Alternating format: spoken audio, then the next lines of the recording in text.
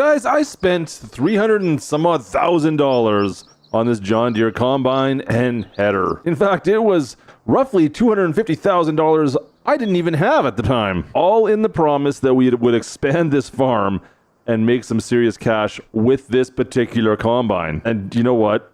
The winter came and I was barely able to make my payments and almost lost this thing back to the bank. Seriously. Guys, I even made an account on Farmers Only, try to make a little bit of extra cash, but that's really not what that site was about now, was it? Yeah, I didn't make any money in that venture, but I might have gained a stalker. Back off, Hillary. Back off. Regardless of all that, we did sell off a couple bales in order to make payments and managed to make it through the winter without owing the bank any outstanding balances. But I've got a plan for this year. And to be honest, I better, because I still owe, I think, 4 payments on the S760 here. So I still owe a little over $100,000 on this setup. So I better come up with a plan to pay that off. Not that we don't have money. In fact, guys, I've got about $500,000 in the bank right now because we sold off everything, and this is just the fresh cut alfalfa, which we just got off this field. This will give us roughly another $100,000 in the old bank account, which I'm going to probably spend a large chunk of. Now, this is my plan. This is my plan. I've got a plan. This here money that we're going to make off this, I'm going to try to hold on to this and save it for, well, our bank payments for the combine, so that we can survive another year at least and not lose that money. We don't want to lose that combine, right? The bank can't repossess that. Make sure we have the money in order for that. But the rest of it, guys, well, I'm going to spend that money on some new property. I got my eye on a field that has come up for sale for roughly $500,000. So $500,000 plus the $100,000 that I need for the combine. Well, you guys can figure out how much money I need roughly to have in the old bank account for me to do this, right? We must have the market cornered on alfalfa down here at the farmers market. The amount of alfalfa I bring them is kind of ridiculous, to say the least. So we need that $600,000, and I think that would be barely enough. So we definitely need to factor in a little bit of a safety curve into our mathematics there, which, well, brings me to the oil mill, of course, guys. For those who are aware of what we've been doing, we've been working as plant supervisor at the oil mill for the last, well, several years now. And that's paying us, a hefty sum every month, roughly $4,000 of income, after taxes, of course. And on top of that, we should be able to get another cut of the alfalfa within the next 3 months, so that there should at least help us if we're in dire straits and running short on the finances. Drag racing an ice cream truck up the hill. Hurry up, go, go, go, go, go. So I do believe that I've thought of every possible problem or contingency plan that we may have to go with in order to pull this off.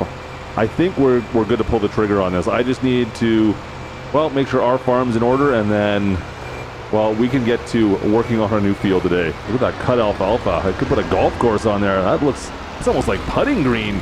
Putting green alfalfa. Could you use alfalfa for putting? I don't think so. But I'm telling you, that might have been the best cut we've done on that field. And I, of course, know that some of you will want to know how my master's degree is coming along. It's slowly coming there, guys. It's such a slow job. We're slow studying. This is going to take us another couple of years still before we can even, well, look at writing a test to complete our master's degree. Still got the bachelor's degree. Master's still a ways away. So everything's been sold off. We've got roughly $660,000 in the old bank account to our name. I think it's time that we, well, went into the bank and bought that piece of land I've been talking about. I think our plan is foolproof. Field bought, money's out of our account. We are now the proud owner of another, I believe it's 20 some odd acres. I think it's double anything else we have already. I just bought the land. You'd think I would know exactly how big the land was. I think it's like 26, 27 acres. You know what? Let's go take a look quickly first. That being said, I need to get to work on that field like yesterday. I would like to really? You're gonna walk? I'm in a rush, and of course, Gramps here is out in the crosswalk. No, I want to get some more grain crops planted for the fall. This year we've got, of course, the wheat field. We planted on our little experimental field we did right by the farm. This field, well, it's going to be a bit of a trek to get to it, to be perfectly honest. It's, well, on the other side of town here. Guys, sometimes I miss working at Casey's here. It was super convenient how close it was, and I mean, working as a stock boy, No responsibility. That's kind of nice. So $500,000 for this field. Like I said, probably one of the better deals that I was able to find out here. Nothing close by the farm was going at a reasonable rate, unfortunately for us. Now that being said, we're still in the vicinity of Moccasin rather than being down in the valley down towards Hobson there. So I'm actually kind of happy we're still up on the bank, up on the ridge here. And here we are. You know what? Let's put the hazards on. Let's just pull on in. Here is our field, guys. And I'm seeing a little bit of a problem, something I kind of forgot about. That's really kind of unfortunate for us. Yeah, this was a sunflower field. I have to do some tillage work on this. I can't drag our cedar through this. I know it's a no-till cedar, but the sunflower stalks are all going to get jammed up in there, and we're going to have to till this up first. That's unfortunate. I did save myself $138,000 at least, so maybe there's something we should buy there. Well, it is a big field, but more problems coming our way, of course. Just when you think you've planned everything out, something like that happens and completely ruins my day. All right, we've got today. I got to get this planted hopefully today. So I've got tillage work and I got planting work to do. Now it's not a square field, as you can see. It kind of gets cut off by the tracks here for a Jeep. It is more of an angular field, I guess, of sorts, but it's right on the tracks once again. I would like to have one of those right about now. But yeah, I have no clue why that particular field went for the lower price, why it was on sale. I'll take it by comparison. So yeah, I can't remember what the price was per acre, but it was substantially cheaper, at least according to our realtor, and from what it looked like anything else in the county. So I think it was a good buy. It's just a little bit far from, well, our farm. You know what, it is what it is. We have to expand someplace, and that's the best bang for the buck right now. So let's get to work on that field. Hopefully we can get that tilled up before noon and then planted this afternoon. 7930's hooked up with the Bourgault. I think we're all ready to go. We've got full of fertilizer. We've got canola seeds back in here once again. That's right, we're gonna plant canola once again. We had a bunch of canola seeds left over from our first planting, and we'll switch that up with wheat. Maybe we'll go back to like a grain crop later on over there. I don't know yet. I haven't decided exactly how we're gonna go ahead with that. I wanted something, to be perfectly honest, that I don't need a high yield on, something that's going to be a little bit lower yielding. I could have went with beans, like soybeans. That would have been possibly a good idea as well. But yeah, you know what? We're gonna stay with the canola for now, since that's relatively inexpensive for us to plant. And we'll get a decent, I know we'll make some decent money off of it as well. Now, like I said, I do want to do some tillage work, and you might notice, well, we're down about $45,000 in the old bank account. I've made a purchase. I've already ordered it, and yeah, we bought something to do some tillage work with. We don't have anything currently on the farm, so it's something we probably need anyways going forward if we're going to start moving down the path that we seem to be going down. We're going to need something with that, so I've gone ahead and purchased something. We're going to pick that up from the shop since it's on the way to this field. We could drop the Bourgault there and switch out equipment. Now, what I don't like about this particular field is the fact that we've got to drive quite a ways. All our equipment's just going to get beat up on the highways back and forth. Not great for that, unfortunately. I'm really more worried about the combine. I would like to find a way to trailer that if we could, but man, I don't know if that's going to happen or not. Let's pull into the shop, and we're going to drop the Bourgault off for some servicing. Oh man, get out of my way. Let's go, hurry up, get going. Yeah, we'll drop off. Did she just slow down? Oh, really? Yeah, hurried, hustled up to the crosswalk, and then slowed down. Oh, that wasn't cool. Oh man, I would never condone running over a pedestrian, but that was close. That was close right there. I don't know where the service tech is, but it's in for its warranty work. We'll let it be for an hour or two. We got some tillage with our brand new ripper here, so the Rolamenco. We're gonna go into the field and knock all those stalks down and clean that field up. I don't think I'm gonna drop any lime. We're gonna live with the field the way it is, and we'll see how we make do. Rolamenco just kind of rolls off the tongue. I like that. I like that. Rolamenco. I'm probably not even saying that right, am I? Probably not. Yeah, it's a few miles out of town. It's going to be a bit of a trek with any equipment, that's for sure.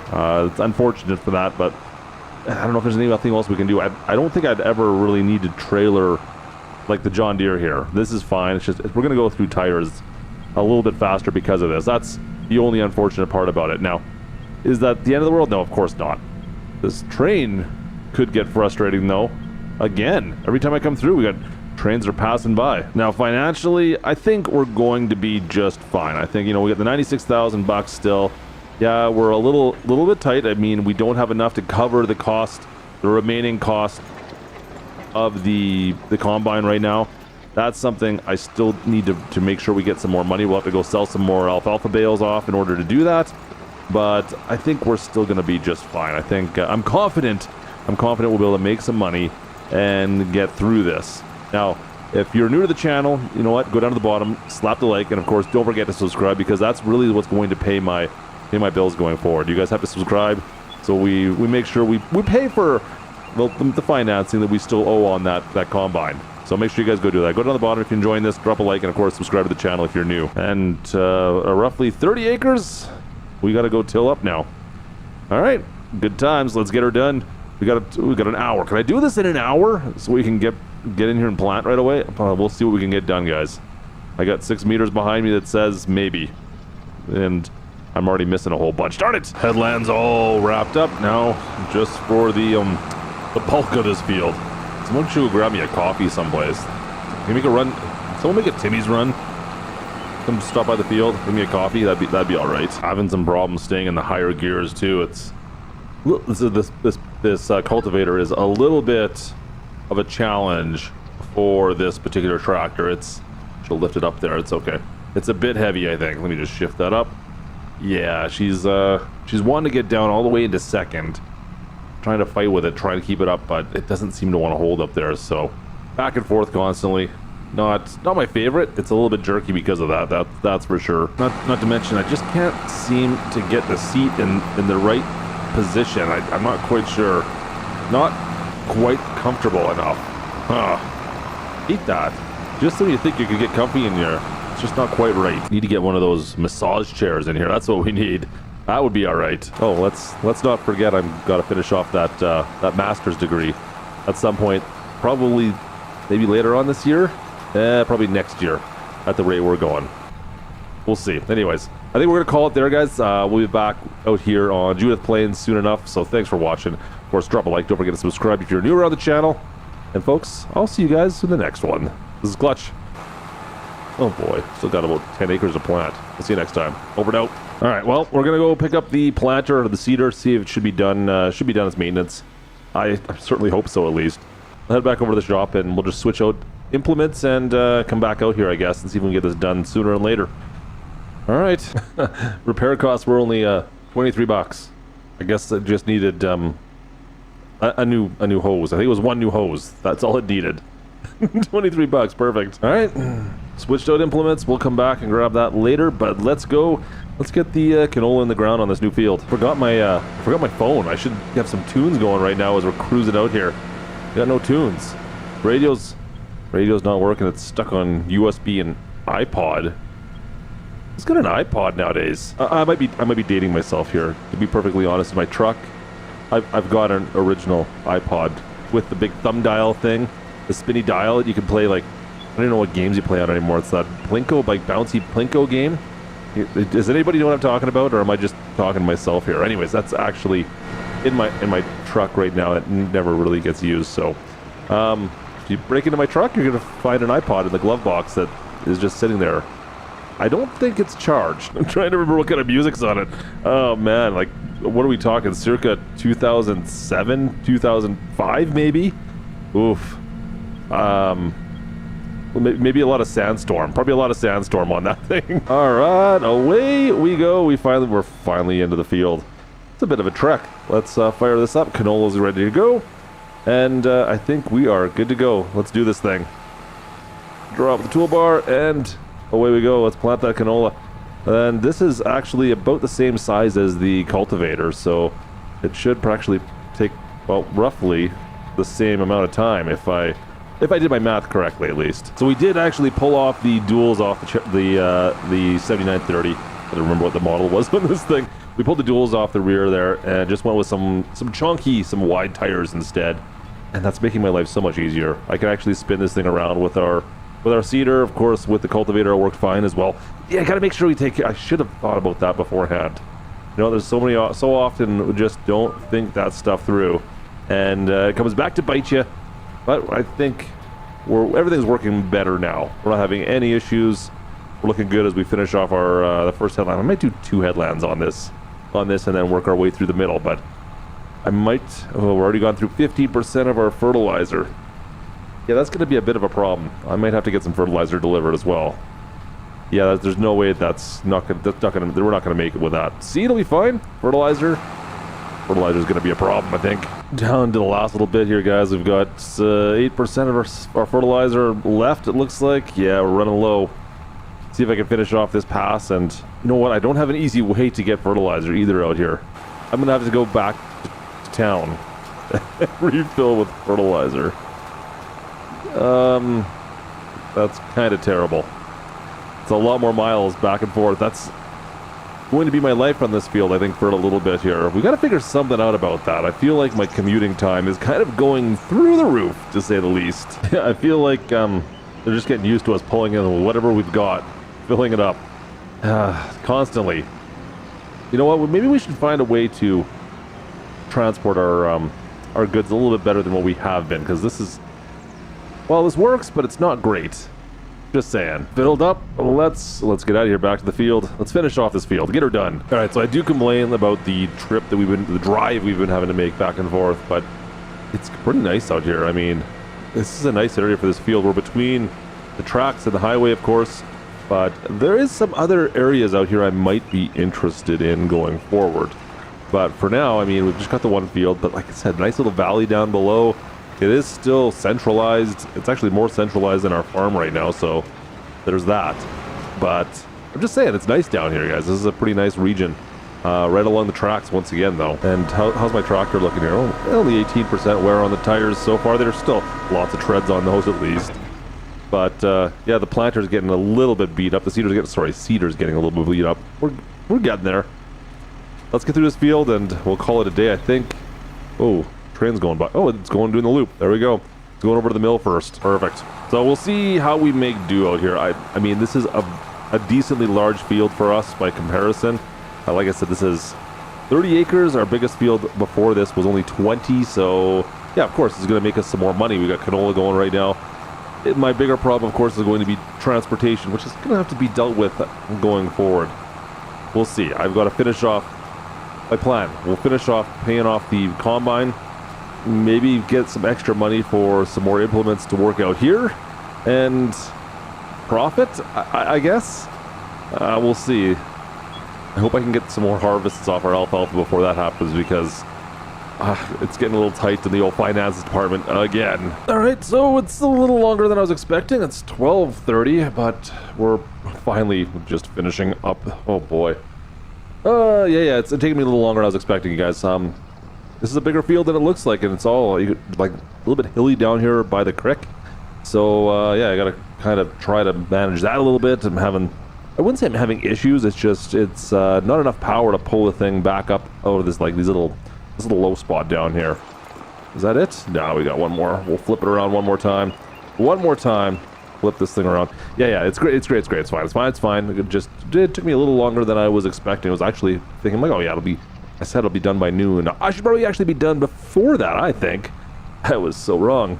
All right, folks, in today's video, we're going to need to decide if we're going to continue on getting our education and working our day job with the employment mod, or if we should start focusing in on, well, our main start from scratch farm. I'm still working on getting that master's degree we've been working towards, but I'm starting to wonder if maybe, you know what, that's not worth it and we should just stick to farming. In all honesty, I think we both know what the answer really is financially for that right now, but you got to think long term and where we're going to be able to use some of that education going forward. Now, things on the farm are going actually fairly well as we roll into the thick of harvest season. That's right, it's harvest season. We've already been harvesting all those alfalfa bales, but we also have a wheat field that's ready to harvest today, and that's pretty much what we're going to be taking care of before we start thinking about anything else. Looks like this wheat field wasn't completely perfect, but I'm sure it'll be fine. Not too bad. Got the S760 fired up. Guys, I might add, we finally paid off the financing we had on this combine and header just last month. So let's try not to bang it up as we head over towards the field. We got the header connected to the dolly in the back there. We're just going to kind of get this over towards the big barn in the back, and then we can hook up the header at least, and we'll get into this wheat field. Now, I'm not sure what to expect from this wheat field, to be perfectly honest with you guys. Originally, we did canola on this field. Now, we've switched things up. We've done wheat on this one to test the waters with wheat, and we got canola on the big 30-acre field, which hopefully we'll get to soon. But for now, we're handling just the wheat. Now, I'm also going to get some straw off this, of course. We'll do some straw bales, deal with that, because that's going to be an extra little bonus. Of course, we need to make sure we get everything we possibly can. Yeah, financially, we're doing okay, but I have been selling pretty much everything. Yeah, we've been selling all the alfalfa bales we've been getting so far. In order to pay off the combine, we had to get that parcel of land, of course. Yeah, we're not having a lot of storage at the farm right now as far as crops go. I've been focusing on trying to make things bigger, of course. Even working at full-time jobs, not really paying all the bills that I've been getting lately. I mean, I guess I could probably slow down my spending habits a little bit, but really that doesn't sound like me. So we're going to keep doing what we've been doing. I just need to figure out, not today, soon, whether or not we're going to keep that full-time job, whether that's worthwhile, the time I'm spending doing it, or maybe we should just focus purely on, well, this farm and making it bigger and better. And I don't know really what the answer is yet. I still think that there is something to be said about maybe continuing on with that job. It's nice that pays all our bills and we can just focus on this with extra money. It's kind of like play money, right? We make, what, $45,000, $47,000 a year? And that money just kind of pays off all of our bills, and everything we make on this particular farm, well, that just goes to making the farm better. I don't have to worry about the day-to-day bills because my main job pays all that stuff off. It's perfect in a way. It's just the time, especially the time to drive where we've been currently working down at that oil mill. It's a long ways away from our farm, and it's all the way across the county, and the amount of time I spend driving back and forth, it's kind of ridiculous. So maybe there's something to be said about finding something else. I just need the education in order to get a job that I'd rather have, to be perfectly honest. All right, we're almost full. We've got our tractor, we've got the small bin there, and we'll just unload into that instead of going directly into the silo. I don't think it's all gonna fit. Yeah, it's definitely not all gonna fit. Now, this is one thing that I should have thought about this a little bit beforehand. Of course, we did canola on this field before. We did the whole field with one pass. We did not need to go back and dump out from the combine once. We were able to get it all in one whole load in this. Wheat, well, we're full. Yeah, we need to unload. It's probably going to be 2 loads. Now, the other problem is, let's start that back up. There we go. The problem is that this trailer does not hold enough. It doesn't have the storage space so that the combine has. It's about 8,000 liters-ish. Meanwhile, the combine will hold about 17,000, or 14,000, I should say. So, yeah. It's going to take a couple loads. We're going to have to dump that out, and I've already dumped it out. So we'll need to, well, just make our couple passes back and forth here. Last little bit to do, and that's already going to be it. We're going to get in here and bale. As soon as we get everything off, move this combine aside, and we'll get in and bale it. I'm not going to have to do some maintenance to this because we're going to be back in harvesting very soon. But we should probably pick these bales up first. Yeah, we'll get these up off the field. And we'll consider what we're going to do with that field next year. I don't know if I'm going to leave it with wheat or not. I have to think about that a bit further. The wheat it was a decent yield off the wheat. Judging by the yield we got, if we're going by historic prices, I should be able to get about $35,000. Now, that doesn't include the bales, of course. And that there is key. If I can get another $10,000 on the bales, then that will be equal to what we got before. Of course, we need some more bale twine. Perfect. I've been having to buy stalks and bale twine, it seems like, with the amount of alfalfa bales we've been making out, but hey, that's okay. Now, we've got the rake still attached, our little homemade rake job Massey small baler. It's been working all right. At the same token, not really needed when we're doing this kind of work. Works great, of course, with the alfalfa because we do have that pull behind hay bind. This one here, it doesn't really matter. Yeah, we could just go, we're only able to get one of the rows anyways.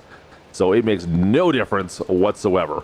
Now, like I said, I don't know what we're going to get for prices off these straw bales.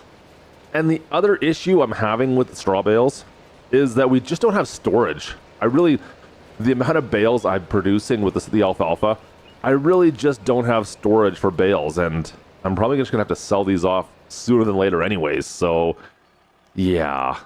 Does it matter? Not really. So we'll pick up all these bales in just a bit. I've got the alfalfa bales to pick up as well. But first, I want to go down and check on, well, the canola field.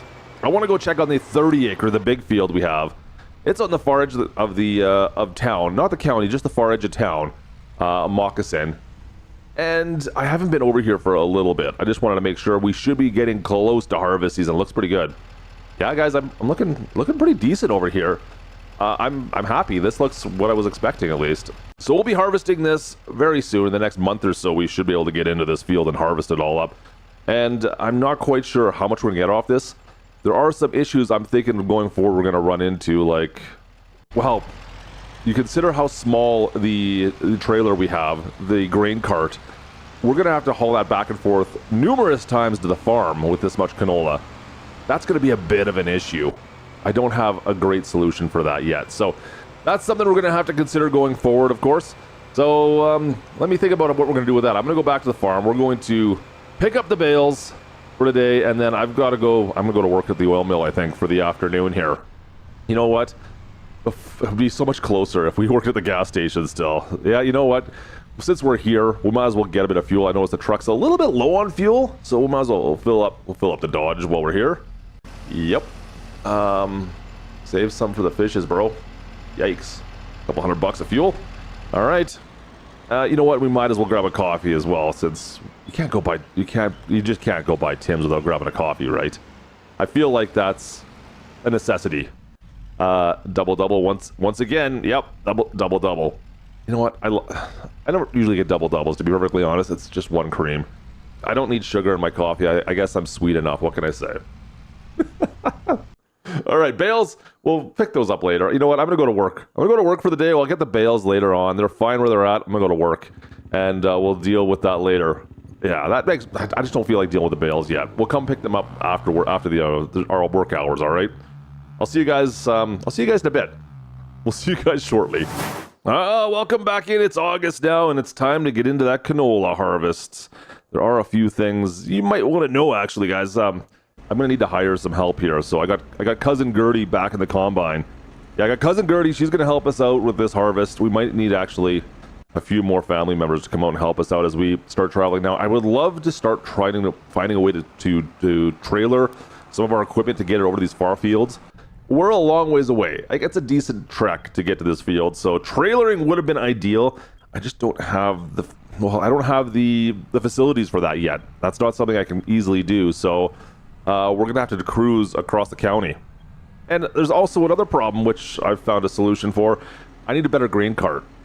And so, well, there you go. We have a new Kinsey we just picked up. The 851. I thought it was 651. 851 we picked up. Yeah, we're going to have to use this going forward. I think this will make my life just a little bit easier. But there's something else.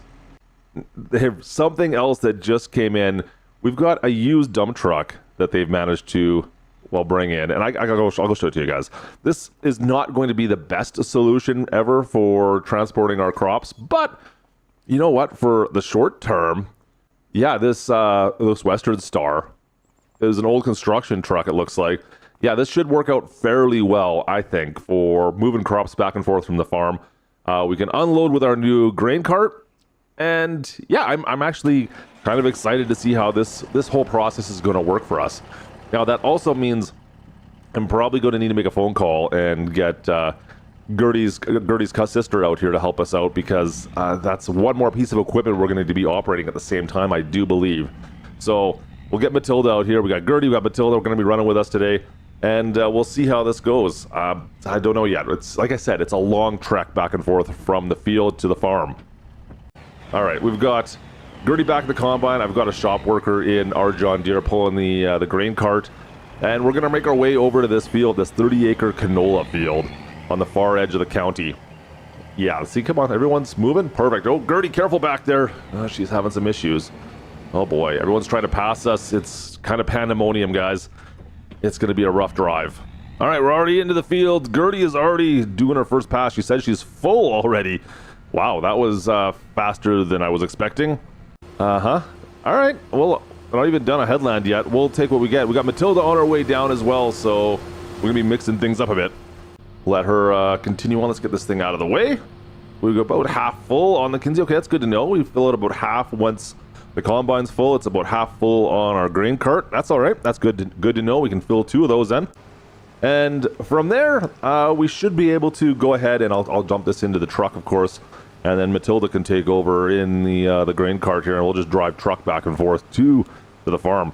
Yeah, that'll be all right. That's a lot of trucking though, that's for sure. I'd much rather be in the combine, to be honest with you guys, but you know what, she wants to be in the combine.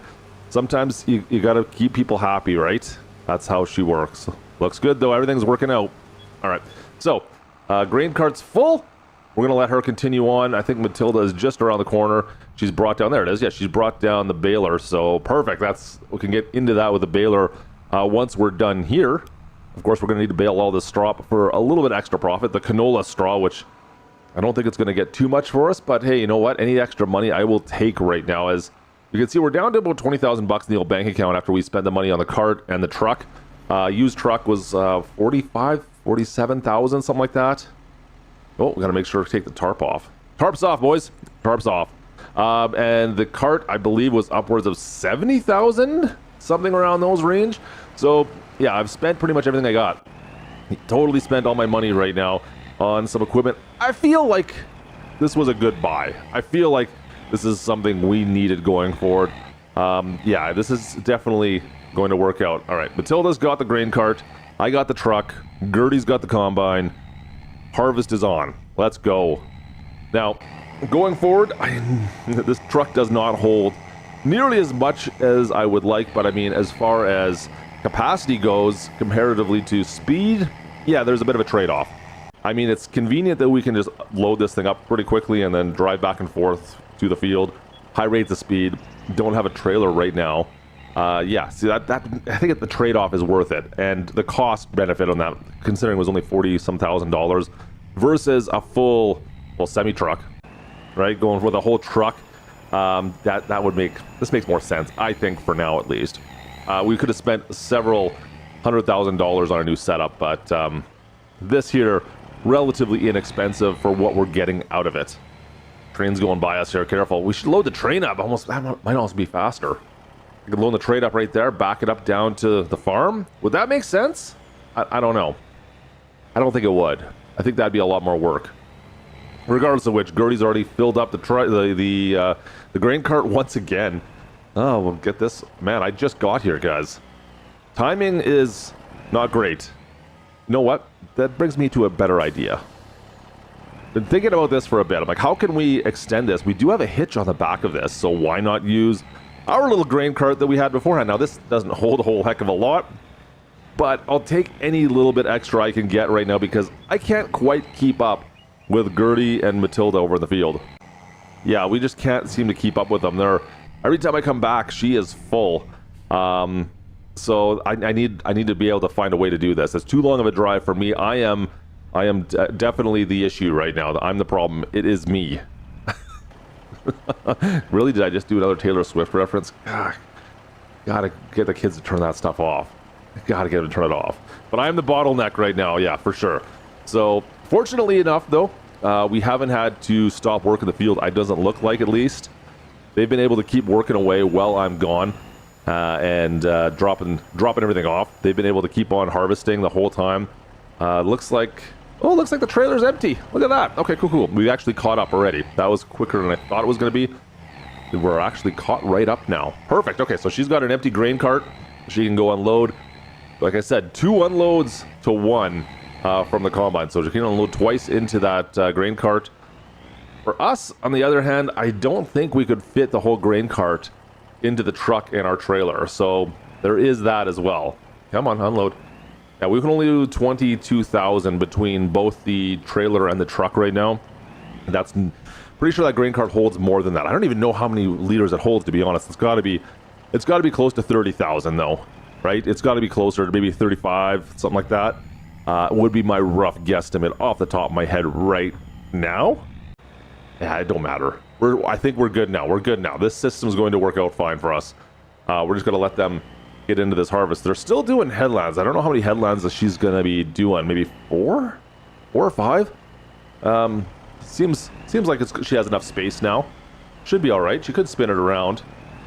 All right, loading back in once again.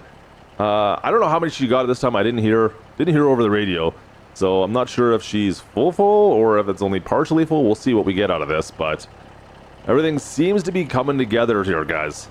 I mean, the girls are working out great. It's good to have family, right? We got Gertie, we got cousin Matilda. Everything's working out in my favor. Let's see if I can catch back up. She's got beacons are on. Oh, yeah. I just saw Gertie. She's starting to come around as well. Or Matilda's coming around, sorry. Gertie is just about to dive back into this field here. Let's see if I can beat her to it. Come on, hurry up, spin it around. I can't unload when you're doing that. There we go. That's better. There you go. You can see, yeah, you got Matilda, she's got the grain cart. She's coming our way right now. She saw the beacons on as well. But I'm going to see if I can steal whatever she's got here, and we'll put it back in the trailer. Yeah. Come on. You can see, yeah, Matilda's on her way down right now. Don't worry, we're going to take it. Matilda, don't worry. You relax. We'll do all the work, and you can just chill out for a bit. You don't need to worry about this. Yeah, it's good. We beat her. Perfect. So it'll actually work out all right because she'll be able to get whatever's left here.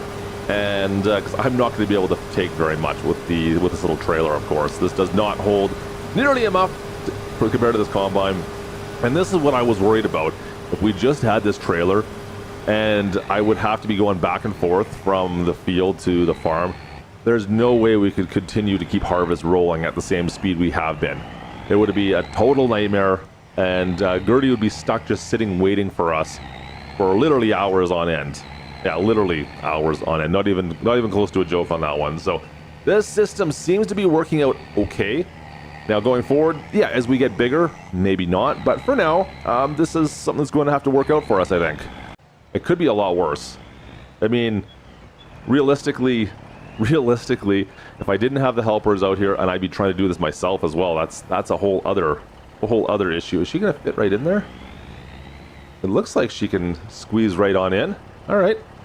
Yeah. Okay. Good. Perfect. Okay. I didn't think she was gonna be able to get that without smashing some crops down, but all right, guys. Gertie, you're doing fantastic work.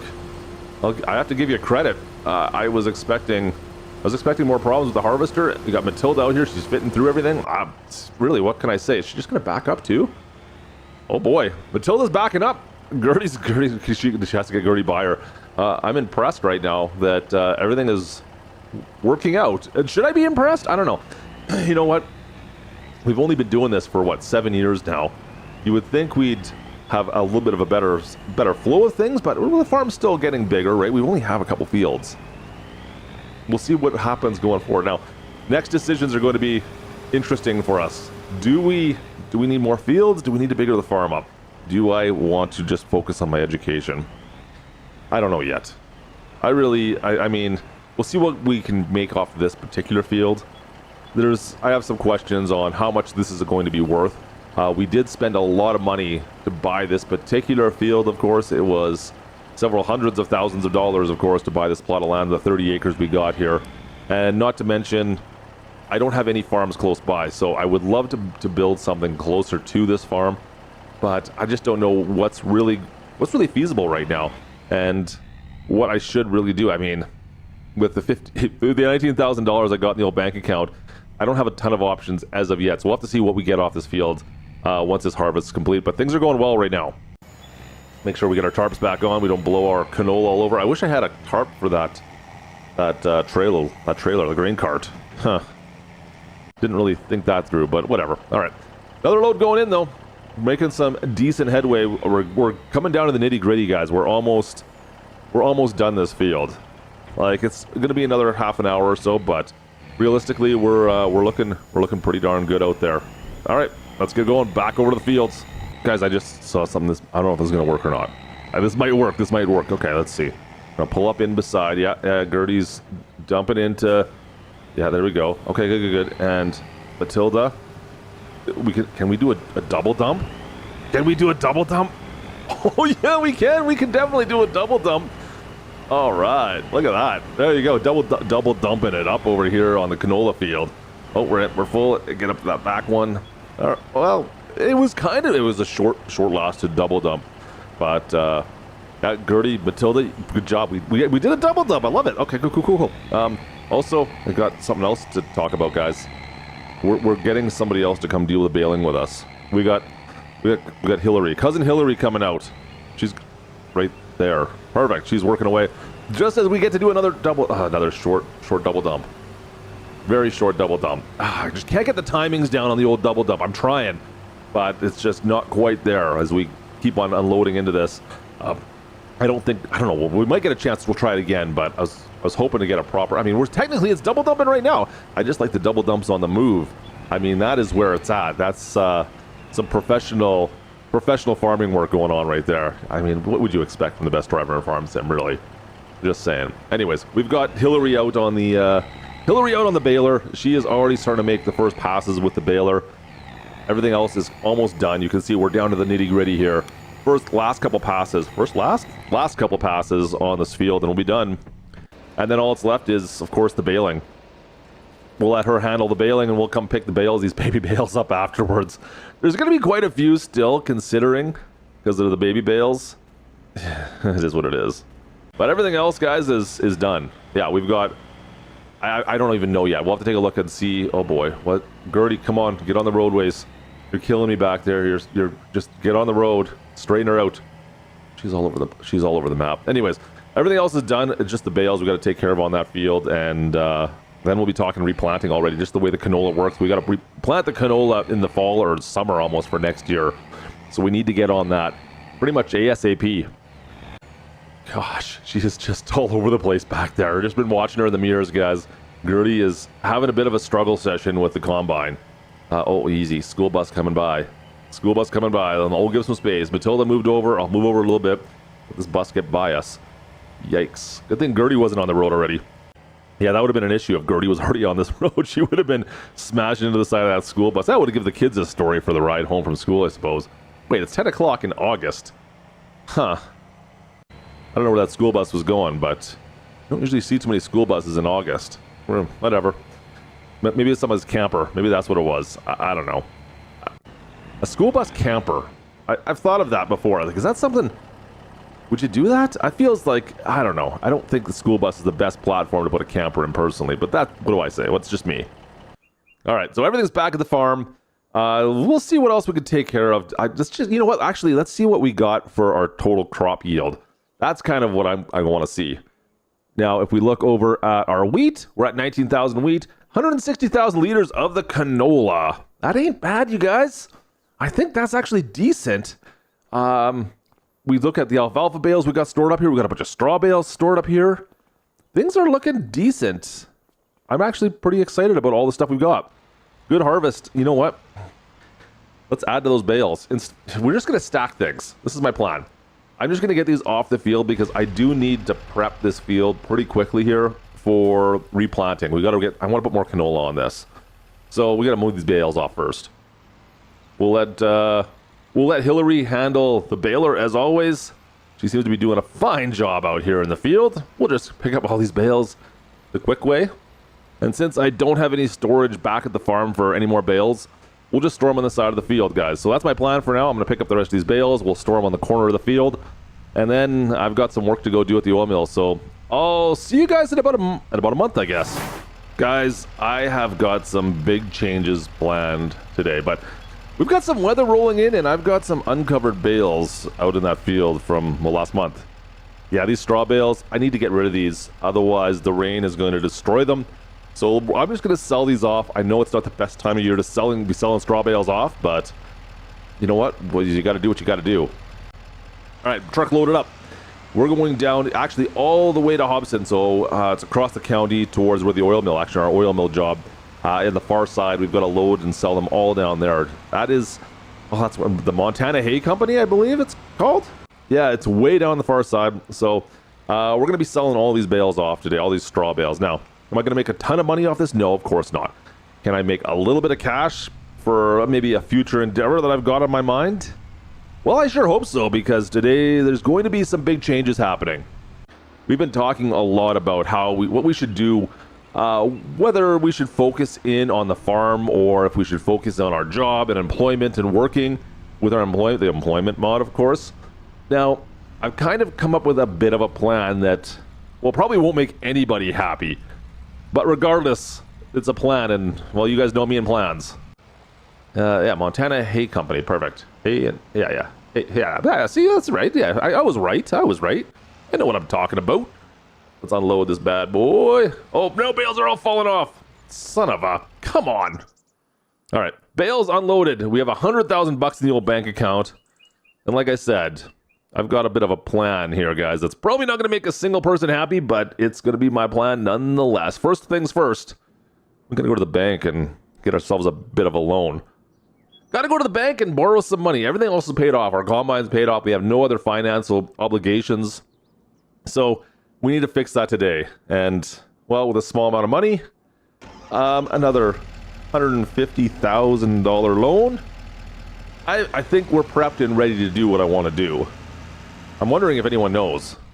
You know what? We better get some more fuel first. I feel like I'm spending more time fueling up my vehicles than I did working here, to be honest. Chug-a-lug, chug-a-lug, chug-a-lug, chug-a-lug. More time at the gas station. Perfect. All right. We're down at the oil mill. Where we work. Well, when I say where we work, it's no longer where I'm going to work. That's right, guys. I'm quitting my job at the oil plant. It's been great. I've learned a lot. In fact, you know what? I've learned so much here, guys, that I think it's time we did something a bit different. In fact, I'm buying the oil mill. We're no longer working here. We're going to own the oil mill. I think that might even be better. Right? We've learned everything we possibly can from the oil mill, so how about we buy it and we run it? I no longer have to come here for the amount of hours a day. We got people to do that, and I can bring crops here and sell them at a way higher rate. Speaking of which, I do have that 130,000 liters of canola. I think it's time we brought that down to the oil mill.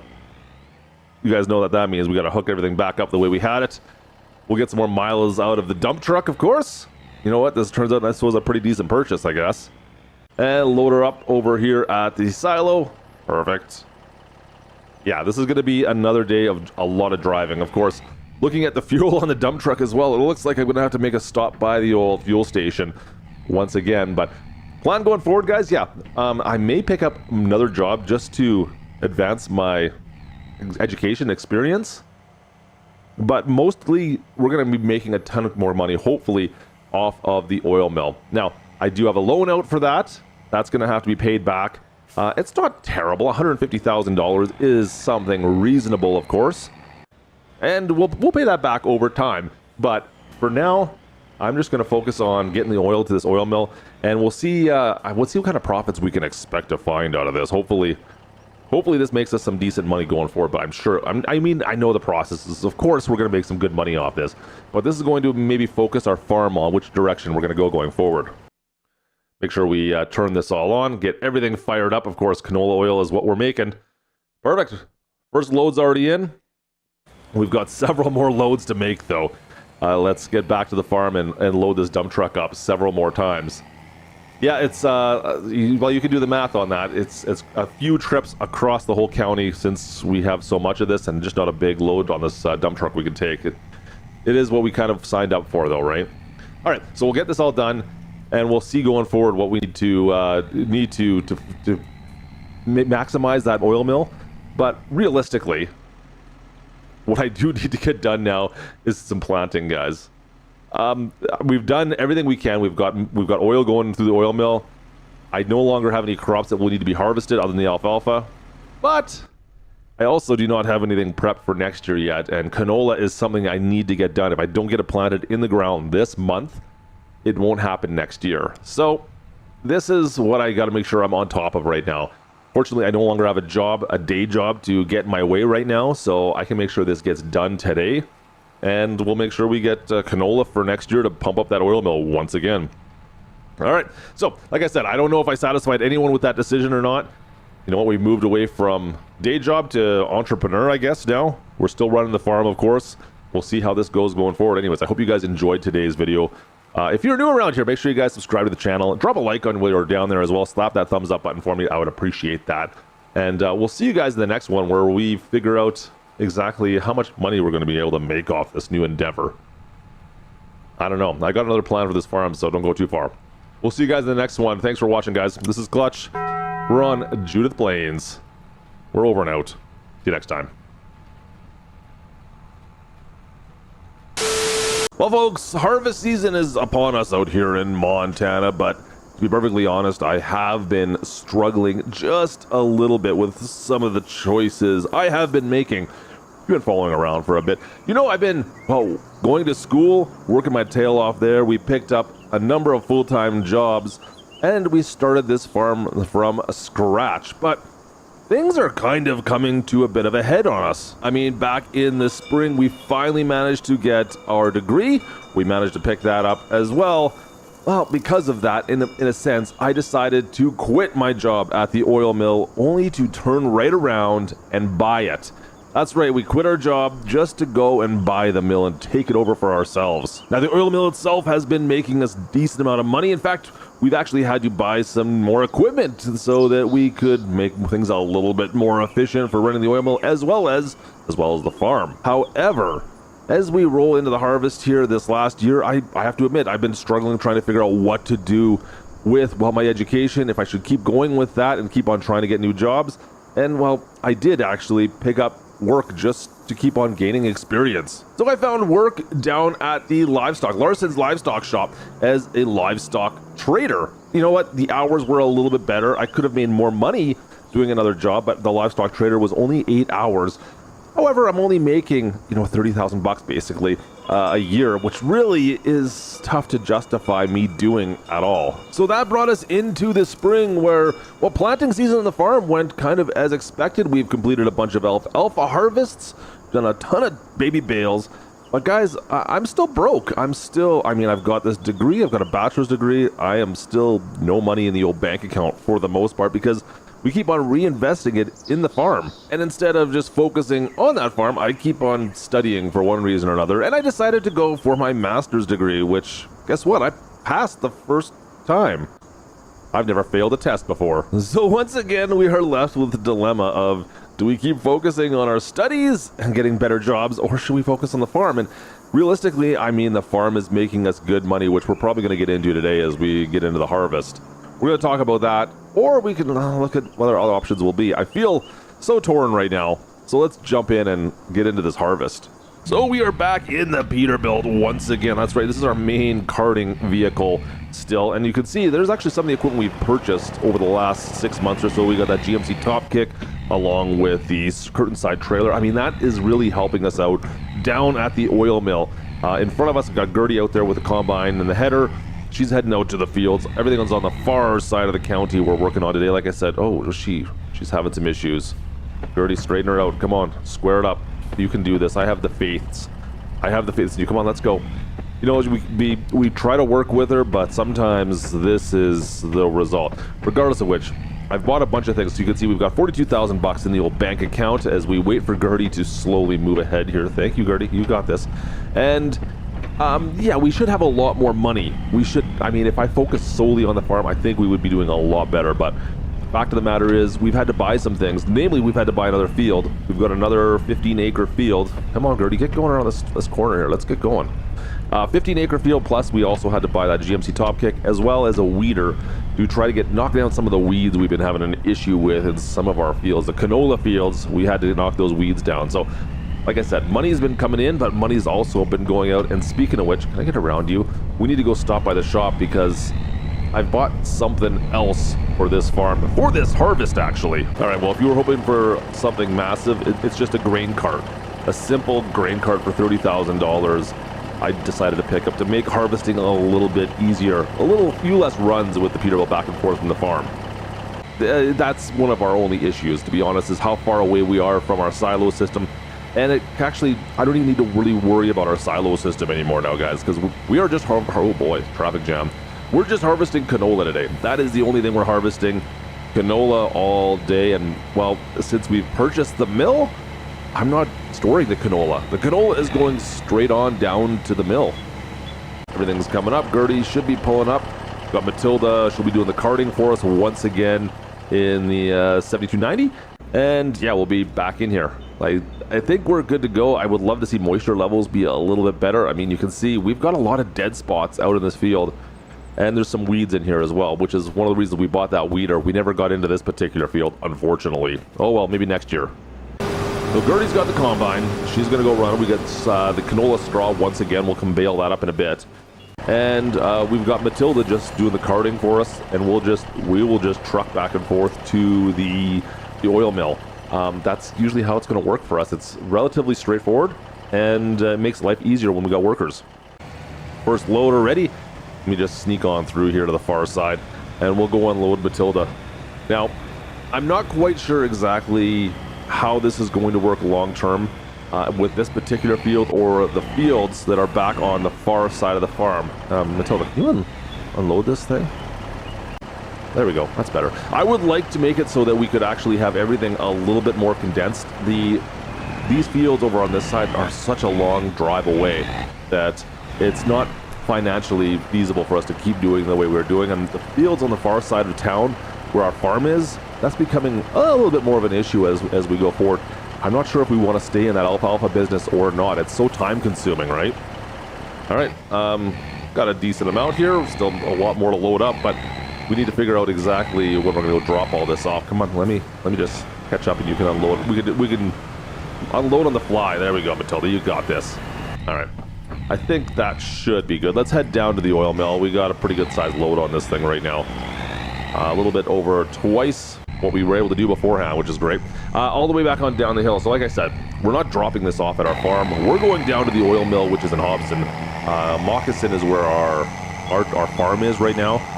And I don't want to, there's no point in me going to the silo, of course, because we need to put it in the mill so the mill can start making the oil out of it right away. Once we run out of storage space here, then maybe we can look at it, but there's a lot of, I mean, there's we can hold 1 million liters of canola in here. So I don't think that's ever going to be a problem. What's going to be a problem at some point may actually be how much oil we have, because it only holds, I believe, enough storage for 100,000 liters of oil, which that there will be the problem if anything. So that's what we have to keep an eye on going forward. Looks like they're almost done this particular field. Our yields are considerably less than they were last year. So last year we ended up with around 140,000 liters of canola off this field. This year, it looks like we're down to about 100,000, and I don't know if moisture content is part of the problem of this crop. We didn't really double check this beforehand. This is something we're going to have to start doing as well. I think we're going to have to do some field analyzing going forward. On top of that, I didn't lime, so that's what we have to look at. All right, so we've got Hillary out doing the baling now as well. We've got all our farm hands out working on these fields. Hillary's out baling for us. We're going to come pick up these bales and sell these off immediately. I just don't have the storage for the straw bales, and I need the extra income, to be honest. Yeah, this is actually funding our farm, these straw bales, as everyone else is parked up and staged up for the canola fields on the other side that we bought recently. We're going to go take these bales down to the Montana hay bale sale, sell them all off, use that income to pay our employees. Perfect. Oh, man. Dropped a bunch of bales off the back. Let me grab those. So that there is going to fund our harvest right there, guys. Selling off these bales is the only thing that's kind of keeping the farm running, at least right now. I just don't make enough money working at the at Larson's livestock. It's not making me enough money, and I'm getting great experience there, and that's really what I'm working for. Maybe we can work into livestock going forward. We'll get some fuel. We're going by. And we'll see if that might be something we can do going forward. Now we got contacts in the industry. So first day of harvest is completed. We got the bigger 30-acre field off, and it's a bunch of alfalfa taken care of course as well here. A lot of alfalfa with 1,000 bales inside the barn, plus all these bales backed over here. This is going to make us some decent cash going forward. So you know what? It's just time for, I think, another day of work over at the livestock shop at Larson's livestock shop. We'll go get our shift in.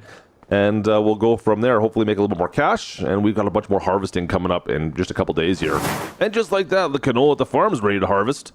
We better head out to the other side of the county. That'll go check on our other fields, see how it's looking, where all our equipment is. And then we'll come back and do this little field. I think it's only 4.5, 5 acres. We'll take care of that one last. That's how we're rolling this through. Yeah, we got everything done up here. We're going to go down to the far side. Now, I've also got to do one more thing. Let's drop this. We'll drop the bale trailer off here for now. Field looks good, but I need to get the lime spreader over there. And my plan is I'm going to get Hillary spreading lime on the 30-acre field while we harvest the other new field. That's only 12, 15 acres, something like that. So she's going to be doing the liming, and then we can lime this other field later on, but need to get everything set up out there. Unfortunately, I need to, of course, purchase some lime first. So off to Tractor Supply, as always, get some bulk lime, and we'll start with that. Pull on into the shed. There's usually an employee there waiting for us as we come in. I guess I'm just going to fill myself up today. That's kind of strange. Oh well. I guess we'll just take care of it ourselves. That's right, I'm an honest person. We'll pay our bills. Don't you worry, Tractor Supply, we got this. All right, let's head this. Let's drag this trailer, the spreader out, and we'll get Hillary out in the fields, and she can start putting some lime down for us. Everything's looking good out on the far east end over here. Let's just see if we can drop this trailer off, and we'll grab the farmall and connect it to it. Make sure she's all set up and ready. We know what to set up for success, so she can get her out there. All right, looks good. You can see, like, if we look at our soil information, which we've purchased now, it's not looking fantastic. So this lime is definitely going to help us out next year. So while she is busy with the lime on that field, we'll just dive in right now, and we'll get Matilda and Gertie to help us out with this field. We'll harvest this off, and once again, go take everything back on down to the oil mill. And the field is done. We're going to take the combine back over to the farm and get that cleaned up, get a little bit of maintenance done on it, and we'll dive into our last canola field for this harvest, at least. I also need, of course, to get the lime over on this new field, of course. Like I said, we're trying to maximize yields here. Already got Matilda out taking care of bales, so we'll get Hillary in here doing some liming for us. I'm gonna go give them a hand. We're gonna go help them out. You can see we actually got some bale wrap. Need the bale wrap, of course, for the amount of bales we're pumping out of this thing. Literally, we're coming up on like 10,000 bales, I think, on this farm. Yeah, something along those lines. About 10,000, I think, is what it was. Anyways, fortunately, our selling at the farmer's market's just across the street, so we'll be able to sell these off relatively quick and easy. Just have to get the baling done, and then we're heading back over to the farm. So let me quickly sell all these bales off, and we'll get moving back towards the farm. Perfect. So this was one of the problems, like I said, we ran into, is how far away we are from our bigger fields now. I need to find new and interesting ways of getting all our equipment back and forth. Yeah, we're running a B train with the grain carts. Unfortunately, this is somewhat illegal, not exactly legit. Just the way these hitches are set up. Yeah, probably don't tell Department of Transportation about me doing this, but we're just going to quickly get these trailers across the county back over to the farm. It'll be totally fine. The Peterbilt can handle this. Totally can handle this. But yeah, it might be a little on the illegal side, but you know what? We'll just take her easy at maybe 80 miles an hour. All right, all our equipment's back at the farm, ready to go get into this last little bit of our harvest for the year. Of course, we've got more alfalfa to get this year, but as far as our canola goes, this is going to be it. So Gertie's going to be out in the field once again, running the combine. I don't even know if I'm going to need to get the truck over there yet, because typically we don't even get a full hopper out of the combine. So you can usually handle that whole field, I think, the last couple of years. So we'll see. We'll get the truck here over here anyways. We're going to need to cart this down to the oil mill once it's harvested. So it's fine regardless. We'll get this prepped and kind of just parked on the side of the field. Now, got Matilda set up. We'll get her hooked up, of course, with the baler once again. She can just go follow along behind. I'm not sure what to do with the straw bales quite yet. We'll get them harvested, of course, but get those straw bales built up, and then we'll figure out if I need to sell them off or not. We're doing okay financially. Should make us through until January, when we're going to do our big sell-off, of course, of all of our crops and our oil and everything we make. So that $50,000-$60,000 we have right now should hold us through until then, I do believe. So we'll just get her into this as well, get these bales built up, and then we'll figure out what we're going to do with those. Not very much money anyways, let's be honest. Harvest completed, it looks like. Yeah, that's it. That's all of it. So we'll dump this canola into the truck. In total, we got, 11,000 liters, so that should just be, the truck will hold this. I think the truck holds a little over 15,000 liters. So that should be fine. That'll make my life a little bit easier, having to haul this down over to the oil mill. Now, like I said, I don't have a lot of things to do for the rest of the year. We have another alfalfa harvest we might be able to get to. Yeah, we should get one more alfalfa harvest. And that's it. I'll be working at the livestock shop, making a little bit of extra cash. But is that even worth my time? I don't even know anymore. I think I'm going to keep on just focusing on our farm. I don't know. We've got a master's degree. I've got a master's degree, and I'm making $30,000 a year working at a livestock shop as a tradesman. I just, is it even worth it sometimes? Guys, that piece of paper, sometimes I just don't think, I don't know. It's just not worth it for me. It's ridiculous. I maybe should have just got my high school diploma, came on the farm, and pushed through on the farm. Don't get me wrong. There's something to be said about having an education, but if you want to be a farmer, there's no point. I think working out on the farm, we would have learned a lot more over the last couple of years rather than studying. Anyways, we're ready to go. We've got everything loaded up for straw bales. We've got our canola figured out in the truck. We're going to go drop this off at the old oil mill. You know what? That's the other thing. Maybe the business side of things. That helped learn. We learned a few things there, right? My math isn't great sometimes. So maybe math is beneficial. The rest, I don't know if I needed any more arts degrees, that's for sure. Anyways, mill's looking pretty darn good, guys. We're going to make some good money off this in the next year, I think. Perfect. Look at that. Yeah, that's great. We got tons and tons of bales. Now, I'm making roughly $500,000 from our alfalfa bales per year. That's going to be, I've got a plan for that going forward. It's going to be more land, really is what we're going to be putting this through. I don't know exactly what we're going to get out of the mill yet, but the bales themselves, that's a $500,000 per year we can get off alfalfa bales. So that's a kind of a solid business right now, isn't it? In fact, another harvest is ready to go. It's just, everything's so wet right now. I don't want to harvest. Well, obviously it's raining. We're not going to harvest in the rain. We're going to let this dry out a little bit and get a little bit better yield. As you can see by our crops, things are not looking great. They'll get better if we let things dry out. So over the next little bit, we're just going to let these dry out and see if things get a bit better. And they get a little bit better as time goes on. We'll see if we can maximize the yield, get these down to the absolute ultimum, the ultimate yield, which is, 16.5%? All right, drop faster. You need to drop faster. It's slowly dropping, but I need to harvest this sooner than later. So we're just going to see if this drops at all today and then harvest this alfalfa and make some money off this. Hopefully, I mean, in theory, it looks like we could triple or double the amount of alfalfa. Not quite double, actually. Just about double it if we're maximizing it, right? So we decided to wait until November. Let it go for one more month, and things are not getting all that much better, to be perfectly honest with you. I mean, it did come down a little bit, but it also went up overnight. We're at 19%. It was like 18 before. And then we got some spots where it's dead dry. I don't know what's going on over here, but then we're 22. Like, I don't know what to do with this moisture levels, guys. These should work better, I think. I'm getting terrible readings. It seems like some spots, look at that, 15%. Look at how much we're getting off that. It's saying, 300,000 liters we're going to get off this field? I don't think so.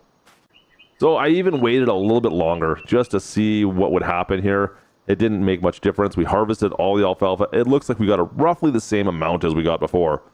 Total, I think we ended up with around almost 1,000. It was like 980 bales this harvest, which, hey, not bad, but was it worth waiting the extra day or the extra month? I don't know. Anyways, that's going to do it for this year, it looks like. Pretty much. We've got some selling to do pretty quick, though. And, yeah, we're into December, which is selling season for our alfalfa bales. Now, I've got quite a few bales at the farm. We've got 1,000 inside the barn, plus, well, a little less than 2,000 sitting out here in the farmyard, which, honestly, I stacked these way better than this. This was not my fault. I did not stack them like this. Something happened. I've got some vandals out here, I think. Some degens vandalized my farm. You know, before we get to those, though, before we get to the fat stacks over on the far side, I do need to take care of this field, the wedge field on the edge of town, the edge of Moccasin. We've got all our bales still out here. So I'm going to grab all these, and we'll start stacking those up as well. Yeah, we've got quite a few bales still to bring back over to the farm. And once we get these stacked, then I think we'll sell them all off. We'll see. Like I said, oh boy. I should mention, I haven't changed the tires on this trailer since I bought it. And they're just cheapo trailer tires, so the thing tends to slide a little bit. Oh boy. I have to replace that sign now. That's going to be under my costs, I guess. Yeah, this trailer has absolutely zero grip since we haven't replaced the tires on this thing since we bought it. It's not looking great. Okay, we've got a couple loads of these bales going in. Kind of sneaking through the field. Oh boy, hold on tight. Come on, don't hit my house, please. Oh boy, yeah, that's getting rough. Fortunately, the tires on the Ram are holding up, but tires on the trailer have become the biggest issue somehow. How does that happen? Yeah, those cheapo tires, you gotta get some better tires than that. Anyways, let's get this thing unloaded. Look at the bales, the stacks we have here. That's kind of, once we get rid of all these bales, things are gonna work out so much better for me. I just have a funny feeling right now things at the farm are rough. Okay, I think that's pretty much it. That's all the bales right there. We're gonna start getting rid of these things because I just feel like I can't see. All right, we didn't have any issues. We managed to get some stuff sold off, but this trailer is, like with the tires on it, I don't want to replace them quite yet. I don't have time to do that yet today, but I just realized, guys, I've got all these bales, but I have a brand new, to me at least, GMC Top Kick with a curtain side trailer. Why don't I just use this? I could probably put more bales in this thing, right? Hello? Like, what am I doing with my life right now? I've got this truck. I've got a big truck trailer. Now that being said, when we bought this truck, it's a single rear axle truck. I was only planning on doing the pallets of oil with this, relatively low weight, so it wasn't going to be an issue. Now, loading this full of all these bales, that could be a bit of a problem. That's a lot more weight we're going to be throwing in this thing by comparison. I hope it can handle it. Only single axle on the rear there, but it is a triple axle trailer, mind you, so it can handle a bit more weight there, but will that single axle in this truck be able to handle this much weight? I sure hope so. That's a lot more bales than what it's probably a third more bales than what we were pulling, of course, with the 1 ton. And this trailer is just so much more substantial than the PJ, of course. So it seems to be handling it okay through the farmyard here. It's a little gutless right now, I have to admit. Trailers seem to be sinking into the ground if I'm not quite on the road. There we go, get around the corner. Okay. Yeah, no, we're getting them some speed. Slowly.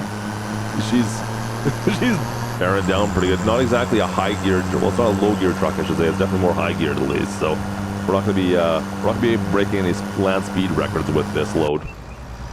All right, made it all right, guys. Okay, this is gonna work out fine. This is just fine. This is it's a lot easier to drive than with our 1 ton Ram and the PJ. This thing is designed to kind of handle that load a little bit better, so that's gonna work out just fine. Already on our last load. Oh, you don't look at those skid marks through the field over there. Came in a little bit hot. Oh, wait, what's this guy doing? You're gonna try and drag race me in a dump truck? Come on. Oh, the GMC, come on, buddy. Don't be humiliated. Let's go. Put 300 horsepower you got on this thing. Go. Don't let him in. No, don't let... Really, dude? Like, you just... Was that necessary? Come on, man. That's ridiculous. All right, finally, last load sold. We're doing actually really good. Almost $650,000 in the bank account. Like I said, about $500,000 per year we make off of the alfalfa bales, depending. And this year was a little bit better than last, but yeah, about $500,000.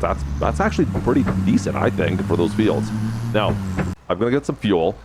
We're down to a third of a tank. We're gonna fill this up with fuel.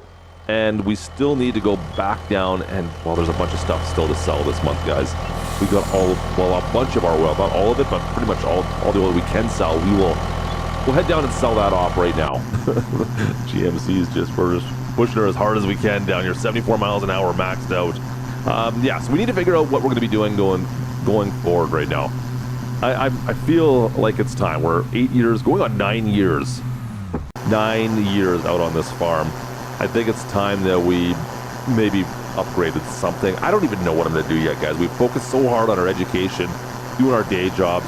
We've got well known in the valley. I mean, 9 years of constant work out here, own the oil mill now. I have to figure out what we're going to do with this farm. If that's what we're going to focus on, or if there's something else that might make more sense. I don't know yet. Time will tell. Is that piece of paper that I've earned, is it going to be worth anything going forward? I really don't even know now. I feel like I'm making $30,000 a year, where I make $500,000 a year just from my alfalfa fields. And let's not even get started on what this oil mill is going to make me going forward, right? I haven't figured any of that out yet. This here still is all bonus cash in my mind to some degree. So that's going to be a huge profits going forward. But here we are talking about what I'm going to do for education. Look at this. Load it all up. This is why we bought this top kick along with this curtain side trailer. This was the main purpose right here. Now, added benefits? Sure. Worked great for the alfalfa bales, didn't it? All right. We're loaded. That's all the oil we have currently. We're going to sell this off, and like I said, we're doing this one sell per year if I can do it. Fortunately, it's close, right down at the mini mall here in town, down in Hobson. I don't even have to go back up the hill to Moccasin. Everything's done in town here for this sell, so that's working out really well for me. Yeah, the mini mall, I guess they're a distributor of sorts right here, so let's sell all this off. $640,000 currently in the old bank account, and another $500,000 from oil sales. Well, that ain't bad at all. We're over $1 million in the bank account right now. We have not been over that amount of money in our bank account since we've been in Montana. So 8 years in, we've got $1 million finally. How long until we get to 10 million is going to be the question. Well, maybe if I quit spending money, that might help. Oh boy, this is a little bit of a tight driveway for our truck. We're good. We got this. All right, let's head back up to the farm and figure out what else needs to happen for the rest of our winter, guys. I'm pretty happy though. Like, this has been a successful harvest. We've made a decent amount of money. We've got some new equipment, but where do we go from here? Like I said, I'm just a little disillusioned from getting all this time just to figure out schooling, and it's just not making me any money. And middle of winter, February, we're stuck in a deep freeze here with a bunch of snow coming down. But I have had some interesting developments out here in Montana. Some cool stuff is happening. I mean, the farm itself, there's not much to talk about. The fields are frozen. We got snow on the ground. Really nothing I can do. I don't even have anything to sell off because, well, quite honestly, we made our $1 million over the last couple months. So we've been focusing on, working, of course, at the livestock shop, Larson's Livestock. And that's really where the interesting thing has started to come in. It's, you know what? It's all about putting your time in. You know, making sure you get your studies done, get your education levels. Let me get out of the farmyard here quickly. Just proving yourself. And it's taken us, we're going on 9 years of proving ourselves. And I think maybe things are starting to turn our way right now. So I have focused so hard on this stuff, guys, that realistically I wasn't even sure it was going to pay itself off, right? The amount of education level we've got. I mean, who gets their master's degree and then goes and works a farm? Oh boy. And also, not only did we get our master's degree, but we are also become the best driver in farms, of course, all at the same time. You can't really teach the driving skill I've got, I know, but it is. You guys could just watch and be in awe sometimes. I try to show off a little bit here and there. Anyways, as we pull back into Larson's Livestock, like I said, this has been great for learning about the livestock industry, but there's really just no money in this. And I have complained about this, of course, over this whole entire time. And I think it's time that maybe we moved on. Yeah, I think that this $30,000 a year, it's just there's no long-term benefit for me to keep working here. So I think this was the last day I'm going to be working out here, guys. That's right, I quit. Once again, third job I've quit technically out here in Montana. But maybe finally we can start putting our education to work. Let's get back out of here. Let's head over, and I kind of want it to be a surprise, but I think, well, if you guys have been with me for a while, you know where I'm going with this. It's been my goal all along. That's right. I finally got a call back from the local BGA. Finally, an opening that might actually make sense for us to work at. Let's pull on through. We're going to park the truck up here and we'll go inside and see. We'll see what the offer is here, but this actually might be the first time something actually makes sense for this. That's right. Finally can actually make some decent money out here as a junior plant engineer. Finally, we've got a job that's going to make us some half decent cash at $100,000. Yes, it's not as much as I make on the farm, but this is lower hours and better pay. I'll take this all day long. So that's where we're at right now, guys. I mean, I've got a really good job actually out here in Montana. The farm is coming together. I don't even know where to stand on the farm yet, but the farm is making us some good money if we don't spend it all. But I think I've got some more plans. We're still only 9 years into this farm. There might be some more stuff going forward. Today it's official. We are building a new farm on Judith Plains, Montana.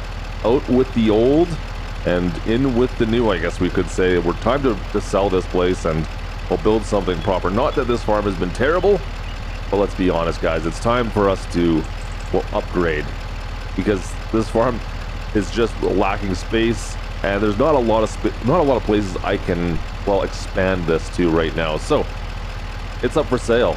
We'll see what we get out of this. Now, I've got about $1 million in the old bank account. Plus, we'll be able to sell this for a little bit of a profit, I'm assuming. I do need to get rid of this house, though. I mean, we're almost 10 years now, and I'm still living in this shack. It's done well, but it's time, I think, for an upgrade in my life. So, that's for sale. Let me show you what my plan is going forward. I do have a bit of a plan. Now, we're heading out over towards the BGA right now. If you can see it just off on the horizon there. And that's currently where we're working. If you've been following us, we've got a job at the BGA making roughly $100,000 a year. But where I want to build this farm, I mean, this here is one of my fields. I do own 30 acres over here, plus another 15 acres just on the other side of this bridge. I've always really liked this valley down here, guys. This valley, you got a couple bridges that go across. Really do like this valley. So we ended up buying that land. Of course, we harvested it last fall, and this is where I want to build the new farm. That's right. We have 15 acres right in the heart of the county here, and it's between both towns, and I think this will be the perfect spot for a brand new farm. So let's head over. I'm gonna go to do some work. Hopefully by the time we get out here, some of the snow will have disappeared, and we can kind of get into this and start building this farm. I'm not quite sure exactly what we're going to do yet. Maybe it'll be a ranch, actually. Maybe we'll build a ranch out here instead, but I got work to do first. The biogas plant is calling. Got 8 hours to do. Let's get our shift in, and we'll see you guys in probably about a month. All right, April is here, and the snow, unfortunately, has not completely left yet. Man, it's just not going away. But I think I've slept the last night in that old cabin. It's time for us to get to building today. I want to see what kind of a ranch we can build here now. I think right here where we're going in is going to be the best spot for me to kind of make one of the entrances in here. So I'm going to just kind of start with that. Now, we've got a kind of a triangle-shaped lot, as you can see. The ravine's on the far side, and then we're kind of tapered off on both ends. Now, I want to make the roadway through here kind of first and kind of get an idea of how this farm is going to be laid out. I'm planning on putting everything down up against the ravine, basically. So, starting off, I'm going to find, yeah, that's what I'm looking for. A house? It's a house with a barn, kind of. That's going to be my plan. Camera's messed up. There we go, got to select our color. Let me get back over and across here. But, there we go. We've got our farmhouse with a shop. That, I've been dying to build this for a while now. So, farmhouse with a shop. Now, of course, I want to have the view where the house side is over the ravine. So that's got to be right up against the edge here. Now, I do have a lot of terrain deformation here that is going to cause me some grief, I think. The ravine drops off a little slower than I would like. I want to kind of keep this up on top. So, I think what we'll have to do instead is flatten everything out. Yeah, we'll flatten all this up. Now, if we get all the way to the ridge, that'll make up, I don't know if we can make some kind of a cliff on the far side. That might be the most beneficial way of doing this. So try and get this all leveled up. I don't want to inflict any damage on that car dealership on the far side there. So I want to be kind of careful with that. But I want to get this ridge kind of all built up. And this is where our house will be positioned. And I think most of the farm actually is going to be down on this side, or the ranch, I should say. Now, I'm saying ranch. I don't know how much of a ranch we'll actually get out of this right yet. My plan going forward will be there's a lot of cattle out here, but not a lot of ranches out in on Judith Plains. So I do want to get maybe some horse run, some equestrian going right out of the chute here. And what I'm thinking of, since this plot of land is kind of like a triangle, there's not really great spots to put cattle, I find, if we want to have, I don't know, there's not a lot of spots in here, so we might have to put our cattle area someplace else. We'll see going forward, but that's just what I'm thinking in my head. I think we'll stay away from cattle right yet, and just get the horses going right off the bat here. Get this nice and close up against the car dealership. Try to get that so it's as smooth and flat as possible. And yeah, this is going to be a big flat open piece of land right now. And that should be all right. I think we'll have lots of space here for all the other stuff. Now, the big problem, of course, I'm running into in the other farm was storage space, all my implements. As some of you have mentioned, I've got all of my tools just strewn about outside on the farm because I don't have storage space. So that's something that I'm going to make sure I have plenty of on this particular farm, this particular ranch. We're going to have a lot of storage space on this. We'll make sure we have garages, plentiful garages space for all of our equipment we'll be picking up as time goes on. So that looks like a pretty good sized ridge up there. Now, I'm not quite sure how that's going to work with that particular house I've got planned.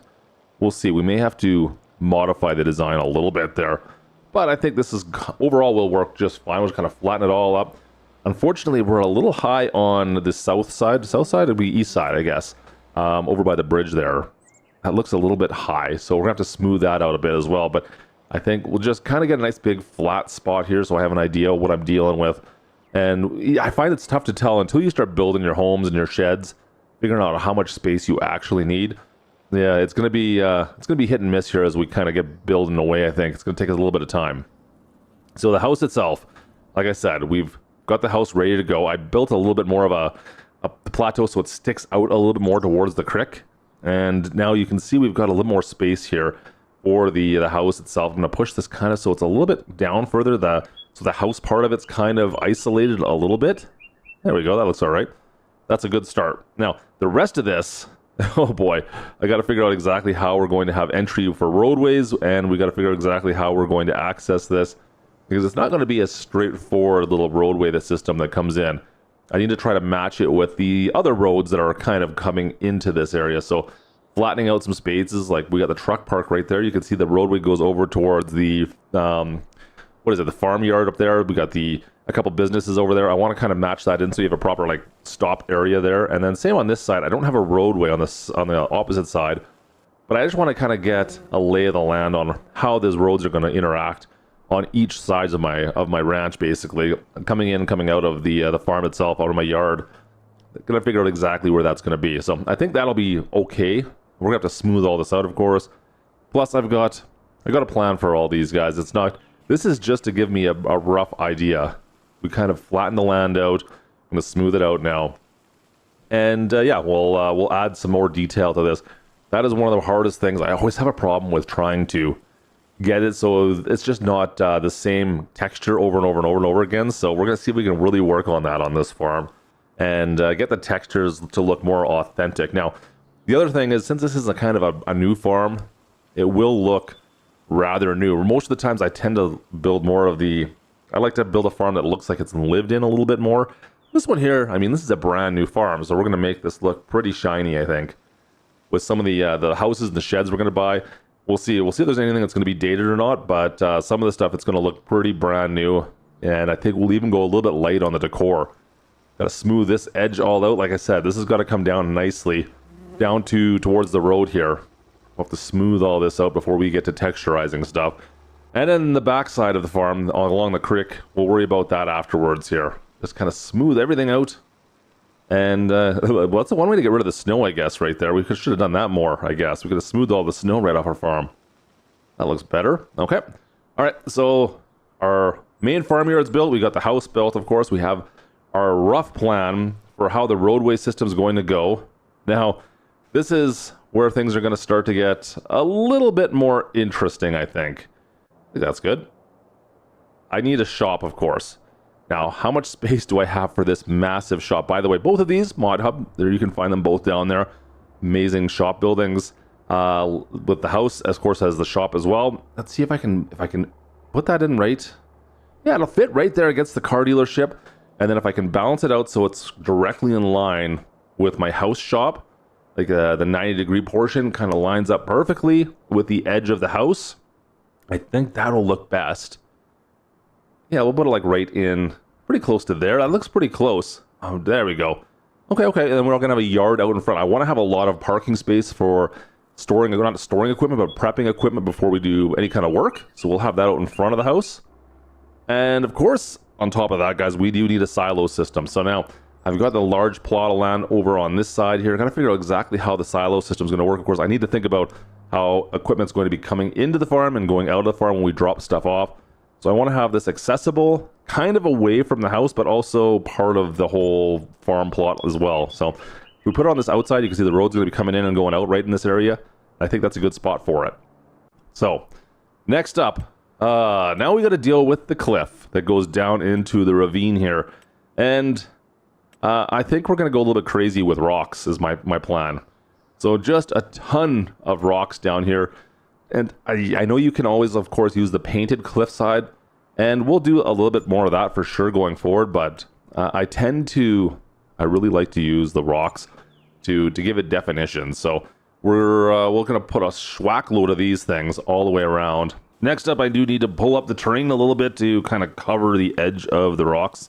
That's kind of the best way I find to do this, so it's not, you have a big rock there you walk out on, it kind of covers up a little bit of it. And then, of course, we need to paint it all.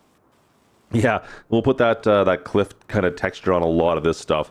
And there's some things we'll be able to cover with vegetation, but a lot of it we need to kind of mask it up with the painting, of course. There we go, and that looks decent. I think we're looking okay. We got some stuff down on the far side here I still need to take care of. But we're getting there, Just need to figure out where the grass is going to be, and then we'll be good. And the last little bit, like I said, I've got some grass coming down to some of this stuff. Other is kind of rocky cliff. I like how these one rocks are kind of poking through at the top here. I really do like how that turned out. You can still kind of see they're just embedded in the ground. I like that. Don't have to dig those ones out, though. That would be a bad day. Those are some big stones. On the far side, I'm starting to build these, certainly build these roads out. And now that we have kind of an idea how the road system is going to come into the farm, I need to build the roads between the two entrances.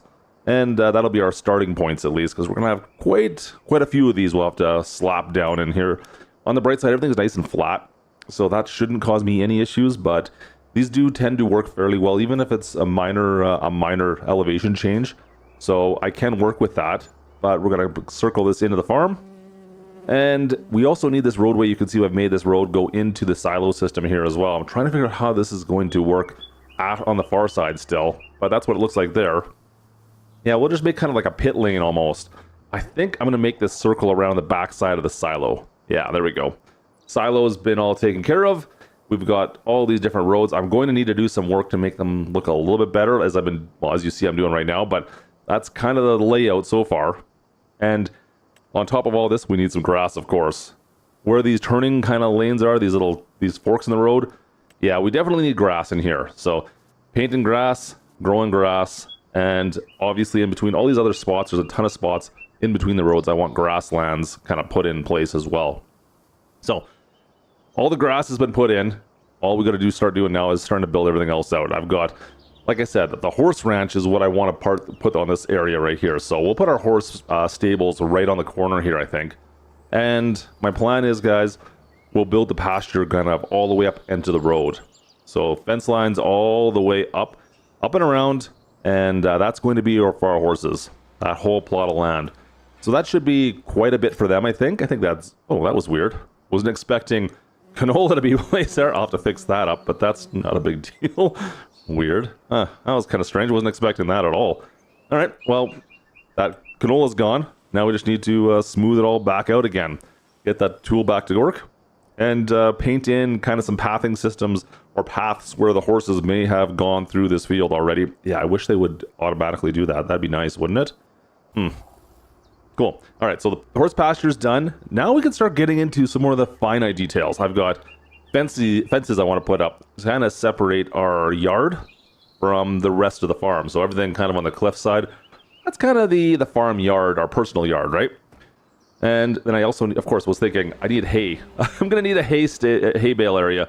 So we put that in, and then everything's looking kind of I don't know, there's some very similarities in the ground texture, so I'm trying to figure out where we can texturize some of this stuff to make it, break it up a little bit. You can see we've done some staining and added some gravel areas over in front of the horses, but I need to do more, well, up towards the farm and on the back side here still, I think.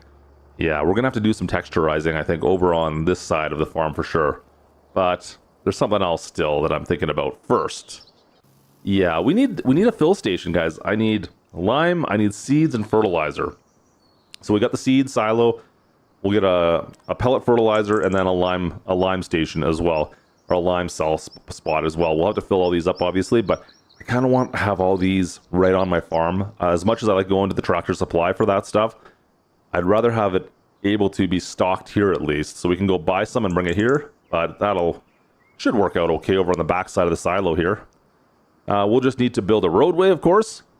Look at that, looks good. And then if we can find the special road placements again, once again, because they do look pretty good, we'll just slap these down on here as well. Now, thinking there's still one more thing I kind of want to do with these. Yeah. I got an idea, guys.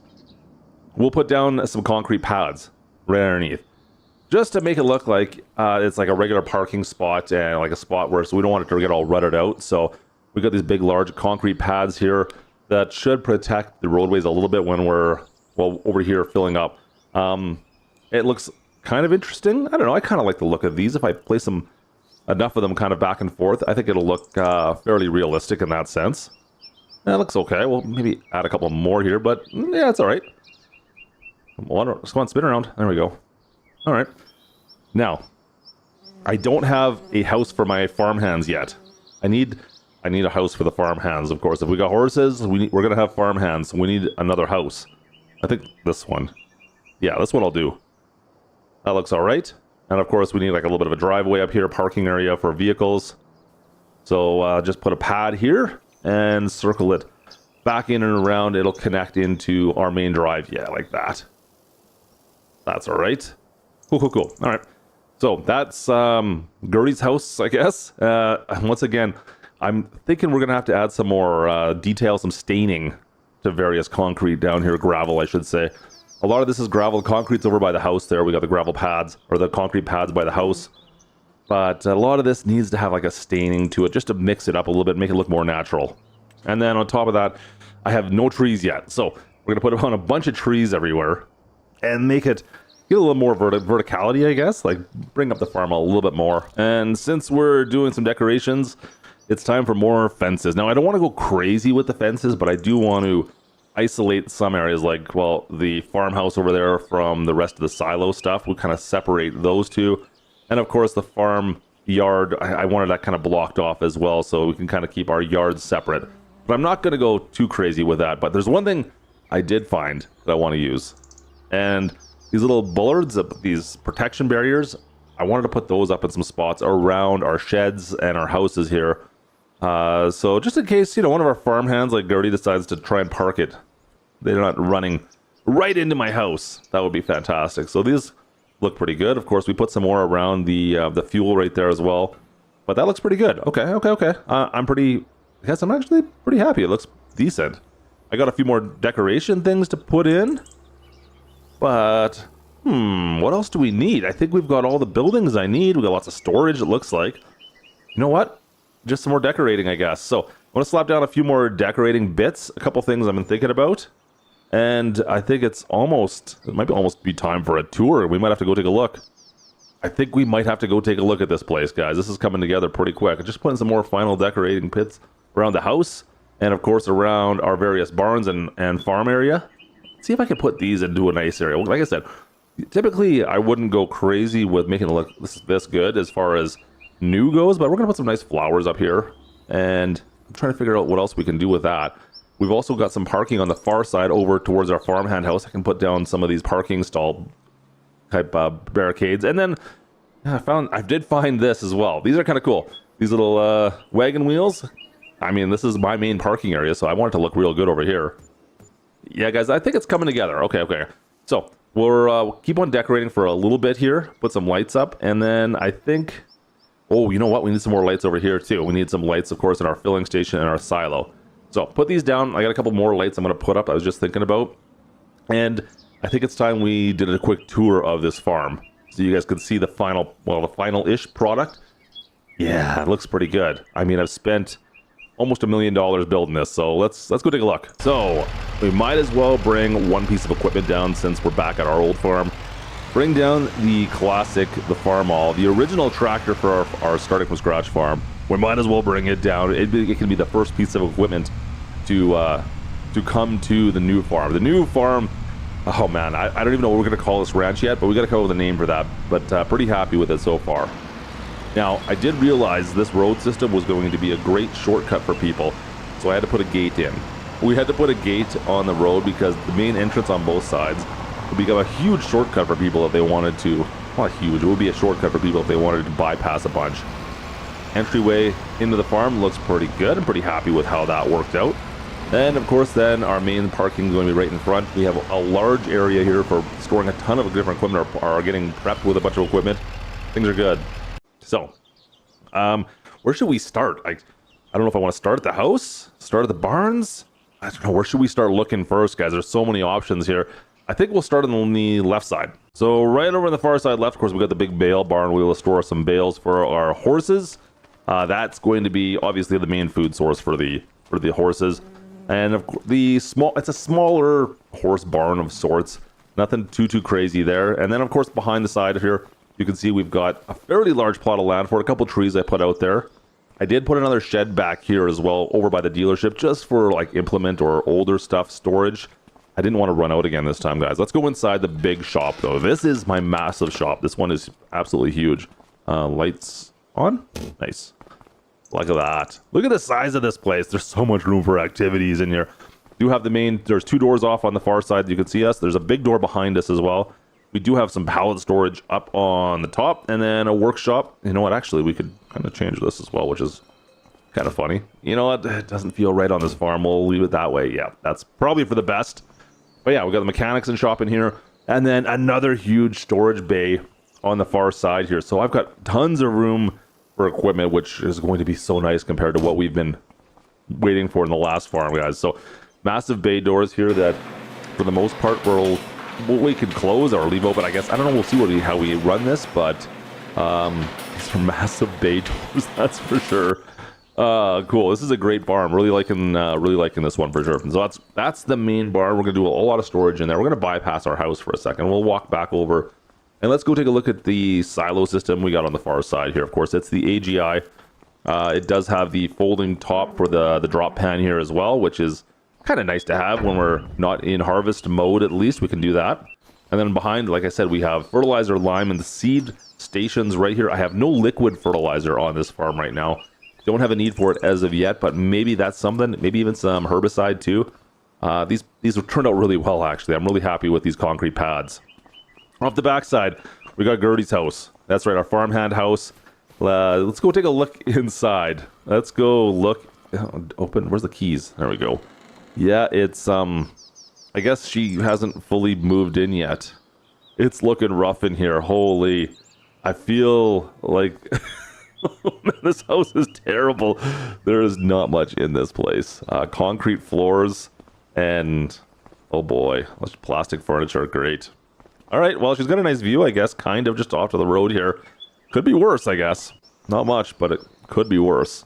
So there's the farmhand house. Let's head back over. Well, let's head over towards our house. Now, this is really pretty happy. I'm really happy with this. Of course, we got our fuel station off on the far side here, I should say, as well. We do have fuel right at our farm here, but we have a station just outside as well. Let's go into our main garage, our main shop. Look at the floors in here. Yeah, like epoxy floors. Oh, those look so good. Loving the epoxy floors in here. You have some racks for storage of pallets or whatever we may decide to put up in there. Obviously, there's a ton of different places we could put things even in this. And this shop is probably bigger than all the storage we had at the last farm. Of course, I do have my own little garage here. We got all our snap-on tools back in the corner here. And this leads us... Oh, lights off. Lights on. Lights off. Sure. Lights on. There we go. That makes more sense. There is my office right when we walk in. Of course, you can see we've got some architectural diagrams of the house up on the computer right now. Leads us right into the kitchen. And got the fireplace already up and running. Yeah, don't worry about it. It's fine. There is a bathroom right behind there, sliding door, but if you go around the far side, the bathroom does have multiple entrances into it. Got our closet on the back end over here. And yeah, there you go. That is our house. It's not huge. It isn't huge, but I think this is more than I'll ever need. Outside the back, you can see our yard space actually is quite nice off here, backing right onto the ridge. Does make it for a nice little space. There we go. So you've seen everything to do with our brand new ranch, our new farm.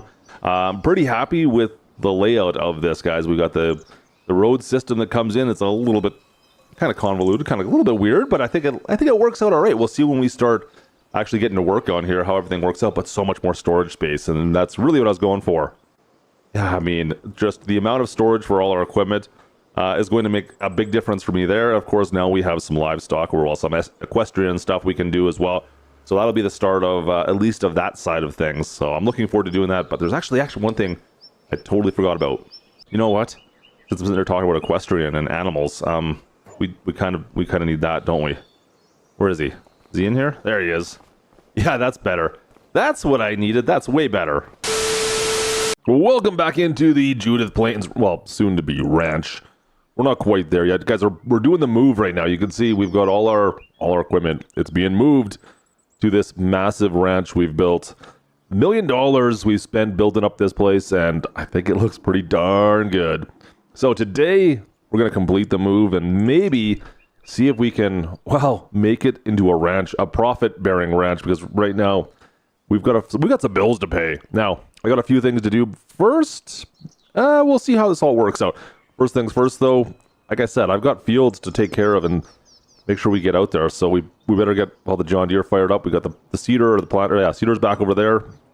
We've got to get into the fields here and find a way to start getting some stuff planted so that we can have, well, something happening in the spring. I don't have a lot of crops right now. We have one main field. We got the 30-acre field.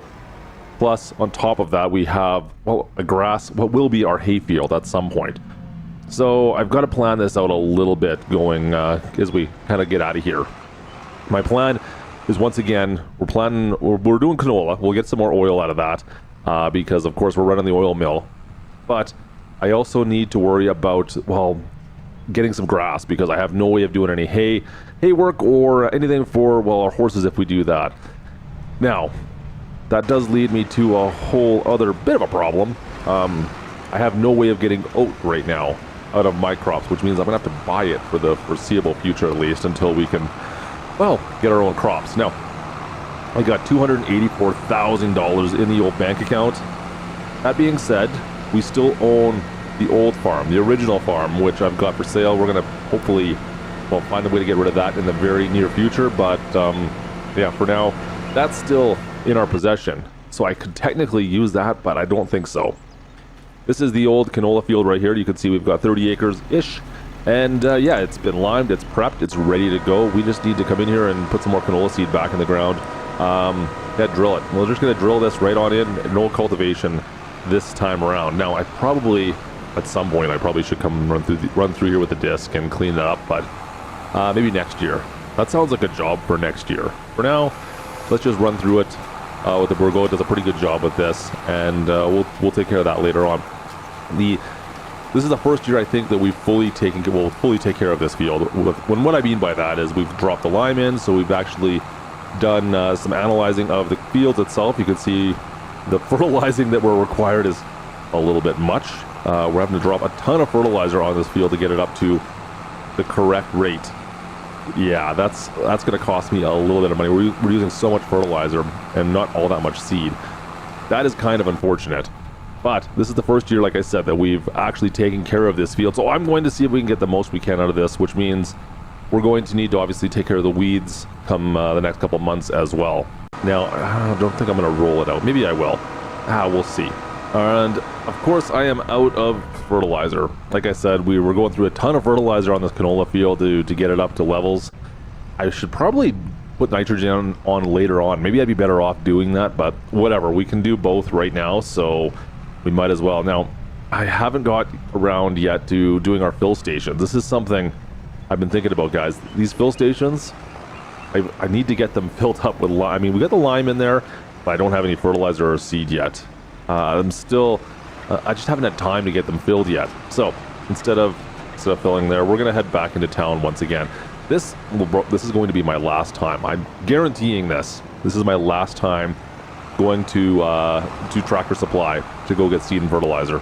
I'm not doing it anymore after this trip, guys. So hopefully we don't have to drag any more equipment through here.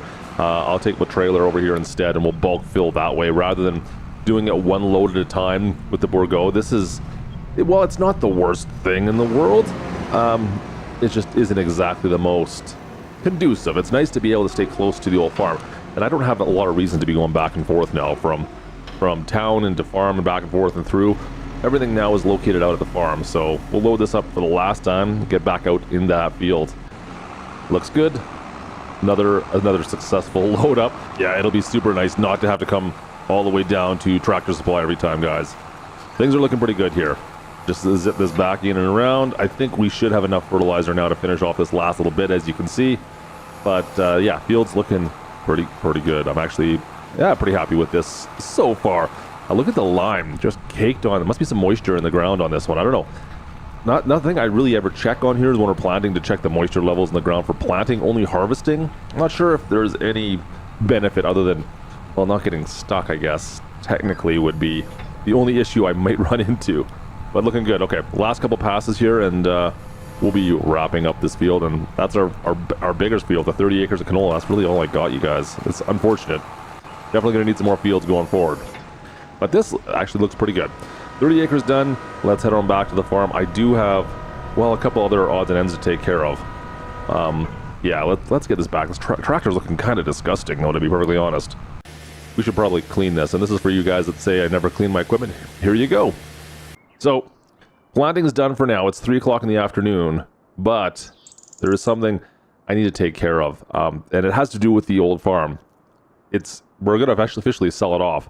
She's done. So we're going to head across town for the last time over to the start from scratch farm on the far side. I would have loved to have made that into more than what it is, but it just didn't have the space to grow unlike this farm does. And this location I find is much better than being out on the far west end on the other side of town. I mean, everything is located behind us now. We're heading out to the far west end. Yeah, it's a little bit closer to town, I would say, but at the same time, anything else, well, it requires that I drive across the tracks and head all the way in. And this farm just is kind of sparse. A couple barns, a couple sheds, and a house. Not a lot here, but we'll unload the rest of the stuff out of the garage, and yeah, we'll sign off the papers. This place will be no longer ours. We have the 50 acres of land over here as well, which are going with the property. It is what it is, guys. It's time for us to load this up and get out of here. I need the money, to be perfectly honest. I got plans for it, but I don't want to do with it quite yet. Everything's loaded up. I think it's time for us to head over to the bank and sign off the papers, guys. We'll see how much money we got for this in total now. Hopefully, yeah, it should be over $1 million we have in the account. It should be around $800,000. I'm thinking we can get for all the property over on this side here. Paperwork signed, perfect. Yeah, just over 800,000. That was okay. That's tolerable. Now, that money's got to go to buy more land. Let's be honest. I only have the 30 acres that we planted the canola on, plus the farm itself, and there's a small plot of land which I'm going to use for a hayfield going forward, but I need some more equipment as well first. Of course, every time I get money, I've got to spend it on something. No, I'm going to pick up this roller. I mean, relatively inexpensive, but still something that we needed going forward, just to help us. Like I said, I want to maximize the yield on that canola field, so I think this roller here should do the trick for us. Nothing too crazy, but just something that's going to help us going forward. So I'll just drag this home with the ram, and yeah, we'll get her all set up. Hopefully no traffic's going to cause me any issues. This would be a heavy roller to pull with this ram. It's a heavy roller for sure.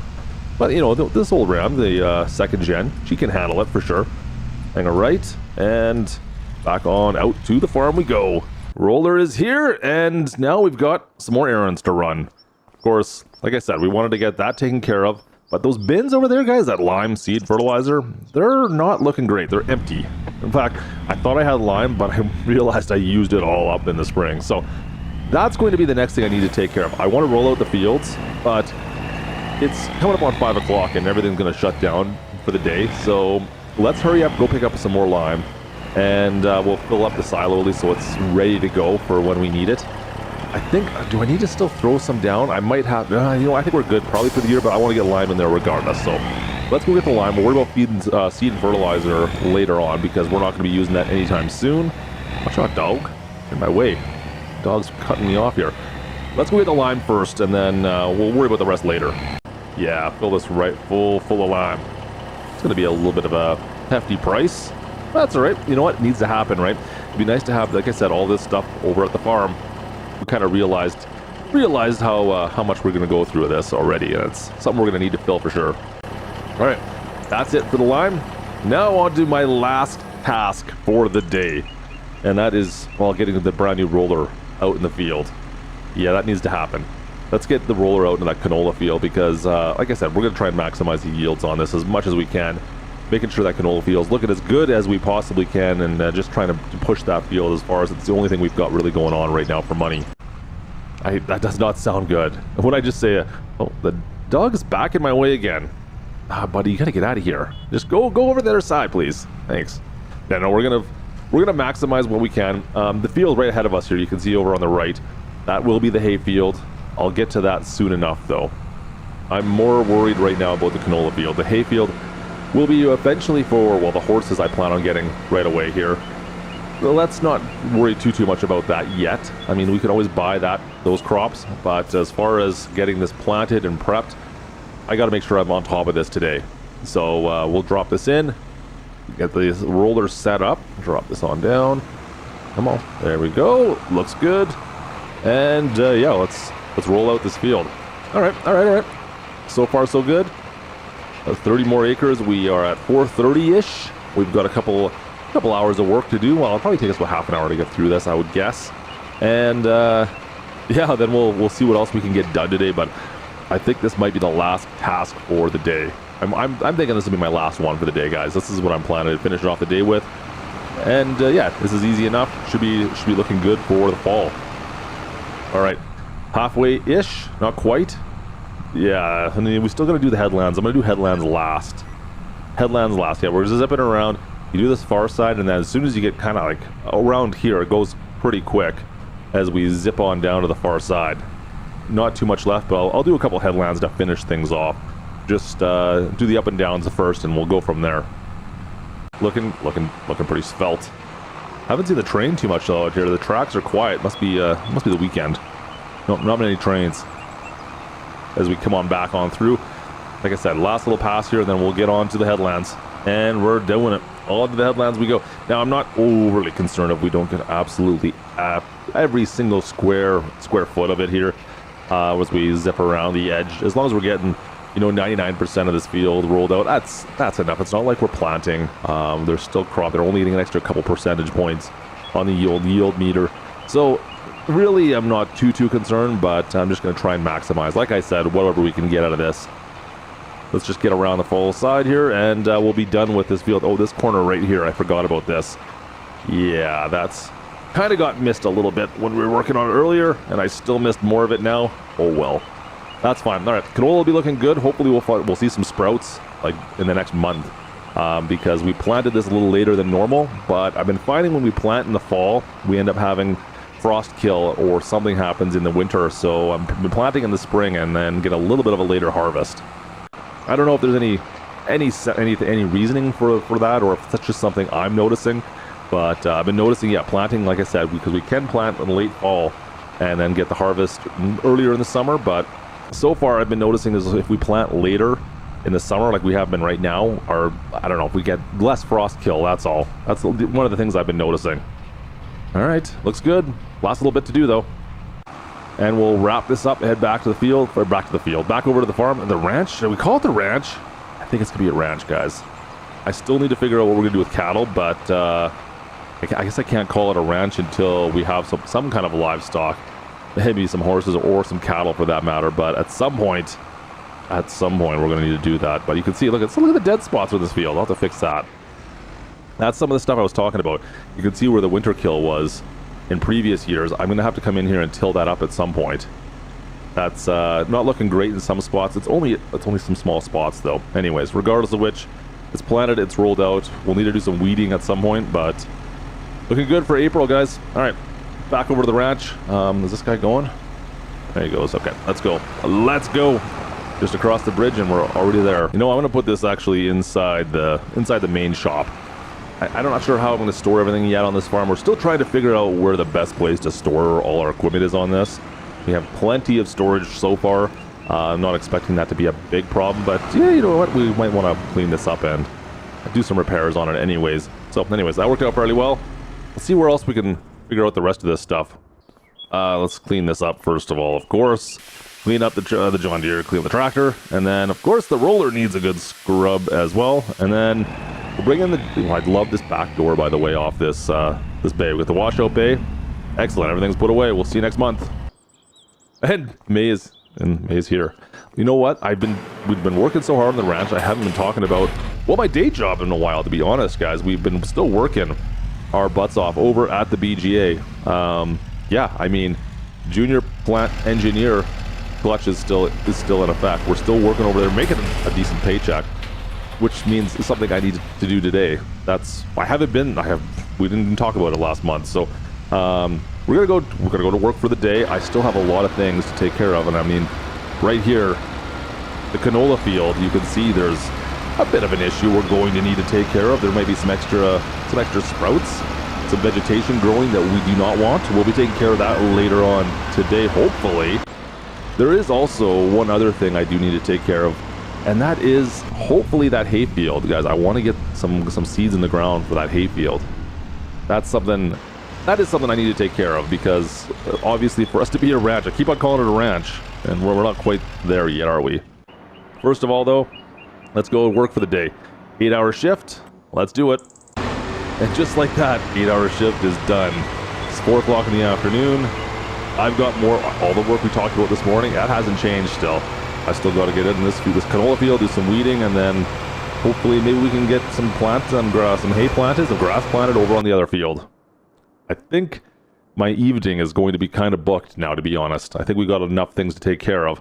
Let's not forget, I'm going to need to roll out that hay field if I'm going to do that tonight as well, right? Yeah, so that means planting and rolling and then hopefully weeding. Can I get everything done before it's like pitch black out? Luckily, we're into May, longer days. That's always a positive. We'll head over to the hay field now. I haven't planted this field yet, and I'm not quite sure. We slapped up this barbed wire fence in a bit of a hurry.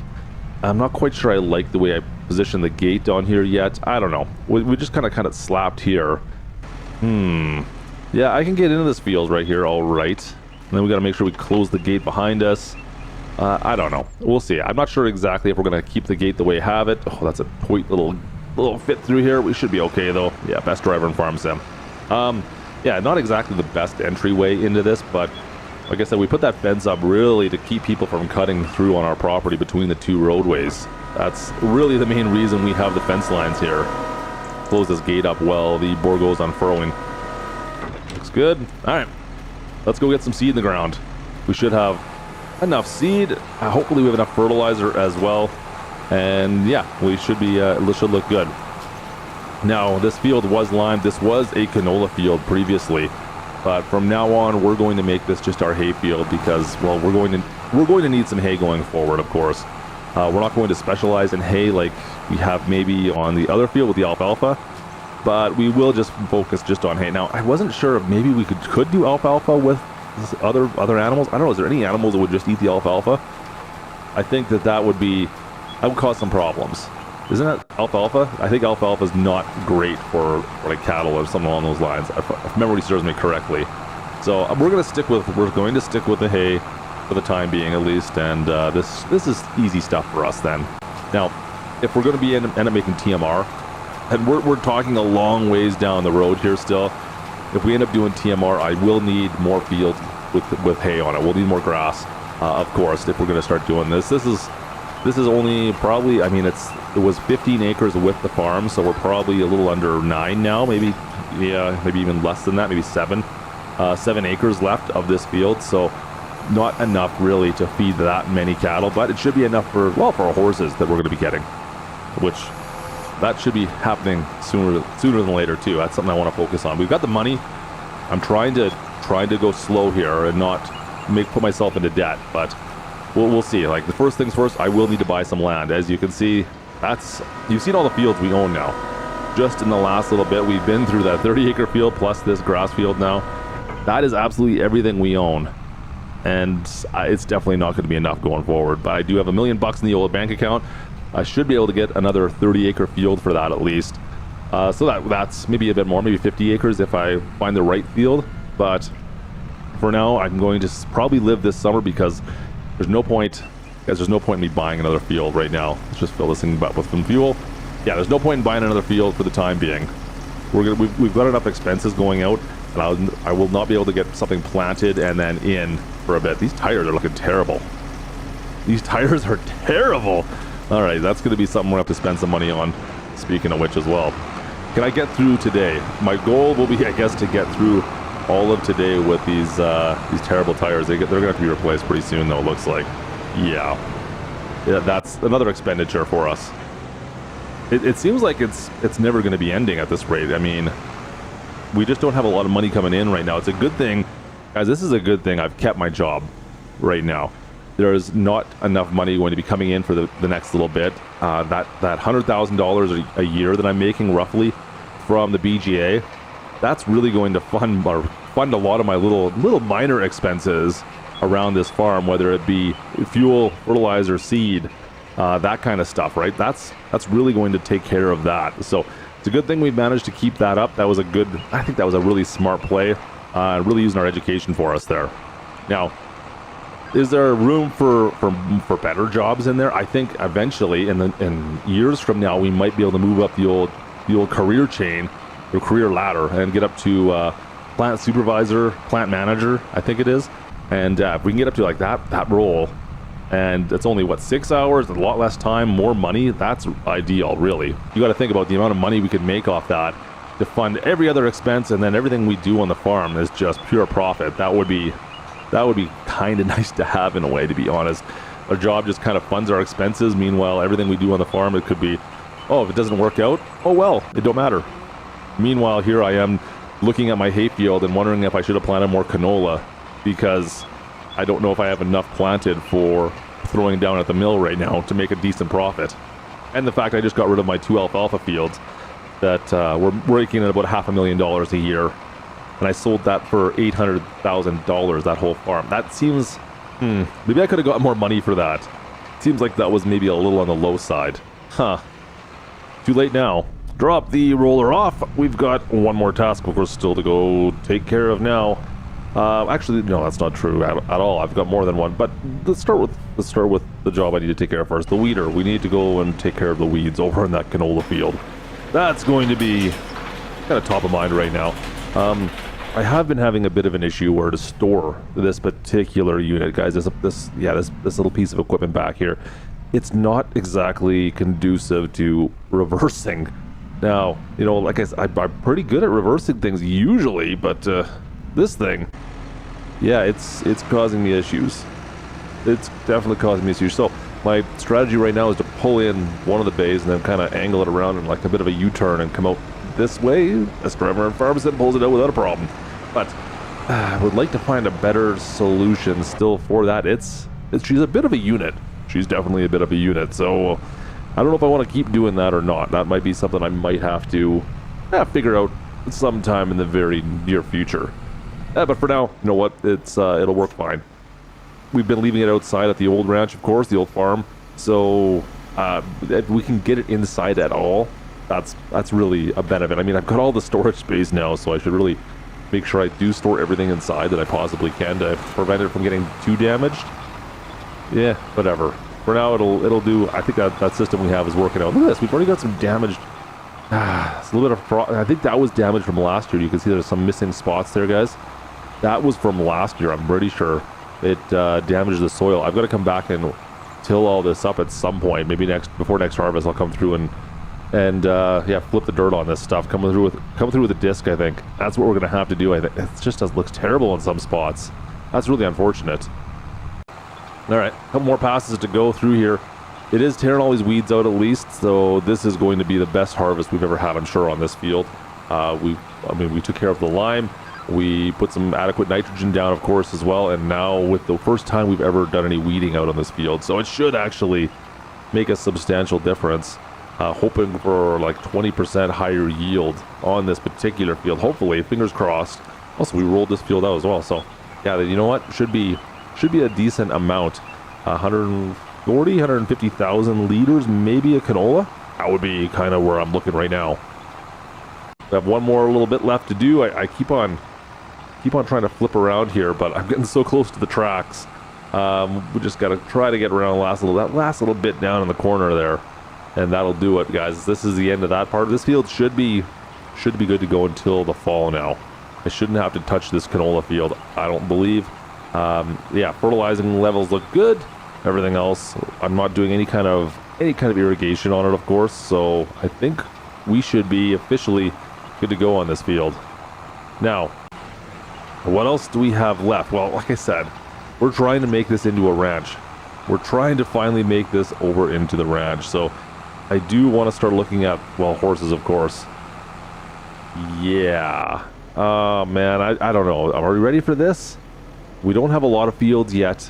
We're still in that point where, yeah, we've got one canola field, I've got one hay field. Am I at a spot where we can really start looking at that? I think we are, right? I think so. You know what? Let's just clean everything up quickly before we get down to brass tacks here. Yeah, I'm just, you know, it's a good place to think about things. Get everything cleaned up, put away for the day, and maybe tomorrow we can figure out exactly what we're going to do. I think for now, we'll call it. So, I had some time to think about what we're going to do, and if you can't tell by the trailer I'm towing with the Ram, then, well, I don't think I can help you, but I think you could figure out what kind of decision we came to overnight. Yeah, we're definitely moving into the equestrian side of things. That's going to be the plan for now. So I'm off to, the old animal dealership, where we used to work, actually. Yeah, that's right, we actually used to work here, so that's one of the reasons why we're moving into the ranching industry, to be perfectly honest. We've got a little bit of an inside track. Now, what do I want to get for horses here? What do they've got? I don't want to spend like 20,000 bucks on a horse, but there are a few that look like they're good, but relatively inexpensive, I think. So I've got room for 6. I think that's what we're going to buy. We're going to buy 6 horses today, and we'll go from there. Now, I'm going to try to buy maybe a mixture of them and see if we'll have a couple good ones maybe. Like, these aren't great. But I think I'll have to pick one of those in the chestnut there. And we'll see what else we can find. Ooh, like that stallion's actually pretty good. I could find a couple more in that range and kind of balance everything out, like a couple that aren't necessarily genetically great versus some that are really good. I don't know, maybe we could balance things out, and then I don't know if I could bring them up, to be honest with you. Once again, I was just a trader. So horses come in, horses go out. Now I'm trying to figure out which horses I can make the most money on and breed and, well, basically make better. Is that a thing with horses? Make them better? I don't know if it is or not, but I'm definitely trying it out. Make horses better. I don't know if you can beat genetics, but that sounds like something I'm dumb enough to try. So, well, here we go. Roll the dice, guys. Let's go back to the ranch and get these horses into their brand new stables. Make my horses better. As for the pen here, as for the pasture, we've got room for, I believe, 13. I believe it's 12 or 13. I can't remember now. Regardless of which, let's get them in. You guys ready to be unloaded? Come on out. Welcome home. Oh boy. Okay, so some are not looking as good as others, but for the most part, we should be okay, I think. We're gonna have to work on these guys going forward, though. Yeah, really, just not sure exactly how it's all going to work out. You can see some are not looking so great, so hopefully we can work with these horses and well, make better, I guess. Make things better for us and for the horses as well. They got a nice big open pasture. I think we'll be okay. So, from here on out, guys, I've got a pasture to take care of now. I've got to get to work for the day, so, well, you know how that goes. Another day in the office. It is what it is. Let's go make some... Oh, you checking my times? Bob, you alright? Alright, Bob, thanks. So, we hurried right back from work, came back to the animal pasture, check on our horses. And you know, I've been thinking as we've got hay for them now, but what I don't really have, well, they got pasture grass, but I don't have oats. So, I think that's probably going to be integral for me to, well, get their health up, is to make sure I'm feeding them properly. So, we're going into town, we're going to head back over to Tractor Supply. I'm going to get a trailer full of oats. I know I'm going to pick up a couple bales, I think, as well. It's funny, I just was commenting earlier that we don't have to come back here for anything anymore, and here I am with buying more products from Tractor Supply. We've got bales of hay and a whole bunch of oats. Yep, I was thinking I wouldn't have to be back there for a while, guys. How wrong was I? Should have known better. Regardless of which, we're okay now. We need to get feed. It's going to happen. We're still not fully functioning. Man, I was expecting by now to be there. We're still fighting it a little bit here, trying to get on top of things. Better get some fuel on the way home as well, speaking of fighting things. Going through enough fuel in the old Ram, that's for sure. We've put a few miles on that over the last few months between working and, well, working the farm as well, I guess. I find I haven't been riding the bike as much as late. It's just don't have the time. I've been struggling to, since we've moved especially, it has been parked. So maybe I need to get back on that motorbike and doing some runs on that. All right, let's get this all unloaded. Out in front here, we can drop all our food off for these guys. I need to fill this hay shed. That's something we're gonna need to fill soon enough. Perfect, I like that. Get in there. All right, so this should make for some happy horses. I do believe we'll get Gertie out here taking care of the horses soon enough as well. She's moving into the ranch house right now, so we have the farmhand house. They could take care of, her and her sister could take care of the horses for me. That'll be a good job for them. Let's get these bales out of this thing, and hopefully this helps improve those horses, get some money out of them. I don't know what our time frame is going to be for this. It's going to be a long-term project, that's for sure. All right, that looks good. All right, guys. What are we at here? 4:30. Make sure the pooch is happy since we're feeding the animals. We might as well feed him as well. I don't know where he is, but whatever. You know what? I'm going to go watch the podcasts, and we'll see what the day brings tomorrow. Who am I kidding? I'm probably going to study tonight, aren't I? Yeah, definitely going to study. Still working towards that last one. Hey, you know what? Guys, I just got a phone call first thing this morning, and I've actually been promoted. Yeah, no, I am now the chief plant engineer. I mean, it comes with a bit of a salary increase. That's kind of amazing. Yeah, I just got a promotion. Sweet. Now, promotions all aside, that's great. But it's time I actually got to work a little bit in here. It's hay time. It's time to get some... Oh, that gate's not going to work for me, I don't think. Yeah, we've got to drag the swather through here. Or the hay bind, I should say. Better get some fuel on this thing first as well.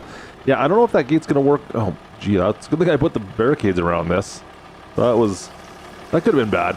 Let's fill this thing filled back up again, and we'll get out in the field and do some haying. Our first haying on this brand new farm for us. First chance we've gotten to go through this new field. It should be, I'm sure it'll be more than enough for what we have right now. So, I only have the 6 horses currently. Will I need all this? No, of course not. I could always sell some, I suppose, if I needed to. Not really what I'm planning to do right now, but you never know. That could be something in the future.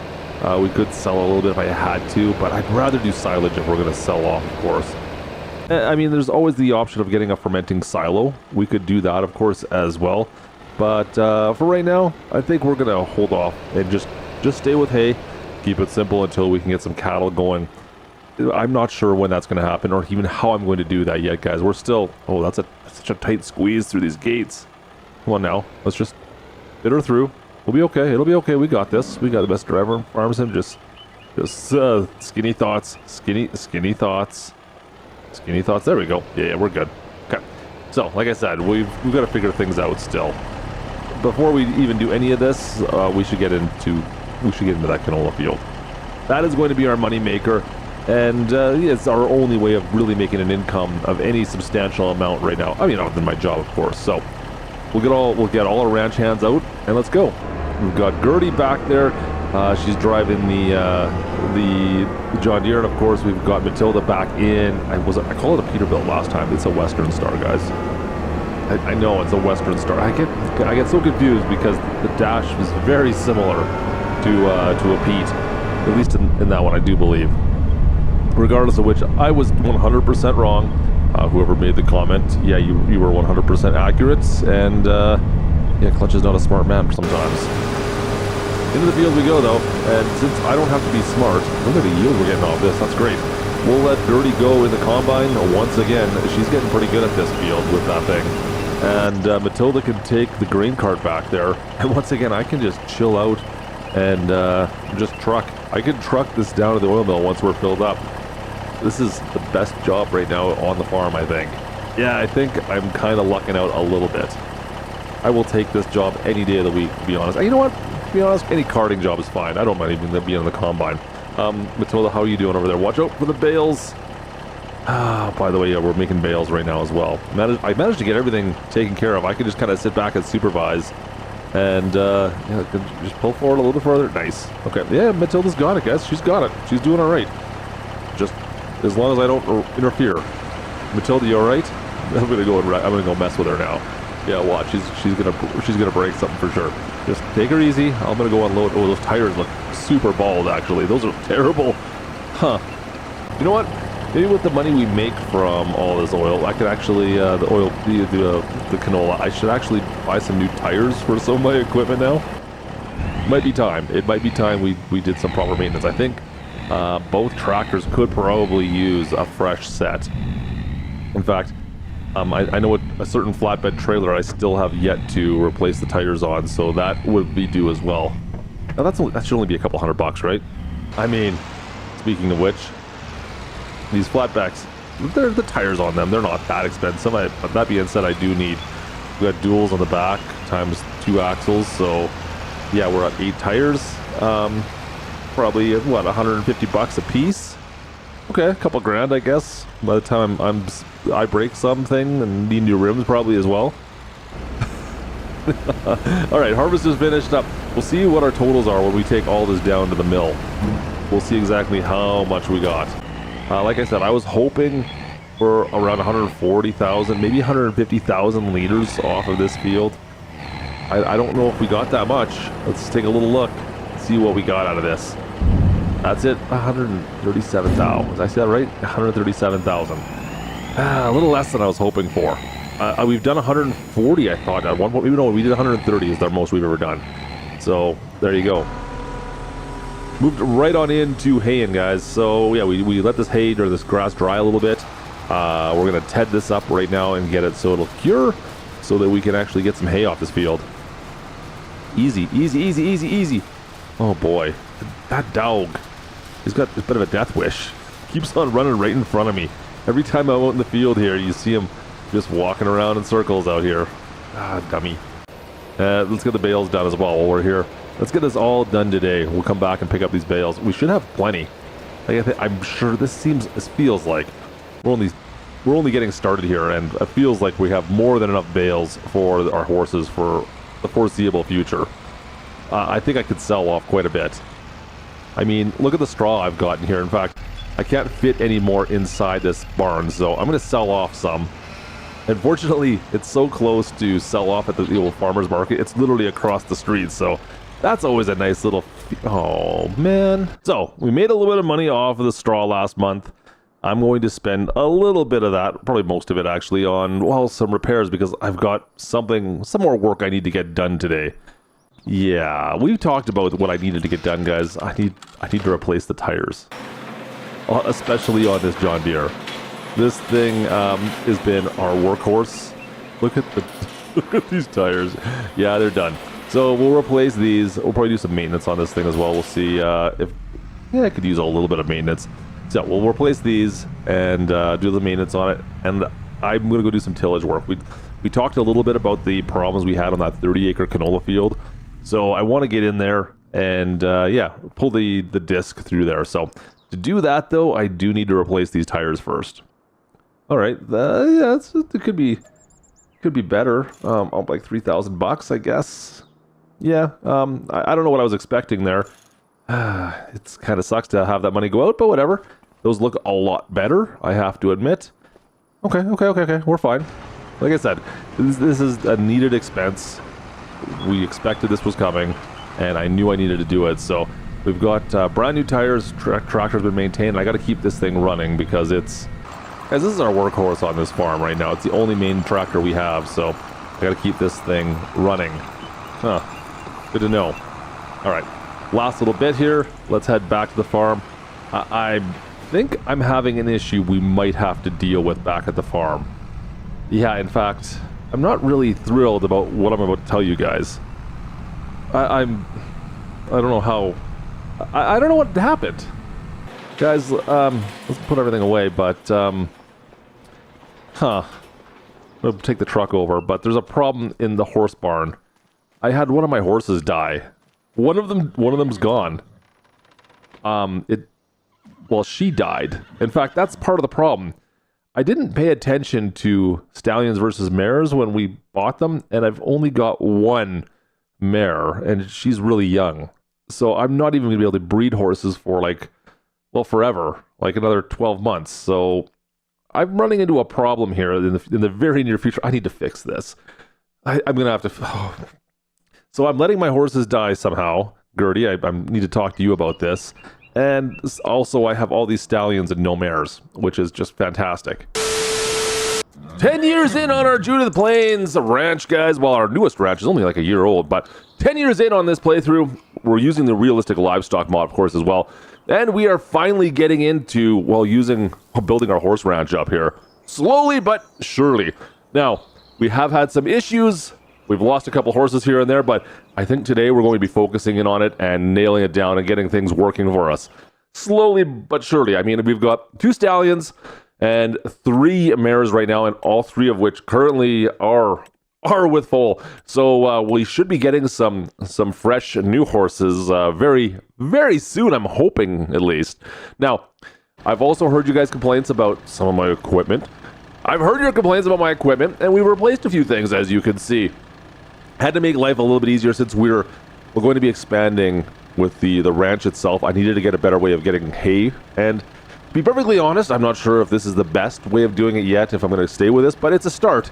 First off, I replaced, of course, the baler we had. I needed to get something that had got rid of those baby bales. So we've got the John Deere 100 series baler, it's a big square baler, and that's going to replace, of course, the rake with our Massey baby baler.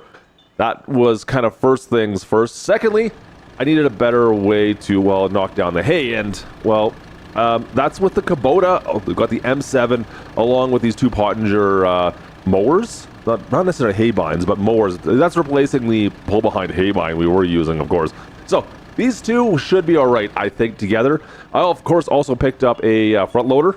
You gotta have that for the Kubota, I think, right? So that's gonna help us with all our horse feed that we've been storing on the racks here in the shop. Now, it's a little underpowered is what I've been finding so far. The M7, I mean, we're rocking about 170 horsepower. I do believe that this particular mowers, these Pottingers, require a little bit, they're a little less than that, like 130-ish per. So it's a little bit of a struggle, I have to admit. Luckily, we're okay because our hay field right now it was actually really flat. It's close to the farm. That's not going to be a problem. This is not going to be the main job for this tractor going forward, but I wanted to buy something that's relatively inexpensive, efficient, and can do a bunch of other things going forward. And this was just one of the smaller tasks I was kind of worried about, of course. Now, it's going to do everything I need. It's got a front PTO, which our John Deere currently doesn't. Of course, neither does the International, the farm all behind us. Not International, it's the farm all. Yeah, we don't have that on either of those. So I did need something that could do both of those. Now, I thought of just getting like a normal hay bind. Let's just keep it simple. We'll go with, we need another tractor is what I came down to, guys. Anyways, this is working out pretty well. Gertie was following us along, as you saw, with the tedder. And I know we could have waited a day, but it's pretty dry out here right now, so we'll come back in and we'll rake this up right away, and we'll probably get to baling soon enough as well. But yeah, it's doing the job I needed to do relatively well. Just a little bit on the underpowered side for the equipment we're running with this, but I think it will work. It'll be fine. It's just would be if we run into anything bigger than that, I think we're going to run into some problems. Let's figure out where we're going to store this.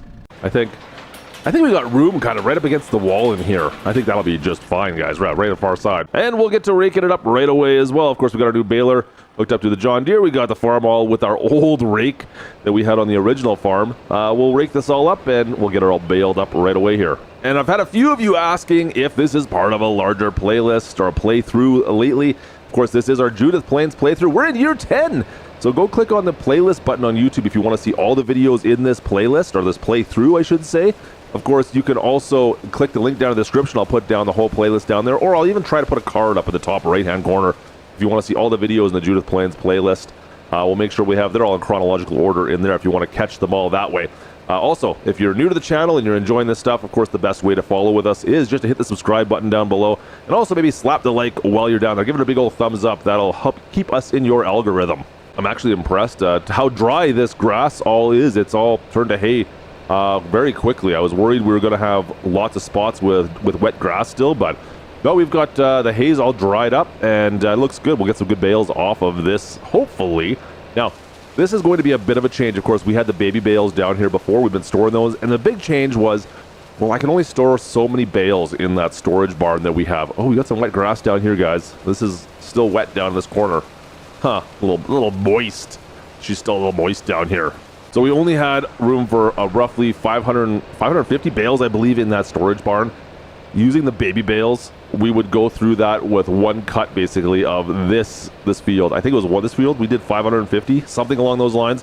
So that kind of made it so it was pretty much impossible for us to store enough bales. Whenever we'd get another cut of straw or another cut on this field, we would have to go and sell them off. I had no place to store them, which is kind of a pain in the keister. So going to the bigger bales, we'll be able to use more of that up. We can use all that storage space now a lot more efficiently, and be able to actually keep a lot more stock on hand with, well, as we have more horses and hopefully cattle at some point. I'm going to need to really maximize the storage space. Anyways, let's wrap this up, get back home. Now, we'll get the Dodge out here, we'll throw everything on the flat deck, and we'll bring all these bales back. I have no idea how many bales we got off this. I'll have to check the counter over the baler, I guess. It's something we definitely did not test or check out beforehand, but so let's just go with substantially less than what we've had before with the baby bales. It's kind of a nice change. All right, load these back up into the storage. We've got about a dozen bales lower than that. We'll see you guys when it's time to harvest some canola. We'll see you in a couple months. It should be August, I believe, by the time we're ready to go. See you guys in a bit.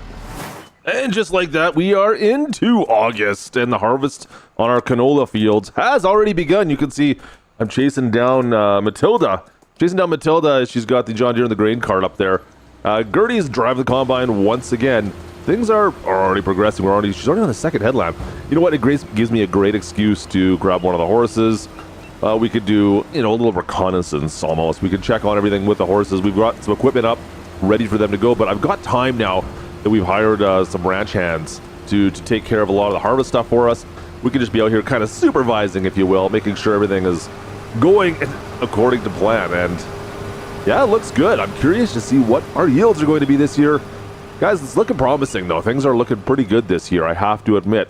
Now, if I can keep up with them as we race down the backside of the headline, I think she'll be full on the cart here. We'll meet them back at the truck. I need to check out a little bit further into the field to see what our moisture content is. Of course, on the canola, this is our first 30-acre field. Over on this side, we've got another field south of a ravine there, just behind us.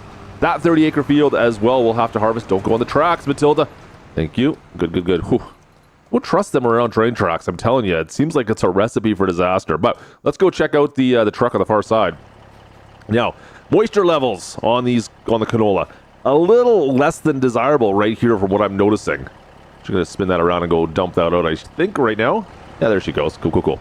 Yeah. Like, moisture levels not great in here, I have to admit. I was hoping it'd be closer to optimal. Closer to optimal. Unfortunately, looks like we're a little dry right now, but not much I can do about that. No rain in the forecast, and I'm not irrigating, so there's that. But it's funny, I go a little bit further in, and I'm finding spots now where we're up to, way better percentages. Already finished up the harvest here. Just doing the last little bit of baling. we got Hillary out doing the baling for us now. Finishing off the baling, and we've already got the other 30-acre field. Second headland's already in action. You can see they're already, working away on there, guys. It's looking pretty good. I have to admit, I'm actually pretty happy with how everything's going out. We got a truckload we're going to have to go dump out here pretty quick down at the oil mill, it looks like. Yeah, I think we'll be there pretty quick. So pretty happy with everything. Baling's going well. Now, there is something you might have noticed a minute ago. Something we need to talk a little bit about. I've got my reasons for doing these baby bales again. I know we bought the big baler, but that little baby baler sometimes, well, on stuff like this, seems to work out a little bit better for us in some ways. Of course, we're selling these bales right away, so there's that. Yeah. I do have to stock them or store them on the field for the time being, since I don't have any storage at the farm. But you can see, I just kind of throw them in the corner here of this field while everyone else is off working in the other fields. And we'll come back and deal with these when we have a chance. But it's a lot of baby bales, to be perfectly honest. Yeah, no, we just sell these off right away. Now, the reason I'm using this, of course, well, we have the availability of it, and it does have the rake on that baler, so it does pull in any excess that might have kind of spilled out and over. It makes it a little bit easier for them to drive it. And so Hillary, it doesn't have to worry about missing a row, basically. She'll grab everything. And on top of all that, since it's the baby bales and not the big bales, nobody else really runs into them. Like, Gertie goes with the header on the combine. I don't have to worry about her really getting stuck on these things because they're so small. Also, yeah, Matilda with the cart, sometimes she can just roll right over top of them. Boom. And we're still getting the same amount of money for them, so what does it matter? I think it's actually a pretty good way of working that. I haven't usually done that in the past, but so far this is working out fairly well by using the baby bales rather than the giant bales. Now, if I can find a better solution for the amount of fuel this Ram has been using, that might be nice as well. All right, Matilda just pulled up to the truck here. Looks like she's dumping, I think it was the last load before we fit in this. You know what, we'll jump up on top here, but it looks pretty good. So far, it looks good. On top, what do we got? Looks like we're full up on the truck here. You know what, let's go down to the oil mill. Yeah, we'll make a run down there. Now, this is something I do want to upgrade, of course, as well at some point. Not a great, I mean, it's okay. Not a great trailering system for this truck. I'm sure at some point I'm going to get in trouble for hauling this across the county. But it does work fairly well to get us down here, and we can load all our canola down into the oil mill relatively rapidly using this system. Just, I wouldn't mind having a proper truck and trailer to do this. The GMC we got is not going to be the model, that's for sure. Let's load this up. All right, see how much we got left in here. Wow, 150,000 liters of canola already in here. That's going to be a good harvest, guys. Baling has already begun over on the second 30-acre field. And like I said, the canola that we're getting off these fields, I want to get enough so that the mill is always running at full capacity on the canola. So that means I'm going to have to probably get another field, I think, with canola on it. These two 30-acre fields we're running right now are not making it so that it's enough canola in there. Well, it always dries up around May-ish, I believe, and it just sits idle until we harvest again. So that's my goal for the time being. So near future, we're gonna have to buy another field and upgrade this. The bales we're getting off this, though, guys, that's always just a nice little bonus, right? Another $50,000 more we're getting as extra income coming into the farm from just nothing, essentially. These canola bales, the straw bales, work out fairly well for us. I'm pretty happy about these. Now, as far as everything else goes, I'm still working the BGA, of course. We're still working away. I mean, 10, 11 years in, that's a good job. $120,000 a year, extra bonus money. But realistically, what we're going to make from the oil mill from this, I'm hoping for another $500,000 is really what I'm hoping for. We'll see if that's going to be enough to keep us going. But like I said, if we can get that oil mill with more harvests like this to operating all year round, that would be better. Now, do I expect that to happen anytime soon? No, I think we're going to have to wait another couple of years before we can have enough field space to do that. And on top of that, we still want to buy a field area where we can build our own livestock for our cattle. We're going to get a cattle operation up and running at some point here to kind of really put the old check mark on this ranch, guys. But that's it for the harvest. Let's put everything back into the bays. I'll have to give this all... Oh, you know what? We need to do a pretty deep cleanup on pretty much all of our equipment. Everything's looking pretty filthy right now.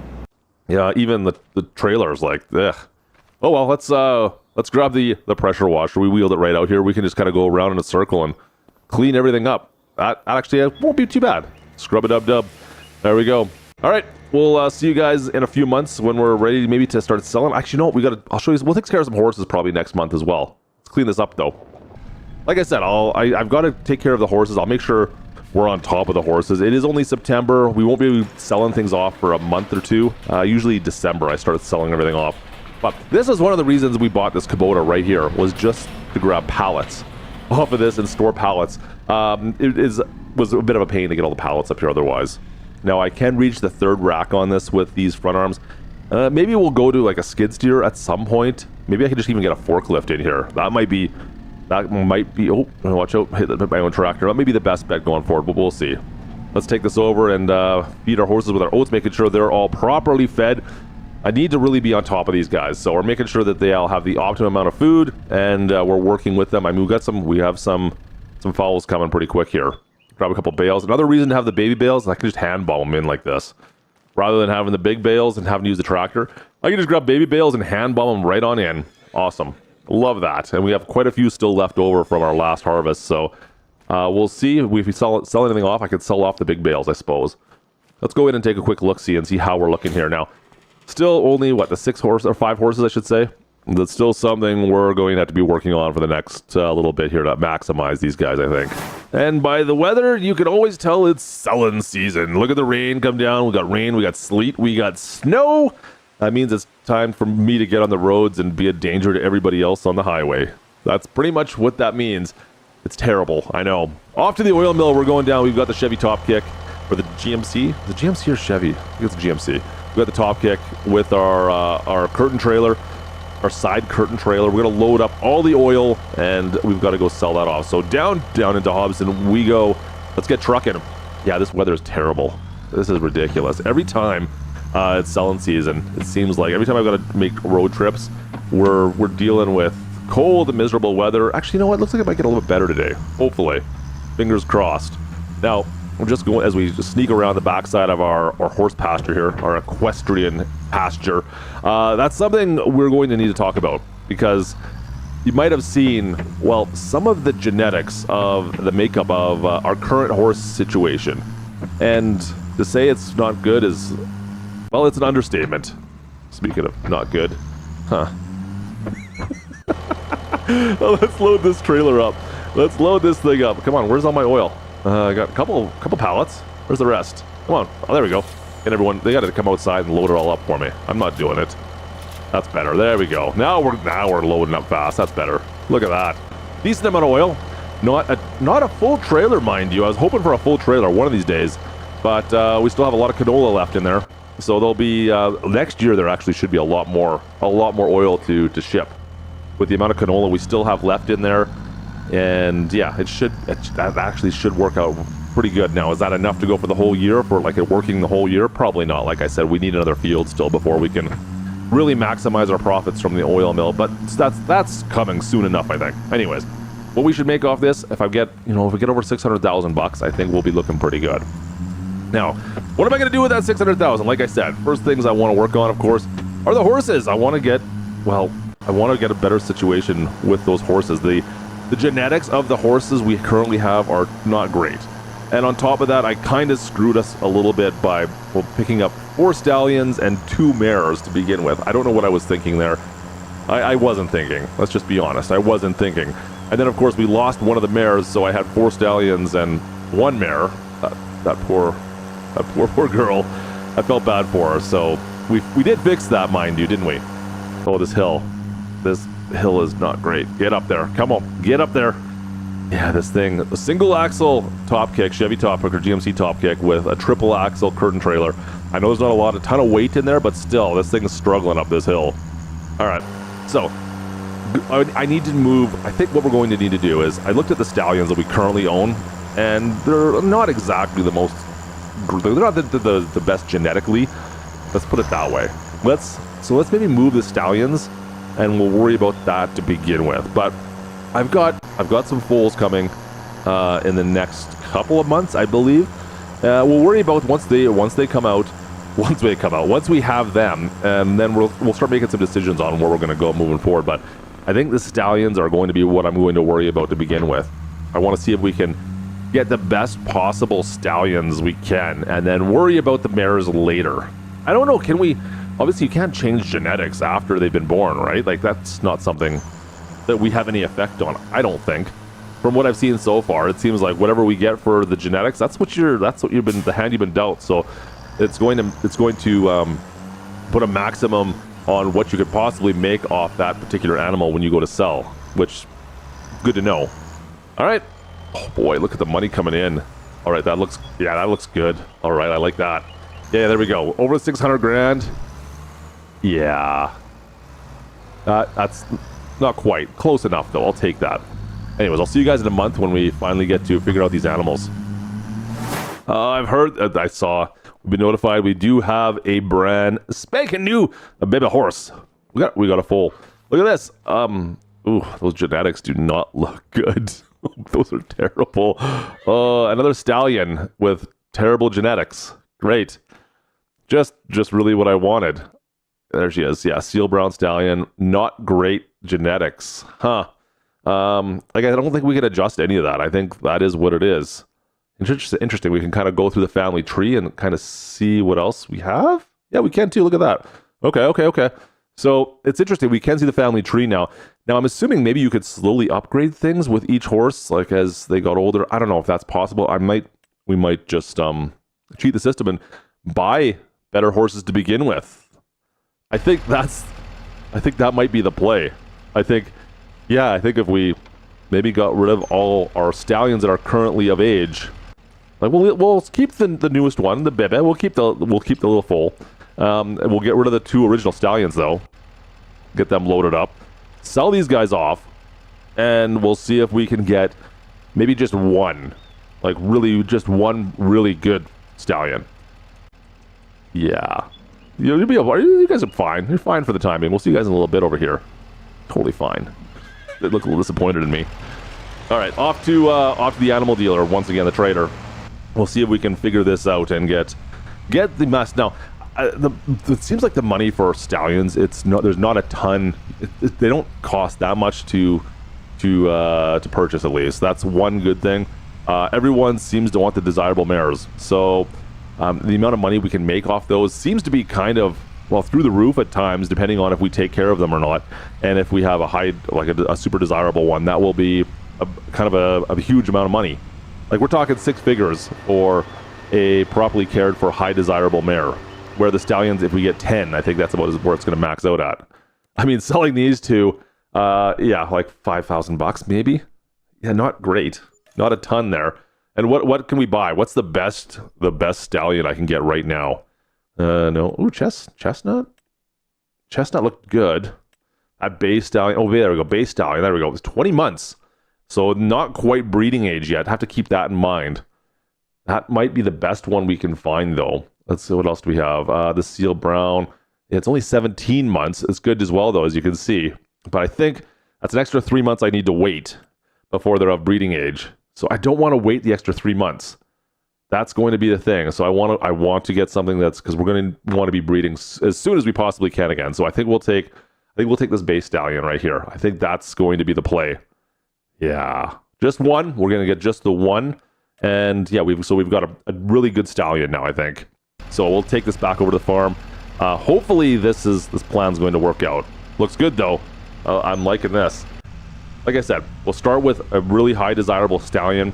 We'll get him to breed with our current mares, and maybe we'll upgrade the mares here in a little bit. We'll see. I do need to build up. I need to start making a little bit of money. I just want to see what's going to happen going forward first. We've only bred one horse so far. Let's not get ahead of ourselves, right? I mean, it's a start.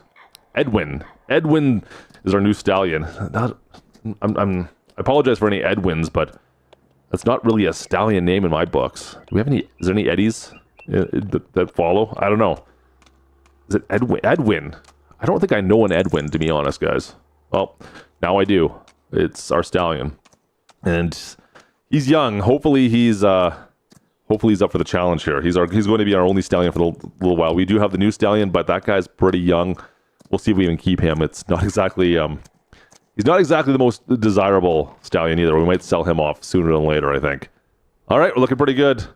We'll see what we get for our next foals.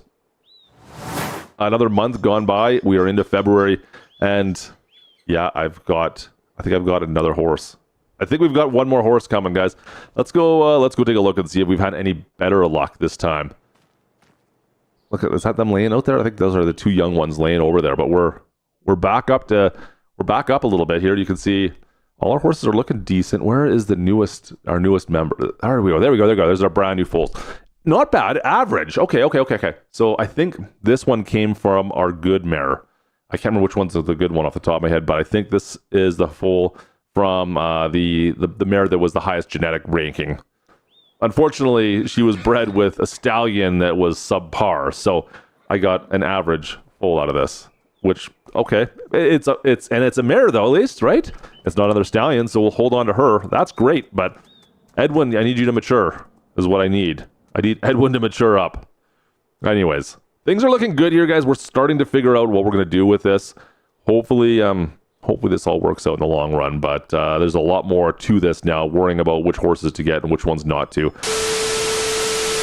Are we about to finish Farming Simulator 25? Guys, it's possible we might be there. I mean, don't get me wrong. Can you ever really finish Farming Simulator 25? Well, that's kind of the question today, and I mean, I've got a couple different answers for you on that. I mean, starting with just the horse ranch, the $1 million horse ranch that we've got built here.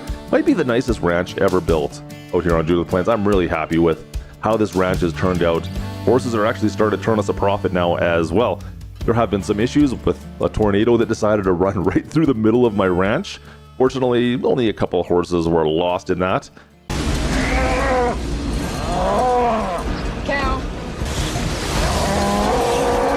Another cow. Actually, I think that was the same one. But the ranch itself has stood the test of a few years now and actually been really nice to work on as we've moved forward. Now, how we've supported this ranch, of course, well, we bought the oil mill. This was where we worked for a few years, decided to pick it up, and that's making us about $500,000 per year, which is great. And on top of all this, we're still running our job over at the BGA as the Chief Plant Engineer. And yeah, this has been a great way to get our money into our account month over month and keep our spending at a bit of a minimum, I guess. So that's been fantastic, but there's still one more step in us. One more step. We've got our master's degree, guys. I'm studying right now, studying for my doctorate. And maybe that will be enough to satisfy me. Now, we are still finding ways to, well, increase our yield on the farm. For instance, taking off the weeds with this weed puller has been a little less successful than I'd want it to be. I mean, we're 13 years in here. I think it's time we upgraded this. And I'm also always waiting on, well, hay. Yeah, we cut down our hay on our hay field here, and I'm waiting for it to dry out and cure to turn to hay. So today, oh boy, I'm rhyming again. We're going to be taking care of some weeds and also doing some more hay in at some point. We'll see if we can get to some study, and I'm going for that doctorate so we can advance this horse ranch to the next. I don't know what the next level is, to be honest with you. I do actually have a plan. I'm not going to lie. We're not there yet, but we're more worried on, well, if we can get that doctorate, finish off our education, and then maybe we've finished everything. I don't know. So, starting off, guys, I've got the old John Deere 7900 series along with our John Deere baler, our square baler ready to go. And beside me, you guys can see we've got a brand new John Deere sprayer, self-propelled sprayer. That's right. We're finally moving up away from just pulling weeds. We're going to actually spray our fields with some herbicide finally. I'm trying to max things out since that weed puller is not really maximizing the amount of weeds. It's not getting all the weeds. This should actually take care of everything a lot better than what we've been doing in the past. So we've got the 4940 chassis along with the 120-foot boom. I believe it's a 4,000 liter tank, herbicide tank connected to this as well. That is going to be our new sprayer. Really excited to actually get in the field with this. This will maximize getting rid of those weeds. I was surprised to learn that pulling that weeder, that Elmer's weeder, was not doing the job for us. We're still had a ton of weeds in the field. This here really should take care of that problem for us. We should have no more weeds, and it will maximize the productivity off all of our canola fields right now. So you can see actually all the weeds up ahead of us. We're getting rid of all of them. They're going to be gone. So we've got roughly 100 acres. If we count the hay field, we've got roughly 100 acres. I mean, it's not huge, not a ton of field, but it's enough to justify me having this piece of equipment. I personally believe, at least. Now, unfortunately, no spot and spray on this. That was one thing I would have liked to, have had working. No spot and spray on this particular unit, so we're going to go through a little bit more herbicide than I would prefer. If we got the spot and spray unit, we'd probably save a little bit of money, but yeah, it was not eligible at the time. You got me there. So we're going through quite a bit more herbicide than I otherwise would have. In fact, that's something we're going to have to address at some point here, is better ways of doing that.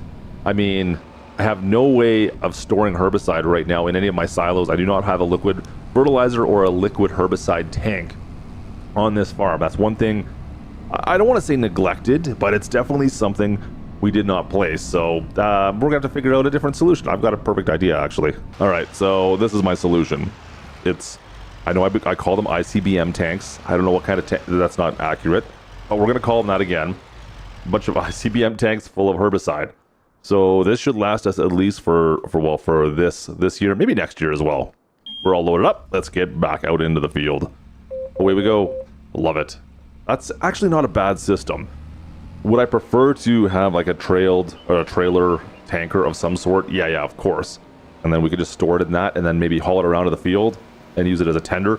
Maybe going forward, that's something we'll work on. But for now, I think, guys, this is going to work out. This will work out just dandy fine. I'm happy with this. Cool. All right. We'll finish this and check on the hayfield.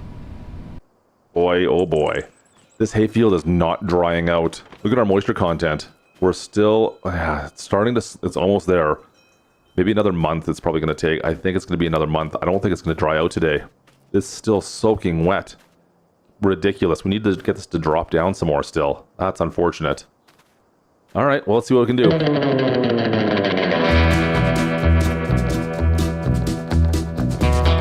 Wow, it took an entire day for the grass to cure. So we finally have some hay in this field. That took for freaking ever. All right, let's go in. Let's get this harvested. Let's get our bales done. Our horse feed taken care of. You know what? We'll be studying for the next little bit. Got a little bit of harvest to do, but I think we'll start studying, and I'll catch up with you guys when we're ready to write our exam. Yeah, I think that's what it is. We got some studying to do. I'll see you guys shortly. Oh boy, time to cram. All right, so I know I haven't been around much the last 6 months or so. I've been busy studying. We've been working on the farm, making sure all our horses and everything are taken care of. Everything's looking good, but it's finally time for me to write my doctorate. That's right, we're finally going in to write our what could be our final exam ever. Our final exam ever. That sounds great, actually. Never have to write another test. Don't have to study anymore. Yeah, that sounds like right up my alley. So everything else is looking good, though. I mean, horse pastures are good. We had a great harvest. You can see we have $738,000 in the old bank account right now. Won't get by this guy. Things are looking great right now. I mean, we've never failed one of these tests. I am confident we'll be able to pass this. We've never failed a single test out here. We have always managed to make it through from high school into our college degrees.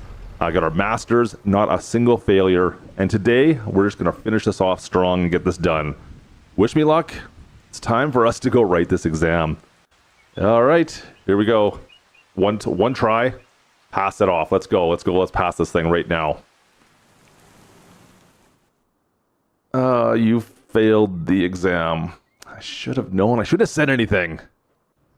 Okay, so minor setback. It does. I've been told it's nearly impossible to pass this test, but we'll get there. I'm confident. For now, let's just focus on the horse ranch. In fact, let's go take a look and see how our horses are looking. I mean, we're up to, what, 6 horses right now still? But I'm pretty sure I've changed things up a little bit. That's right, we sold off a majority of our horses, only kept the real high value ones. Anything that was all like good or very good or excellent horses as far as their breeding goes beforehand. Now, the mares, yeah, most of them are of breeding age now. We're getting pretty young horses. We've had to breed them up a little bit and make sure they're all great for, well, our next generation, of course. And my stallions, of course, I had the black stallion here. This was our best horse for the longest time. My plan is actually to get rid of this stallion at some point, and I'm going to rely on the chestnut at some point here. Once he's of breeding age, he's still maturing a little bit, but he's pretty much there. So once he hits 36 months, then he'll be eligible to breed. But I wanted to make sure we had 2 just in case another freak tornado accident happened and, well, took out my horses. Yeah, that's something I have to worry about still. So I'm trying to keep like 2 stallions, and then the rest will be mares, as kind of what I'm going with for now at least. And we're trying to maximize and make sure these guys are the best possible ones we can. So like I said, I sold off all of kind of the lower tier mediocre horses we had. and we've upgraded them to, well, they're all really well, like high value horses. I don't know how much we're going to be able to get them. I've seen some pretty high values for a couple of these guys, and we'll see if we can keep that up. I'm curious to see what kind of money we can possibly make with these guys going forward. So one of the changes we did, oh boy, Dog, you're in my way. Come on, Pops, out of the way, out of the way. Come on, move it. Get out of my way, always. Just constantly in my way. One of the changes we did make is we did plant oat fairly recently. And we got around 140,000 liters of oat, guys. So that's my feed for the horses right now. I'm going to have to do that every once in a while rather than paying for all the big bags and then just throw it in the silo. And yeah, that's the only thing we're using this silo for right now. Hey, buddy, what are you doing? Yeah, get out of here. Get out of here. You're driving me crazy. Constantly in my way. Anyways, that's our only way for getting for feed right now. The only thing I'm using the silo for, I should say, is for feed as of right now. Eventually, I think I've got a plan with the oil mill where we can advance, get some more oils. I mean, we got corn we can probably throw through there, of course, as well as maybe sunflowers. Maybe even rice if we decide to, but we could maximize that. But we haven't hit the threshold yet where we harvest enough canola to worry about that. So this might do it this month. We'll see. But for now, like I said, we're just going to feed these horses the oats that we've been getting. And of course, we've got all those hay bales in the bale storage as well, making sure these horses are all perfectly fed, which this should, yeah, this will put that over that 20,000 liters. We're looking pretty good there. Good. Cool. So on top of all that, guys, I'm still working full time over at the BGA. The BGA, I've been promoted, like I think we've talked about this in the past. We were promoted up to the chief plant engineer, which does pay us a decent salary. We're still making up. I think when we work a little bit of overtime, we can get up to about $120,000 per year on top of whatever else we end up doing. So that's a decent amount of extra cash that comes in. It really pays for all my bills around the farm is what this does, realistically. So between that and then we make the roughly $500,000 from the oil mill, and we're almost getting our horses online to start selling some horses off, which will be actually a decent amount of money too. So I'm hoping in the near future we'll be making a little over $1 million per year. All right, another day, another dollar. So in fact, let's head down to the oil mill. I want to talk about this a little bit. I've got an idea here, or that it's something that's pretty obvious, but we've owned the oil mill, making a ton of canola, of course, off of this. It has made us, it's our money maker right now. Now, we've got roughly 400,000 liters of canola still to be made into oil in here. We've got 20,000 liters of oil already made. We sell off usually December. We will have another harvest ready to go come the later summer, August-ish is when we'll be selling things off or bringing all our product back in here. But I think we have enough canola with 400,000 liters that I don't need to worry about this right now. This is going to keep on making canola no matter what. I think it's time that we moved into another crop, right? We got corn oil, we got rice, we got sunflower. I think it's time that we started pushing a different crop through here at the same time so we can double up what we're already making. We've got enough canola. I think it's time we moved into something a little bit different. So you know what that means? It's time to go to the dealership and make some more purchases. I've spent pretty much everything. I've spent a lot of my money, guys. We needed to upgrade a couple of things. A couple of small things. Thanks. You can have my paychecks right there. Yep, you guys are rich now. That's right. We've got a brand new tractor and a brand new planter. We decided to go a little bit big. We got the 8400R. It's a 2018 model. 2400 or 8400R, 400 horsepower, along with the John Deere planter. So I think you can see which direction I'm going to go in here. What is it? The 1772 NT, I believe. Yeah, the 2018 model, I believe, on this as well. So is it 2018, 2013, 2022? Sorry, I thought it was 2018 model, 2022 model. So we're going to be planting corn. Now, I can also do sunflowers. We'll be doing our row crops off this. Unfortunately, that also means I'm going to need something else come harvest season that we don't have. And that's something we'll worry about later on. That sounds like an issue for tomorrow, Klutch. Not today. We're going to get planting today. And we'll make sure that we can get some seeds in the ground and get this all taken care of. Come on out of the shop. Oh, easy. Don't walk right into it. No, don't walk into it. Oh, boy. All right, we're okay. Anyways, let's head back over to the farm, and we'll see if we can get this taken care of. We're already filled up, of course. We've got corn seed. We've got our liquid fertilizer already filled up completely on this thing. Once again, that's something else I'm still going to be running into problems with going forward, guys. I don't have any storage capabilities right now for liquid fertilizer. Same with the herbicide. Seeing a theme right now. Just saying, seeing a theme. All the way back home, hazards, beacons on. Some thick fog rolling through the county right now. Looks like it's going to last us for the day. It is what it is. We can plant in this at least. I think our moisture levels are actually a little bit high right now, but we did have some rain in the last 24 hours. But I think the crop should be fine with us getting into it. We've got row crop duals on this tractor on the rear and just singles up on the front on the 8400. We needed this for the horsepower, really. So now I've got this 8400. I have the 7900 series, which is around 255 horsepower back there for other jobs. This here I need, well, for obviously planting. Of course, we could do some tillage work with this potentially going forward as well. I might need to change the tires out at some point for that, but these row crop duals will work perfect for planting the sunflowers. So I think it's time we get into this field. Everything looks pretty good on this after we've kind of had a chance to quickly look at everything. I'm really excited to have the larger planter rather than, that Bordeaux cedar we're using is working out. It's been great, but it is quite a bit smaller at 6 meters, where I believe, are we up to 18 meters on this? It can't be that big. I can't remember the size off the top of my head with the arms, but anyways, the 1772 is definitely a step up as far as size goes, and will make our planting a little bit quicker in the grand scheme of things. In we go.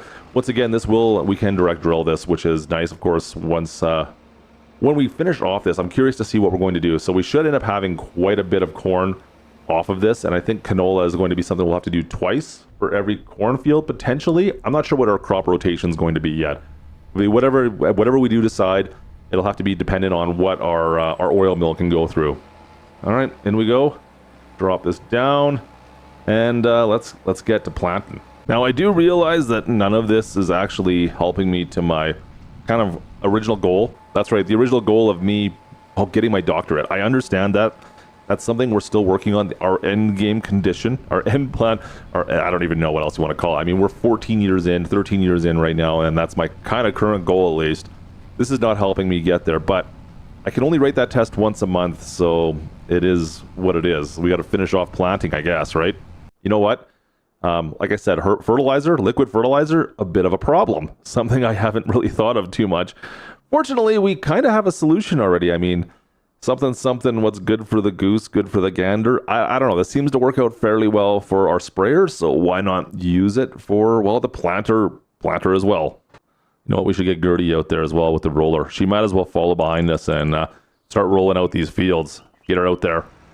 There we go. That looks good. Yeah, drop that down. Guys, these fields look pretty good. I mean, our numbers are all in the green here. That's a good sign to see. Yeah, that looks perfect. Well, she is busy rolling out, so we're going to keep on planting those the corn out in the next fields. So that's a 30-acre field she's in right there. I've got another 30-acre field right about here. And plus then we've got another 15-acre field just across the road, and then plus the 10-acre field, I think, back on the far. We got a lot of planting still to do today, guys. We'll get through it all, but yeah, lots of planting still left to do, of course. Looks like we're looking good. You know what? We're almost out of fertilizer once again. And that's made it a little bit easier. Our temporary fertilizer tender, yeah, we can just bring this right out of the field so we can load this thing up. That makes life a little bit easier. I need to be a little closer. Should be good. Yeah, there we go. That's better. Yeah, that makes things a lot easier. All that's left to do are the headlands here. Looks like Gertie's still a little ways away over rolling the other fields, so we got a little bit ahead of time on ours. But we'll finish this up. We'll head over to their fields, and I'll catch up with you guys maybe in a little bit here, all right? We'll see how she goes. All right, so everything is planted on the farm. All our sunflower seeds, our sunflower cornfields are planted. I had planned to get over here and do some baling, was my next plan of action. So I was going to come right over to our hay field, do some haying. Unfortunately, well, the weather hasn't really helped me out too much. I guess this fog is kind of humid, and there's parts of my field that are okay, parts are not okay. So I'm going to hold off on this. I mean, if we go through this field, you can see that we've got some of it's turned to hay, but the moisture level is still pretty high in some spots down the far side, and it still hasn't cured. So instead of doing this, you know what? I got a test I can go right again. It's time for me to go try once again. Number 2, try to finally pass this doctorate. Our second try. You know, we never failed beforehand. I feel like today we'll be able to get through it today. Right there, we failed once. We've learned our lessons. We've kept working on this farm. We're more focused now, and I think we're ready to go. So back into moccasin. We're gonna go write this test one more time. Let's go. Let's get this done, guys. Wish me luck. Looks like the professor is ready, waiting for me there. Yeah, I think we can get this done today. I have good feelings about this. There's no way we could fail twice in a row after this, right? Let's write this test. Take exam number 2. Let's get her done. You failed the exam again. That's twice in a row. Guys, this is terrible. Like, really? We failed again? You failed this thing too? Or was it just me? Oh yeah, you failed too, eh? Huh. Well, that sucks. I guess another month we'll have to wait before we can write this test again. That's terrible. It's not even like I really need this. I don't need the education anymore. I mean, I'm successful as far as my main job goes. I'm not going to make that much more even if I were to have that doctorate, realistically. And on top of all of this, it's inconsequential. I've got a successful farm that makes me way more money. So I guess it's a thing of pride now, right? It's a thing of pride. This is how we're going to finish things. That's how we know we have won. That is what it comes down to. I'm a professional student of sorts. Speaking of professional, we've got the hay done. Let's pick these up and store them into our bale storage area. Decent amount of bales already stored in there. We're looking good. I think our horses will have more than enough food for quite a while. We've been pretty on top of the hay, which is kind of nice to see for once. Still got 4 grass bales though. Like I said, it didn't all turn to hay. We still have some that didn't cure, so I'll just sell those off, I guess, whenever we want. All right, guys, another month is here. We're into May. It keeps on moving along fast. It's pouring outside right now, actually. Surprisingly enough, I know it is spring in Montana, but the rain is coming down. It looks like we're gonna get a break for a bit, and then it's gonna come again. It's just not great. Unfortunately, I still have to take care of my horses. That's just the way that goes. We still have the 6 horses. It looks like we've got some foals coming at some point here in the fairly near future. We got a couple with twins, which is kind of nice to see.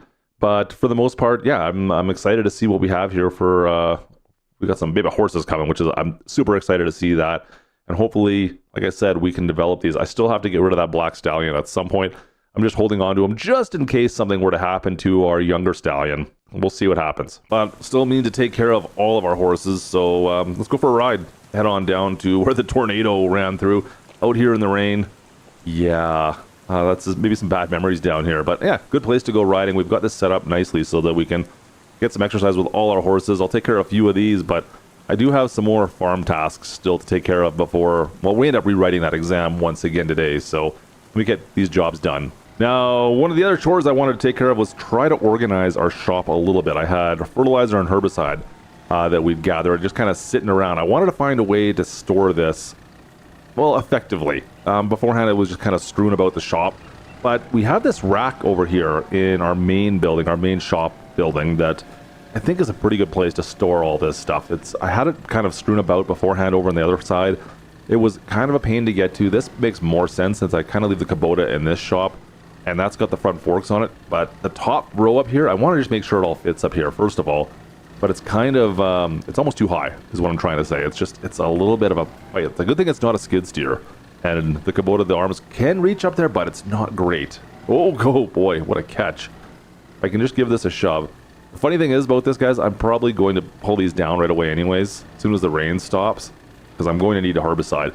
Anyways, I think we're good. Let me go grab, yeah, there we go, that's better. Let me go grab the other one. Now, like I said, we're going to go do some spraying here. It looks like the rain's kind of stopping. Yeah, kind of slowly stopping. My plan is to go and spray some herbicide today on all of our corn, get that taken care of. But I don't know why I stored all the herbicide on top. Like I said, I wanted to see if it would fit. I wanted to make sure my idea was going to be sufficient. That's all. Anyways, let's get into these fields. Looks like it's stopping, right? Yeah, if we can get out there now, before the next storm runs through. It looks like we have some hail in our forecast. Oh boy.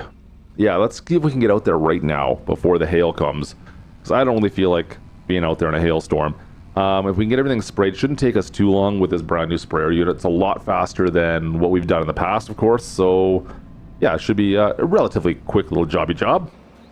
Those cornfields are looking fantastic, by the way. They've all come up, and yeah, we've had a nice kind of a wet spring.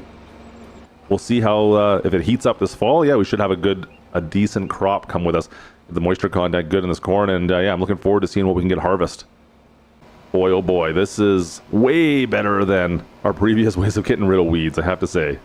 Yeah, the 49, is it 4940? 4950? I can't remember what model the number is off the top of my head anymore. So this thing is way better than pulling the weeder behind us. All right, we're out of herbicide. Let's head on back. We've gotten 1 30-acre field already done.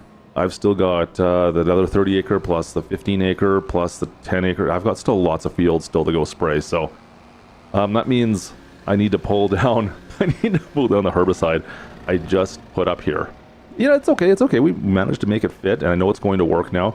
You can see in the bottom, I do have a couple rolls. I'm going to need to get some more bale rolls. Since we've gone away from the baby baler and we've got the large baler now, I'm going through so much less baler twine, which is actually kind of nice. I went through a ton of that with that baby baler. Look at that. There we go. Nice and easy. Best driver in farm sim. Perfect. Load this on up. I'm going to need a couple of these at least. Probably 3, I would. 3? I bet you I'll do 3 of those. Yeah, 3. All right. The last one. One more. Yeah, there we go. Get this guy down. Oh boy, it's going to be a bit of a fight. Tight fit to get this thing out of here. A couple more. Back up, back up, back up. All right. And we're loaded.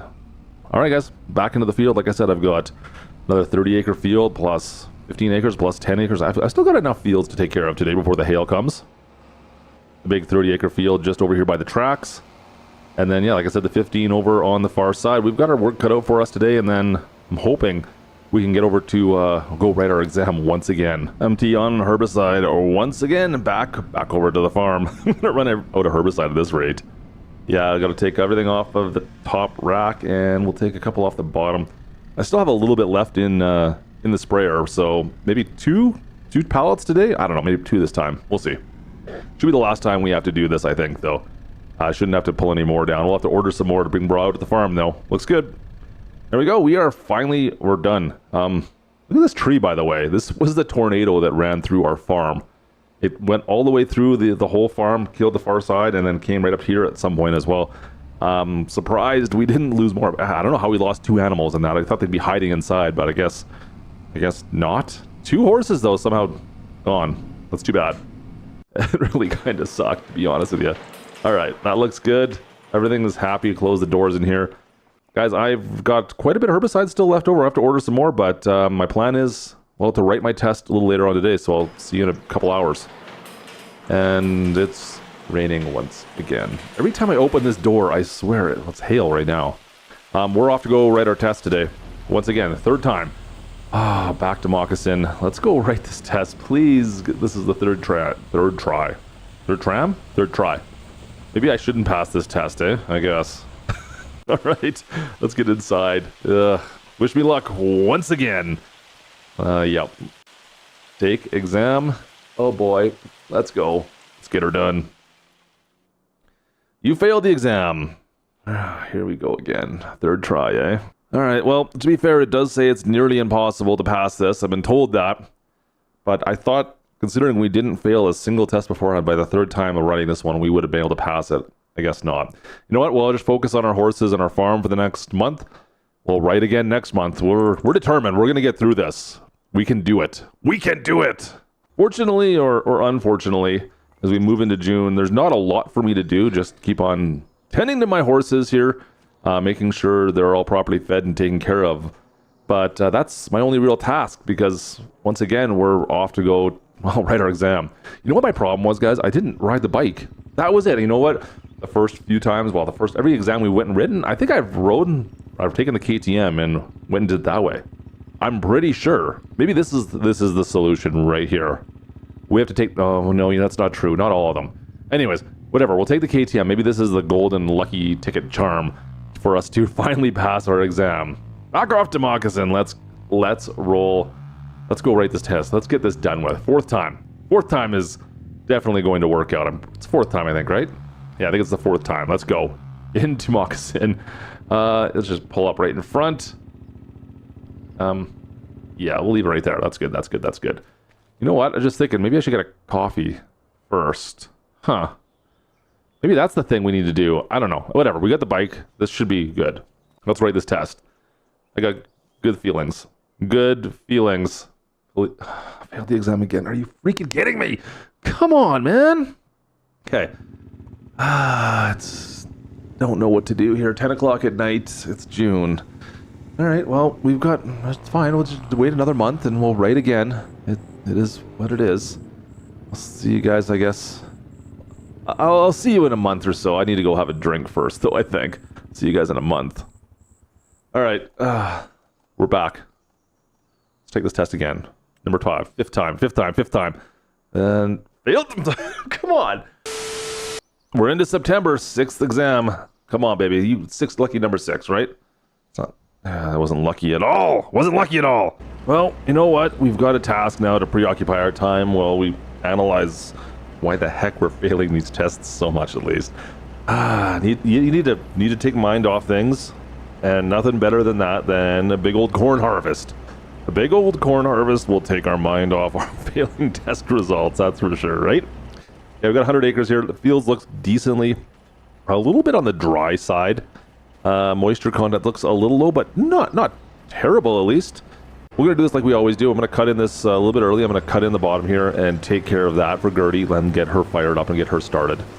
Get Gertie out here. We'll get Matilda. And, yeah, maybe we'll even get Hillary out here bailing as well. We'll see if we can get all my ranch hands out working away for me. Looks good, though. It should be a good harvest. Yeah. Looks like a decent yield, guys. I'm pretty excited to see what we get here. We'll be taking these loads straight down to the oil mill as well as soon as we get them all loaded up. All right.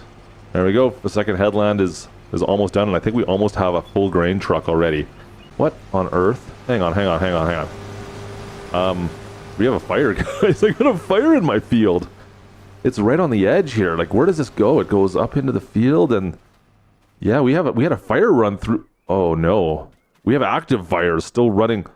Yeah, we still have active fire in this field. What can I do about this? That's not good, because I have no idea what to do about this. We'll have to just keep on harvesting, I think. I don't know. Don't want to wreck my combine, I guess. But yeah, you can see fire down the lines there where it's burnt through. Yeah, we've got active fire still in the field. Let's just get this thing harvested. Let's get the fields off. Down at the oil mill, unloading our first load going in.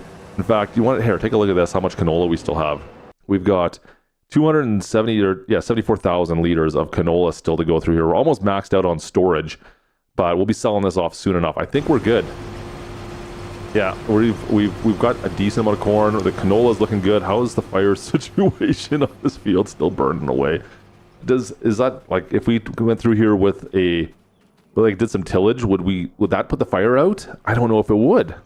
I got active fire pushing through our field right now, wrecking our corn. Am I in trouble with my is this a problem for my equipment at all? I don't want my equipment lighting on fire, that's for sure. I'm pretty sure I have insurance for that. Yeah, look at this. I can't do anything with it. I can't stomp it out. Stomp this out. Just burning away here. I can't do like fire. Just more problems. Oh boy, like this is super close to the combine. And if it gets into this corn stalk straw here that we have, all these corn stalks piled up, that wouldn't be good. Look at that. All right. Let's look at all the flames all the way up through the stuff we just harvested. You know what? Like, how much are we losing because of this? Like, we're definitely losing some corn thanks to this fire that's ravaging our field right now. You can see all the streaks that went through there. That is ridiculous. We lost a lot. All right, we're done through most of the farm. Most of the fire part is done. I don't think I need to worry about that anymore. We're farther up the field now. Nothing up here seems to be on fire, so that should hopefully just fizzle out now. And I think we're okay. I'm just going to pick up a bunch of these bales that were down in the way. I think I've got all the ones that were down near the fire at least, so I don't have to worry about losing them. But yeah, guys, I was kind of surprised there. We got Gertie, we got Matilda and Hillary all working away. Hillary's got the baler here working her butt off. Matilda is driving the cart right now back and forth. She must be almost ready to go, and she's just waiting, I guess, for Gertie to put the lights on the combine there.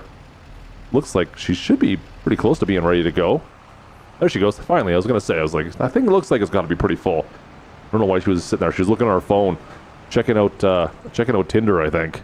Looking for anyone sending her any DMs. All right. Field's looking decent. I'm pretty happy with the yield we got off this. Bales look good too, quite a few bales. But we're all set and ready to go across the road here. We got the 15-acre field right across the road. while they're getting set up in that field, I'm going to make another trip down to the oil mill, drop all of this corn off. Another load going in. We need to find a better solution for this as well. This dump truck's been great, but there's got to be, we can do better than this, I think. I think we can come up with a better solution. It's a little bit underpowered sometimes. Looks good though, everything's looking good here. Tons of corn, we got lots of canola. Now, unfortunately, we're not going to make a ton of money by selling the corn off yet. It's not going to have time to make that much. Yeah, the corn oil, we're not going to have that much corn oil yet. The canola oil is going to be full. Corn oil next year, after this, we'll make a decent amount of money on. We're actually going to make a decent amount of money on the bales. I think we'll make more money off the bales right now than we will off of the corn oil. These corn stalks, we'll be able to sell quite a few of these. Maybe make a couple $100,000 off of that, which is kind of nice to see. All right, let's head on back. Looks like this field's almost done. Got everybody lined up, heading back over to our last little field. Oh boy, think skinny thoughts. Thank you. Yeah, we have one more small field on the far side here to go take care of, guys. It's just out on the far edge. I've got a plan for this field. The reason I bought this was more on location than the size. It's relatively small, but the plan on this field, oh boy, you're trying to pass all of us? No, you keep going. You got room. You got time. You have time. All right, fine. The reason I bought this field is really just on location. It's not going to give us a ton of corn, but realistically, the field itself could be better served with something else. I'm not going to get into it yet, but soon enough we'll talk about that soon enough. So let's dive on into this field and let's get this last part of this harvest over with. All right, harvest completed. We have $250,000 in the old bank account from those corn stalk bales we've took care of. But let's clean all this equipment up. There's something else I want to still do today. I've got plans for later, but let's get all this stuff cleaned up, all the major equipment cleaned up.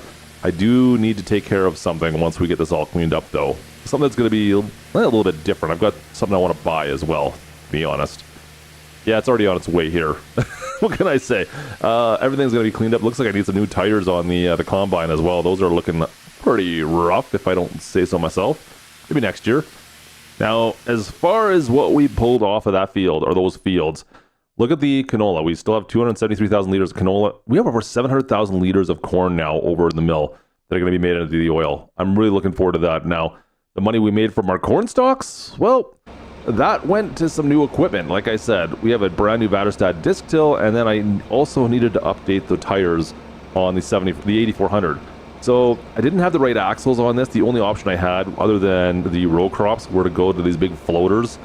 I think the big floaters will work out okay. They weren't my number one pick. I would rather have just like a wide tire, not a big floater like we have on this. But regardless of which, this is still better, I think, than the row crops that we had on it before. So we're taking this Vaterstad, this brand new Vaterstad disc till out.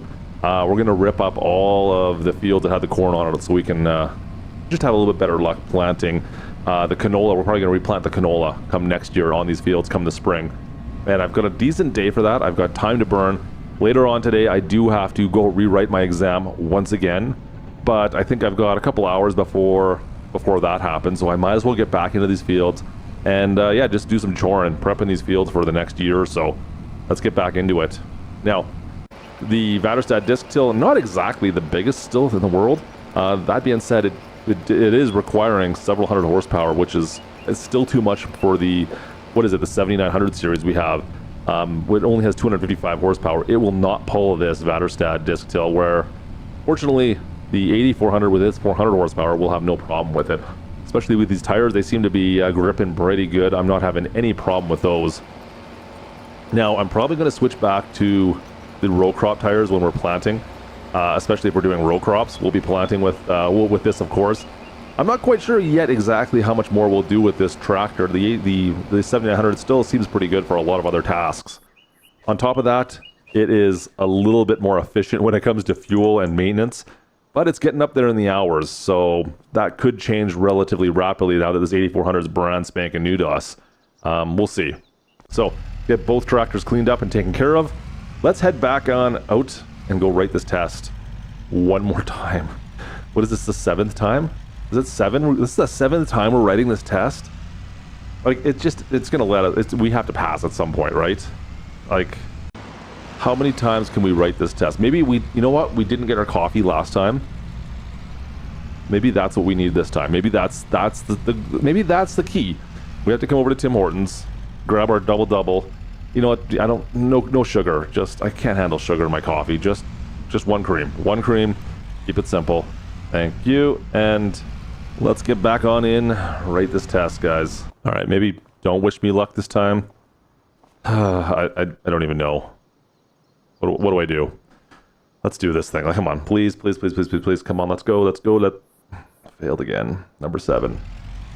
7 in a row we have failed. All right. How about 8? Is 8 the charm? 8 time lucky 8. Lucky number. Nope. Okay. Number 9. 9th time. 9th attempt. Let's go. Come on, baby. 9th try is unsuccessful. So on the bright side, I mean, where I'm totally unsuccessful on writing my tests right now, I have at least got some foals. I've got some baby horses finally. But yeah, it's still not what I really want deep down inside, regardless of which this is at least becoming somewhat of a success, right? I mean, unfortunately, I got more stallions. I got 2 young stallions, which they look decent, so I'll raise them and then sell them off at some point, but I think I can probably get rid of Bully. I think Bully, it's time for him to move on out. Yeah, I think that's time. I want the chestnut stallion to be the one that actually ends up breeding the rest of our horses, because that their particular one is a lot better, it's in a lot better shape. So that's my plan at some point with that, but it's also January and I totally spaced on selling all my oil. So we're heading down, we gotta head down to the oil mill. I should have done this last month, guys, but I got kind of preoccupied with writing a test that I don't need to have done, that I'm determined to pass. Yeah, it's just one of those things where you just can't, I feel like it's a little bit OCD, right? Like I know it's something I don't necessarily need. It's just I compulsively say in the back of my head that I want it, because that means I am successful. If I have that, I'm successful, right? I think it makes sense. It doesn't make any sense at all. Anyways, whatever, we're gonna get that done. If I can climb this hill, this poor truck. You know what, we don't use this truck a whole lot. It's the once a year I've been using this truck, because we're not selling any bales off anymore. We're only using this to transport the oil from the oil mill. And a lot of times we're bringing the oil all the way up to Moccasin, which is a pain in the butt to climb this hill. As you can see, we're down to 13 miles an hour. Nope, now down to 12. It does not have power to do this. Now, I do have a full load in this trailer for the first time, I think, ever, since we do have the corn oil now. Yeah, I think we end up being about 2/3 to 3/4 full. This is the first time we've been completely full trying to climb this hill, and this is more painful than ever before. Come on, Betsy, get up this hill. Someone get up and push. Get up there. All right, I think we're good now. There we go. Now we're getting some speed. Need some more horsepower. I need another truck at some point. Regardless of which, it's a good payday for us. Like I said, we're making roughly $500,000 from the oil mill. That's always nice to see. So let's rate our test for the 10th time. Maybe the 10th time, and I don't even care anymore. 10th time is the charm, right? 10th time is the charm. 10th time is definitely not the charm. 11? Going for lucky number 11. Lucky 11, I can feel it. Pass this test. Oh, I'm so frustrated. I cannot pass that. What is wrong with me? Why can't I pass this test, you guys? I cannot get it done. I cannot finish this off. What is wrong with me? You know what? Whatever. We'll focus on the horses. I still have a plan. We're still moving ahead with my... I'm so negative right now. So unbelievably negative. All right, we got, let's see here. We got our good stallion there, chestnut stallion. That's the one I'm keeping. Yeah, that's the good horse. That one there looks really good. And then I've got the two foals, and then we got this one here, Bully, is the one I'm gonna get rid of. Still decent. Like, the foals look pretty good, actually. We'll probably sell them both. But anyways, the Bully is decent, but we're gonna sell him off because, like I said, chestnut is younger and better. So that's the one I want to be the main breeding horse. So we'll load him in the trailer and we're going to go sell him off. Not that we're going to get a ton of money. You don't get a ton of money for stallions. The mares are really what they bring home the bacon. Let's go with that. Off to the animal dealer. Once again, we did work here for a little while, so I know what they're worth at least. Look, they got a couple horses out there already. We're going to be adding one more in there, I guess. In we go. Perfect. And excellent. All right, let's sell off Bully. You are Gonzo. Thanks, Bully. 10 grand. It's better than a kick in the pants, I guess. What do they got for horses here right now? Is there anything? Not a lot of high-priced horses for sale. In fact, that's interesting. That's pretty low breedership rate going on right now. There's nothing that I would actually even buy right now if I was looking for a horse. Good thing I'm not, because those all look kind of terrible. Like very low stat, like very low breeding horses. That's kind of unfortunate. Oh well, let's not worry about horses. Let's just pass this test now. Another test to write. 12? Oh, come on.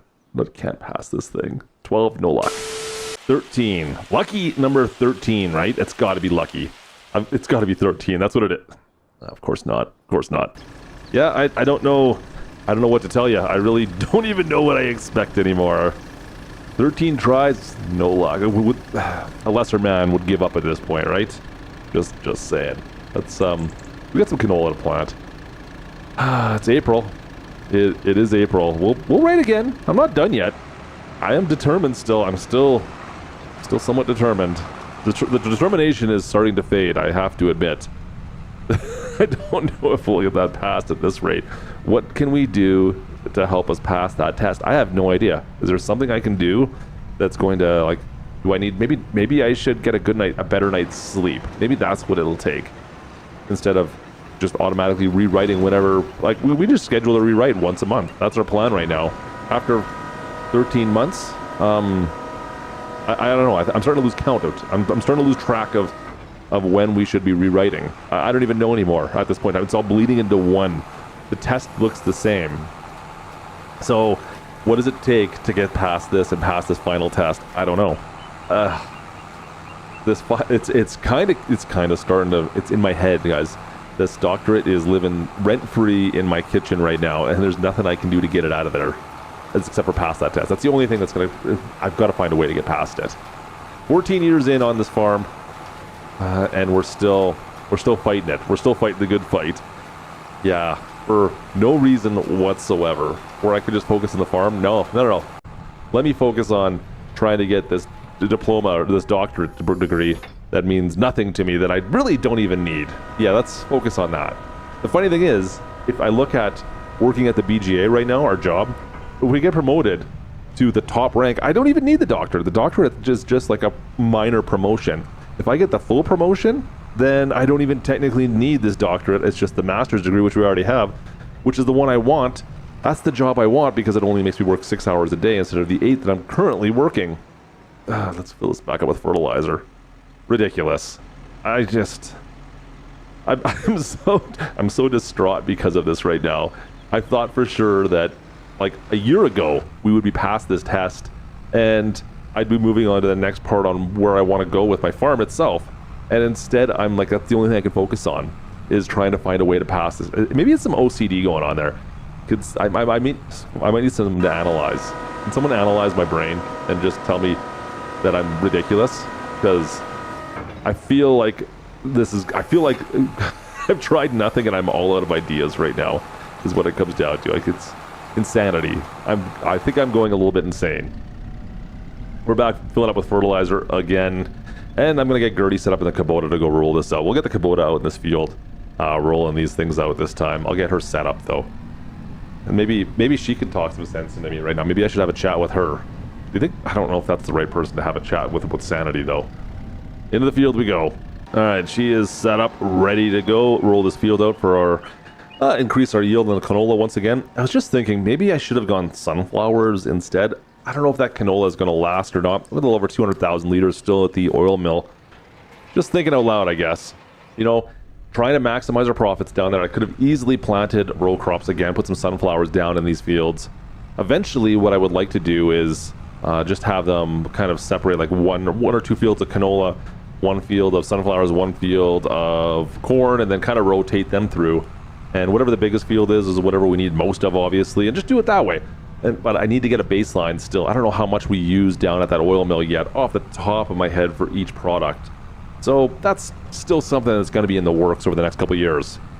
But at least, you know, we have a plan. I mean, and secondly, I do want to get a bigger seeder. This Bourgault has been great for us, but it's I feel like we're getting some pretty big fields now, and I wouldn't mind getting something a little bit bigger. Maybe go to the big Bourgault, but do I have $500,000? I think that's what our cost would be, a little over $500,000 to get into that thing. And then I also need like a large tractor of some sort. Yeah, like we'll need something a lot bigger than we have. So, busy working the fields the last couple months. I think it's time once again for us to try to write this test, you guys. We're into May. This is Lucky 14. Lucky 14. I know we can pass this. Oh, come on! Lucky 15? Lucky 15. No expectations. It's fine, no expectations. It's fine. I can't believe this. We're into June, and 2 years later, I'm still writing this damn test. On the bright side, more horses, guys. We got more horses. At least we're getting lucky there. Yeah, we got. In fact, I got some mares this time, which is great because, you know what? Hang on a sec. If what do we need here? What am I looking for? If we scroll down, yeah, there's our stallion. Yeah, that's fine. Yeah, that's better. That's what I'm looking for here. So our stallion, not great. This guy here looks terrible. In fact, I want to sell him off.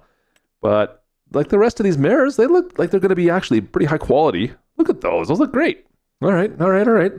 I'm happy with this. We've got lots of mares right now, and they're all fairly high quality. They'll be worth a lot of money when I decide to sell them off. Let's get back to studying and taking tests again. This is nothing 16 time we can't fix, right? 16th time, all's forgiven. All's forgiven. We didn't pass. Never mind. I don't know what to tell you guys. After 16 times, how many more times do we keep on bashing our head up against the wall? Well, the farm's looking good. The farm itself, at least, is looking good. We're back almost into another harvest season here. Yeah, these crops are all decent. The canola's come up. It looks like it's ready to harvest. Not terrible. We had some damage, but looks pretty good. I just can't pass that doctorate exam. Anyways, harvest season is here on Judith Plains, but before we get into, well, the haying that I've kind of prepped behind us here, guys, I've still got a whole bunch of canola to go harvest, and well, the haying I'm planning on doing, that's going to be going to a future project, which I'll have to tell you about in just a second. Actually, you know what? Before we even get into harvesting the canola, look at this combine. Look at the tires on this thing. I think it's time. I think we're due for a quick replacement. Yeah, we're going to replace these tires. I'm going to be focusing more on harvesting today. I know recently we've been focusing on our job and, of course, trying to get that doctorate. I'm going to try to step back a bit because we can't pass that last test and just maybe focus on the farm for a little bit here at least. Let's see here. Yeah, these wheels are not looking great. They're it's about time, I think. This is the first time we've had to second time we've had to replace the tires on this thing already, actually. What's our cost? Ooh, okay. Not bad. I mean, it could be worse. I think I've spent that much on tires before, right? Yeah, that's fine. Look at those. Those are nice. All right, we've got to get some fuel, of course, as well in the 7900 here. It's it's a little low on fuel. We'll get that prepped and ready to go, and we'll jump in here. Now, once we've got everyone set up, I'm going to hopefully hire everyone to do the work for me. I know it sounds kind of lazy, but that's my plan for the canola fields, guys. I'm going to try to get Gertie, Matilda, and Hillary all set up out here, and hopefully I can kind of do my own thing. All right, looks like we're good. Let them go for a bit here. They've already got the first headland done. And yeah, like I said, my plan for today is to focus on some other side projects. Well, we got to do some haying, and we got some horses I got to go take care of still. As long as everyone out in the field here is handling everything I need them to do without breaking anything, I can let them go, and we can go take care of our own thing. We'll just be the ranch manager day today, and we can just kind of walk away and let them go.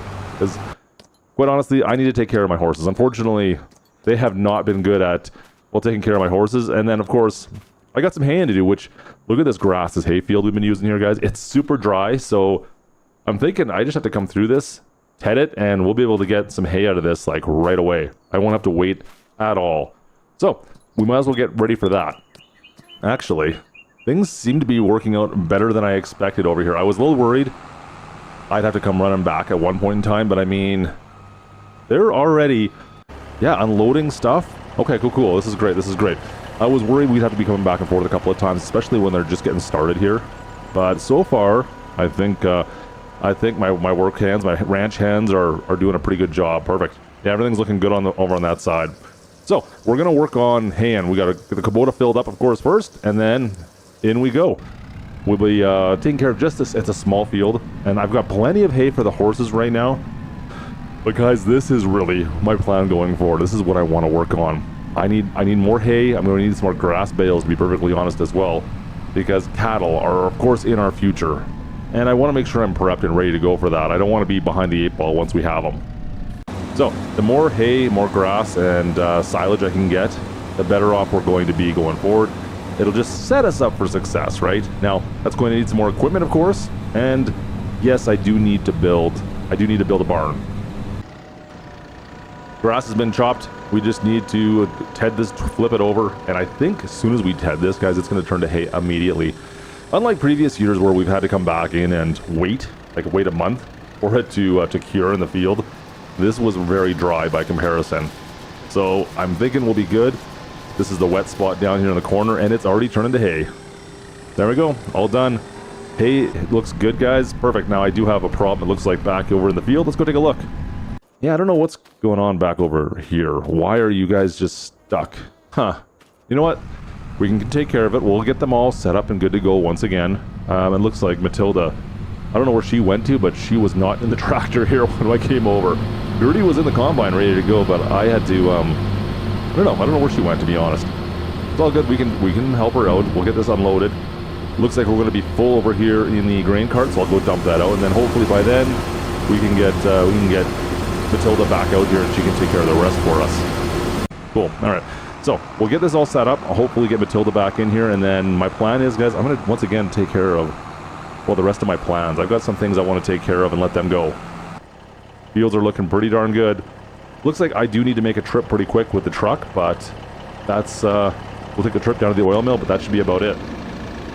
Cool. That's looking good. I'm excited about this. Now, this is something I haven't talked to you guys about, actually, is the rake. We got this Grönland rake we picked up not too long ago, which kind of surpasses the old rake. Much bigger, much easier to use.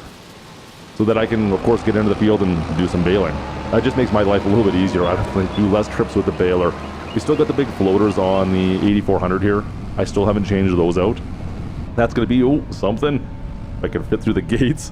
We're going to have to switch back out to the row crops, probably in the spring. But for baling, I think they're okay to have these big floaters on here. It seems to do it decently, lots of grip. I'm okay with that. This is going to have to go over, though. And once we're done here, and finish off the other field, the canola field, the straw swaths, we're getting off that. So that's going to be set up next over here. We'll get Hillary set up on that. And we will take the truck down and go unload. There we go. Get going, Hillary. We'll go down and unload this thing. Perfect. Off to the oil mill we go. We've got 2 more fields of canola still to harvest, but I'm not going to worry too much about the harvest anymore. I'm going to let them take care of it. And I'm going to go do something else for the time being, at least. Yeah, you guys knew this was coming, right? That's right. I'm going to go write another test. I'm going to go write an exam once again. Maybe today's the day I can finally pass this. Yeah, we failed 16 times. This is attempt 17 to get our doctorate. Oh, geez. Wish me luck. This is terrible. All right, here we go. Number 17, lucky 17. I think I've said that way more times than I need to. Please, please, please. Failed the exam. Not a big surprise. You know what? Instead of doing this, let's just go to work. We'll go to the BGA, put a shift in, get my mind off that. That's right. Yeah, we'll do a shift to the BGA, guys. That's fine. I'll see you guys in a month. Hopefully they're all done, the harvest. You know what? We're into another month. Let's go and take the test again. Why not, right? Yeah, it failed. Weird. I don't think anyone's surprised that I failed that one, right? I don't think we're surprised at all. I didn't even study. I didn't do anything. I just went and wrote the test once again. I mean, I guess I could have done some more stuff to prep for that test, but yeah, no, it wasn't worth it at all. Oh well. Number 18 was a failure. So, still working away here on the farm. We'll get this ranch up and going. We'll make sure all our horses are good to go. I mean, winter is just around the corner. We're letting the oil mill run. Oh, look, the dog's hanging out. He's actually in a spot where it's not in my way for once. Hey, buddy. Good pops. Good dog. Good dog. Yeah, it's, it's been a rough couple of years. We cannot pass that last test. That's my last little goal. Maybe I'll try again. It is November. We can try again, right? Why not try one more time? Come on, let's go. Come on, let's go. 19 is a failure once again. So, we have officially failed 19 times, and we're into December now. Cannot pass that test for the life of me. I don't know what to do. Actually, that's not true. I do have one thing I know that I can do, and that's go make some more money. I mean, we're doing pretty decent. We got almost $1 million in the old bank account, but I need to maximize that for our future plans, of course. So, we're going to be heading down to the oil mill. I'm going to sell off everything we have down there. It is the best month to sell off, of course. And this has been my plan all along, of course, was to maximize profits out of that oil mill. So we've got, corn and canola. That's right. We got corn and canola down in there that have been making oil. We're going to sell everything off, and that's going to be used, well, for my future plan. That's right, the future plan.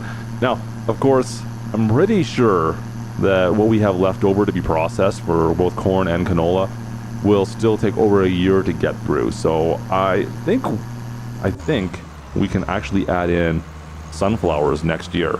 And that's kind of my plan, actually. We'll plant sunflowers, we'll harvest sunflowers. We'll double check when we get there. But for now, I'm just going to start selling off what we can, you guys. We're going to sell off all of the oil, and that's going to be, it should be quite a decent amount of profit, actually, for us.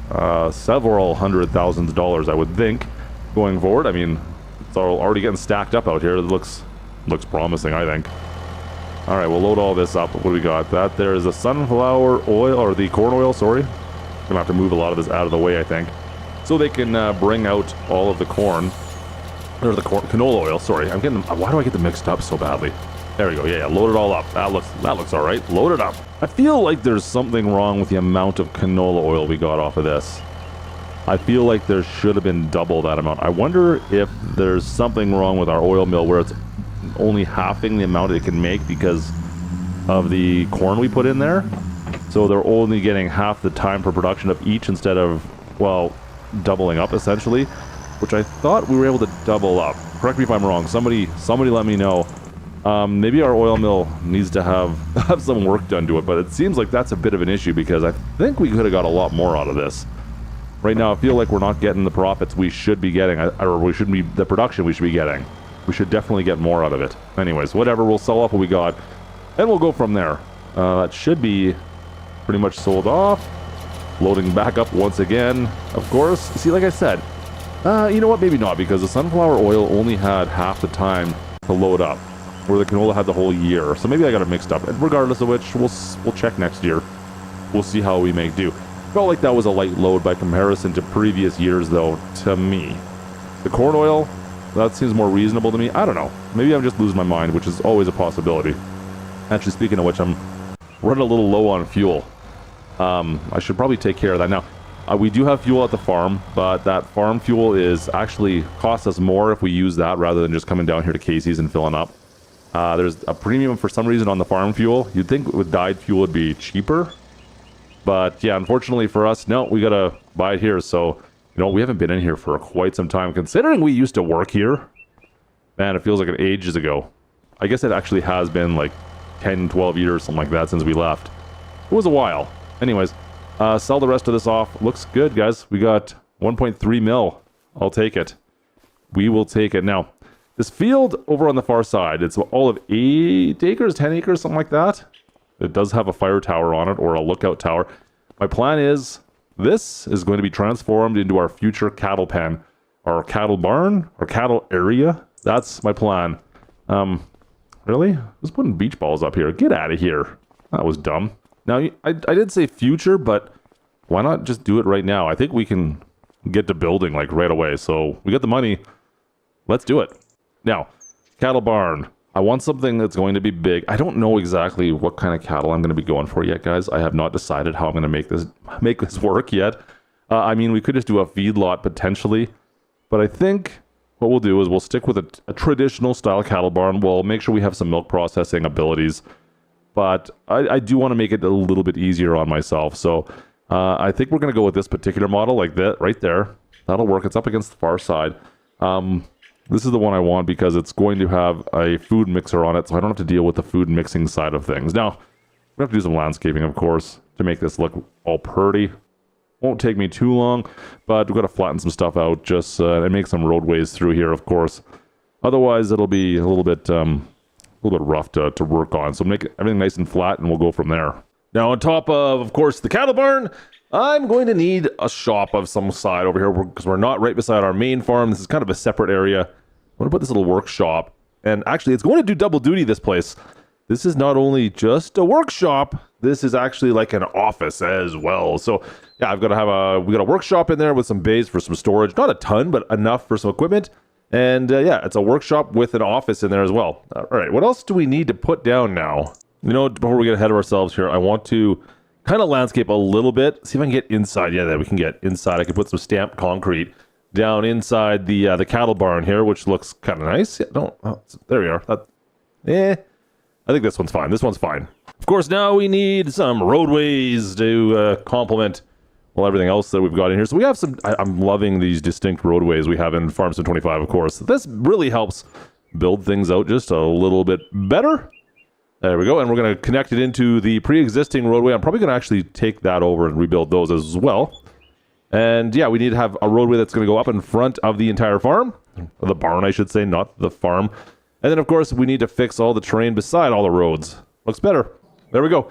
So this is how she's kind of going to come together. Now, I've got a few other buildings I need to put, like a hay barn. We need just a little shack to store all of our hay, of course, all our bales. And there's going to be something else we need to take care of once we're finished decorating all this. But maybe I should just show you around first. I think that might be thing number one to do. I mean, it's a quick, the old, is that what is it, the $10 tour? No, the 10-cent tour? I don't even know anymore. What is the saying anymore? It's been so long. Inflation has really messed that saying up, I think, hasn't it? 2-penny tour? I don't even know. Anyways, here's the office. Got some washrooms, got my computer down in the corner over there, and yeah, just going to be for the cattle operations. Of course, inside the cattle barn, we did, well, you kind of saw this already. It's, yeah, a big cattle stall. This did cost us quite a bit of money. You can see we're down, well, we used about $1 million to build everything in here. So a little less, actually a little bit more. It was a little less, 1.3 we had beforehand. Yeah, so regardless of which, I do have a shed over here as well for knickknacks, patty wax, give your cow a bone. I don't know. Anyways, regardless of which, we've got that. And then, of course, the storage and the robot attached to for our straw hay and silage for the feed. So I don't have to deal with feeding, hopefully. Just drop the stuff off and program it. We should be good. Our big hay, our hay storage area, our bale storage for extra is sitting over here as well. And mineral feed goes over on the far side. And then I also added a fermenting silo so we can make silage. Hopefully that works out all right, and I can just kind of take all the silage from that silo and bring it around the corner and pop it inside there for the robot. There you go, guys. That's going to be the start of our cattle operation. I think, well, the only thing missing is cattle, of course, as well as, well, I need to get some silage. I'm going to need to start making silage, so I had to go spend almost another, well, $70,000, $85,000. I can't remember what it was exactly. You guys can do the math. But we have a Fendt forage wagon now as well. Pickup forage wagon, brand spanking new. This can be towed by the Kubota. Once again, I'm pushing the Kubota to the limits here. I also picked up some mineral feed, of course, for the, or sorry, not mineral feed. We have the silage additive. I also have mineral feed coming over to the cattle barn as well. But silage additive, we'll add that in there as well. So we maximize the amount of silage we get out of this thing, and we'll go from there. So I do have a hayfield ready to go. It is December, so I might as well take it down right now. We might as well take down that hayfield, take that grass, turn it into silage, because there's no sense in me waiting until next month when the snow flies, and I won't be able to knock it down then anyways, right? So we do, like I said, this is the M7, the Kubota M7. We've had this, of course, for a while, and it's been our main hay and tractor. Now, pulling this forage wagon is definitely, well, it's a little bit much for it. We're a little low. I mean, I should have went with the M8, to be honest with you. Going with the Kubota, maybe I could have went up to the M8. At the time, the M7 seemed like the best deal, but having an M8 might have been a little bit smarter on our side with the amount of work we're forcing it to do. I don't have any other options right now with something with a front PTO is kind of where we thought of using the M7 originally, and it is doing the job perfectly fine, right? It's just that it would be nice to have a little more power, but you know what? It actually handles the forage wagon better than it does the double mower system we've been running. So yeah, the double swathing we've been doing with the Kubota, with the rear swather as well as the front, this is actually working out better than I expected. So hey, you know what? Whatever, this works. I'll keep using it for the time being. We got places to store it over on the far side over this barn now. So we got room. This is a good start though. We've got most of this field done. We'll just unload and start making silage here right away. This is kind of what this is going to be resting on for the time being, because I need to make silage, of course, first before I want to make sure we have all the food set up, ready to go before we get too crazy with the cattle, because I do not want to be trailing behind on food. I've got to remember that we only have so much hay for the horses plus the cattle now as well. So something we're going to be doing in the very near future, probably after we sell everything off, is I need another field that we're going to have to make into just our hay field, our silage field, whatever you want to call it. Our baling field, essentially. Put that in there. Cool. So that there should start making us some silage. Yeah, that looks great. Okay. Not a huge quantity, mind you. We're maxing out pretty quickly at that. So yeah, we'll have to manage this, because there's not a lot we can fit into this thing as far as silage goes. Maybe it would have been better if we could make a pit. This will work better, I think. Anyways, less space, and it just kind of continues to work in the background. I can pull out the silage as I need it. All right, back into the field we go. Now, from here on out, guys, the winter's going to be here right away. Obviously, I don't have a lot to do this winter. I'm not going to have any cattle quite yet, I don't think. So, I guess my plan for the winter is just to keep on studying and pass that last test. So, we are officially into February. February. Maybe that's why I can't pass this test. I can't pronounce the word correctly. Number 20. 20th time trying this test. It's got to happen right now, right? We've got to be able to pass it right here, right now. 20, lucky 20. Son of the... Come on, man. Really? Okay. No, 21. We're doing 21 right now. We're going into March. Doing 21 right away. We've got this. I feel like we can get this. This has got to be right. I mean, 20... Come on. All right, so not having any luck with that. It's going to be... I got a busy day. It's April. It's planting season. We can get back into our fields. Unfortunately, rather not plant in the rain. Yeah, this rain is putting a bit of a damper on my planting. My start of my planting season. So I figure, why not subject myself to some more torture and try and rewrite this test? 22nd time? 22nd time! We're gonna go rewrite the old doctorate test. I guess I would like to tell you I know exactly what's gonna be on the test. You'd think after 22 times, or 21 times technically, I'd have it figured out by now, but nope. You know what? In fact, I'm gonna carb load. We're gonna go grab we're going to the old Applebee's. Let's fill up on whatever we can get our mitts on right now, and maybe that'll fix it. I don't know. I'll try anything right about now. This is ridiculous. All right, guys. Let's write this test. One more. Let's do it again. No expectations. I mean, 22, the lucky number? Maybe? Probably not. 0 expectations. Let's try it again. Away we go! Oh boy, please. Come on, man. Guys, I don't even know what to tell you guys anymore. I don't even know if I should show you when I write the tests. Maybe I'll just show you when I pass. Quote, when I pass. Yeah, I don't know if we're ever going to pass this test anymore. For those who are trying to figure out what the heck I'm talking about, yeah, we're using the employment mod for FarmSim 25 and not having any luck getting the final stage. I think this is the final stage from what I can tell. I can't see what else it would be. We cannot get past this final stage. If you are new, of course, you can go down to the bottom and click on the playlist for Judith Plains and see everything else we've done on this to this point. But we're not having any luck today getting past this test. This is minor. This is minor compared to what we've done in the past. So we're going to change things up. We're going to get into planting. Like I said, it's planting season. The rain has finally left us. I can forget about writing tests for a couple hours at least and get out in the fields, and we'll do some planting. It's sunflower time. That's right. We're moved away from the corn. We've moved away from, what else? Like, what else do we plant again? Oh, yeah, canola. Canola, corn. But we're going to put some sunflowers down. Planted sunflowers. We got the 8400R. I managed to get the mud flaps, or the wheel guards, back on the front now. We didn't have those on originally. It did look a little bit funny and spraying mud all up my window last time we did the row crop work. Now we got the 8400 with the row crops And of course, the mud guards up on the front tires. I do, you know what, might as well put a bit of fuel in this thing too. I think this is going to work out fairly well once again. I mean, planted the corn, no problem. I don't expect there'll be a problem with sunflowers. Same as that. Diesel in. Good. Fuel her up. Let's go. We've gone through almost 10,000 liters of fuel on this farm in the last couple of years already. That's been a bit of an expense that I didn't really calculate. Surprising how much fuel we've gone through just on our equipment. I mean, all our trucks that leave the farm regularly, I tend to fill up outside the farm because it's cheaper. But yeah, we've been going through a ton of fuel at the farm. Let's head back on out. I do need, oh, you know what? We'll have to restock fertilizer, I'm sure, at some point as well. I don't think I've got enough liquid fertilizer back at the farm. We'll figure that out later on. That sounds like a job I can get Gertie to do, maybe. She can come and deliver some fertilizer back at the farm, and then we'll worry about that later. Let's just get back out there and let's see if I can start getting things planted. It's already 11 o'clock, or almost noon, actually, thanks in part to, of course, the rain we had to deal with this morning.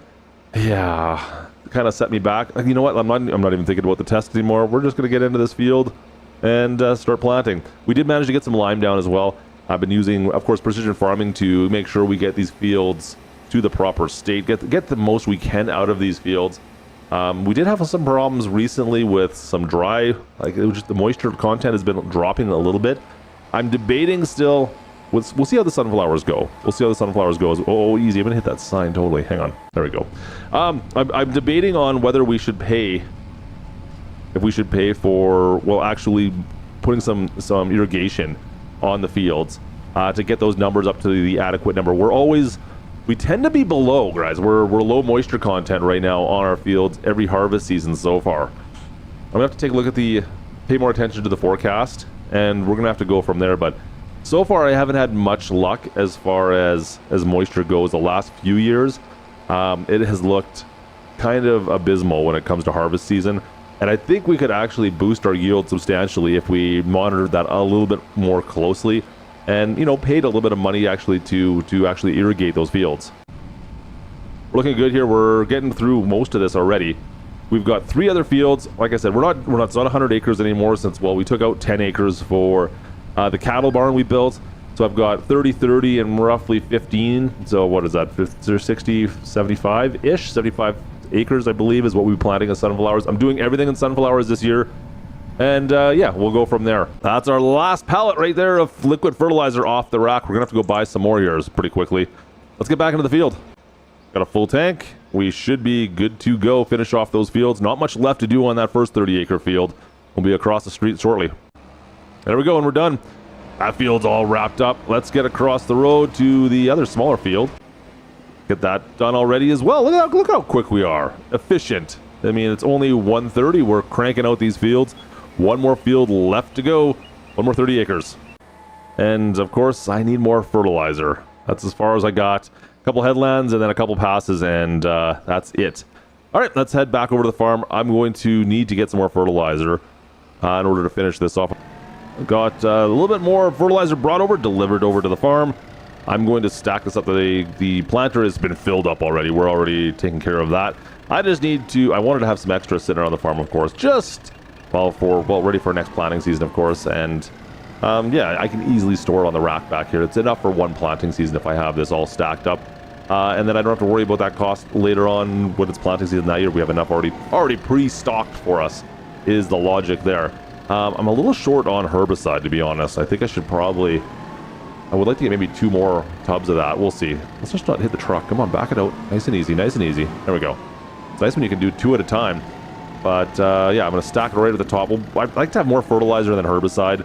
I find the herbicide, we're not going through the herbicide as quickly, but who knows? We know we'll be spraying herbicide next month anyways, so we'll see if we go through what's left there. Oh, easy. Still got three of the tubs left. We'll probably go through all of those, and I'll have to buy some new stuff anyways. Oh boy, that's not good. Easy. Saved it. Best driver in farm sim. Come on, nice and easy. Up we go. There we go. Gotta get the center of gravity up into the right spot. And once you get it up nice and, because you raise it up, you bring it closer to yourself. So the center of gravity technically moves back, but you also risk the fact that we're a little tipsy-turvy when it's up in the air like this, especially with this much weight. Oh, easy clutch. Nice and easy. There we go. Just slide it in. Perfect. Perfect. Right there. That'll work. And that there should about do it for planting season for us. You know what? Not quite. But we're not too worried about the rest. I'm going to plant some more grass over by the cattle barn at some point in time, just not right now. I got bigger fish to fry first. Through the gate we go. That's right. We've got to do some rolling, guys. I want to roll these fields out once again as well. We want to once again make sure we're getting the most we possibly can from the sunflowers we're planting. I've got the equipment. We might as well use it. All of this is costing me is, well, my time and a little bit of fuel. So we'll take the 7 Series back on out, and we'll roll these fields out. It should take me maybe an hour and a half or so to get the 75 acres or so done with this roller. Once again, I haven't bought any new equipment for a little while. Well, that's not necessarily entirely true, but I haven't bought a new tractor or a field implement for a while. That's not true either. Regardless of which, we just need to get this rolled out. And don't worry about me, I want to buy more soon enough as well. So I feel like we're at the point where we can start building exponentially. I just need more fields, I think. That's the expensive part for us right now, is trying to get more plots of land out here in Montana. It seems to be rather expensive. And I do have decent amounts of money, but if I want to buy bigger fields, I feel like I'm also going to need some more equipment to run them. And it's a bit of a catch-22. So I know we could suffer for a couple of years with the equipment we got, but I just don't want to do that. So we need lots of money is what I'm trying to say. Fields are done. Fields are absolutely finished. We are done rolling everything out, and we're down to almost 3 o'clock. Let's get this back. I do have something else to talk about. We had a delivery done, and yeah, there's something we need to go over. The last bit, the coup d'etat for our cattle barn. Let's put the Kubota away for the time being. Back into its home, back her on in. Push those mirrors, make sure we're nice and snug in the shop here. Looks good. Perfect. And that last thing I wanted to talk about is, of course, well, the mineral feed. Yeah, that's right. Mineral feed. We need some more mineral feed over. We need to fill up that silo over at the cattle barn. So I've got a whole bunch of pallets. I accidentally ordered the wrong stuff. I guess we got 2 different brands. Oh well, that'll work just fine, I guess. Are they really going to notice? I don't think they're going to notice. You order 2 brands, whatever. It's more of an experiment. Maybe we'll see if there's a different. No, we're not. That's not what we're going to do. Cool. We've got mineral feed ready to go. We've got silage already propped in here from the fermenters that have been brought over. The last thing that's needed is, well, what the whole purpose of this is for. Guys, I need to go get some cattle. We're going to the auction house. The auction is happening today. Let's go take a look and see what options we have to get started. I'm going to be fairly picky with our first couple cows. I want to try to be as picky as I can. I'm willing to spend money to get good cattle to start this barn off with. So let's go take a look and see what we got. So animals, I don't really care about the breed, to be perfectly honest. I just want, well, I want them to all be good. Now, if we start up here, if we look at the bulls, should we go right to the top? I'm just like scanning through the list of cattle we have here. Not a lot is looking like it's good. Like this one here is good. This brown Swiss is looking decent. It's a little bit older, but it's very good traits. Now the rest of them though, not great. So I think I'm probably going to be stuck with that one for sure as we scroll on down here. Okay, that bull isn't bad. That bull, it's a little young. He's a little young, but that's okay. We can work with that. But I'm not seeing any other bulls that are as high a quality. And that's really like, I only need 1 or 2 bulls to start with. So I want to make sure they're the absolute best bulls we can possibly get. Limousine. Okay. 35 months. Okay. That's not bad. The rest are not great. So I'm thinking the brown Swiss for sure. A little bit older, but that's okay. Really good traits. So that's something I want to focus on. And with the bull, I think maybe I'll go with the Holstein for the bull. That's the best bull I think I can get my money on or my hands on right now. I think I'm going to be stuck going with that one.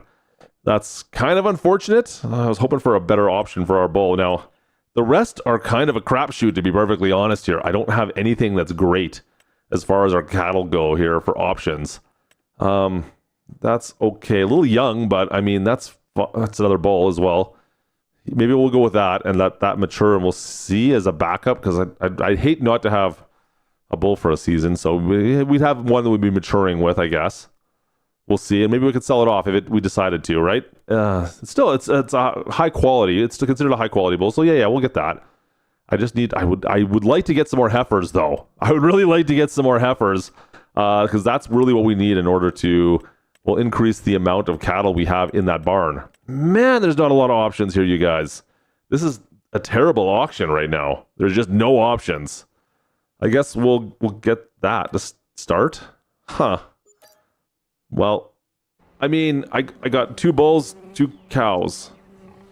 Not what I wanted. Really not. Yeah, like I was really hoping to have a few more options there. That is just not a great start.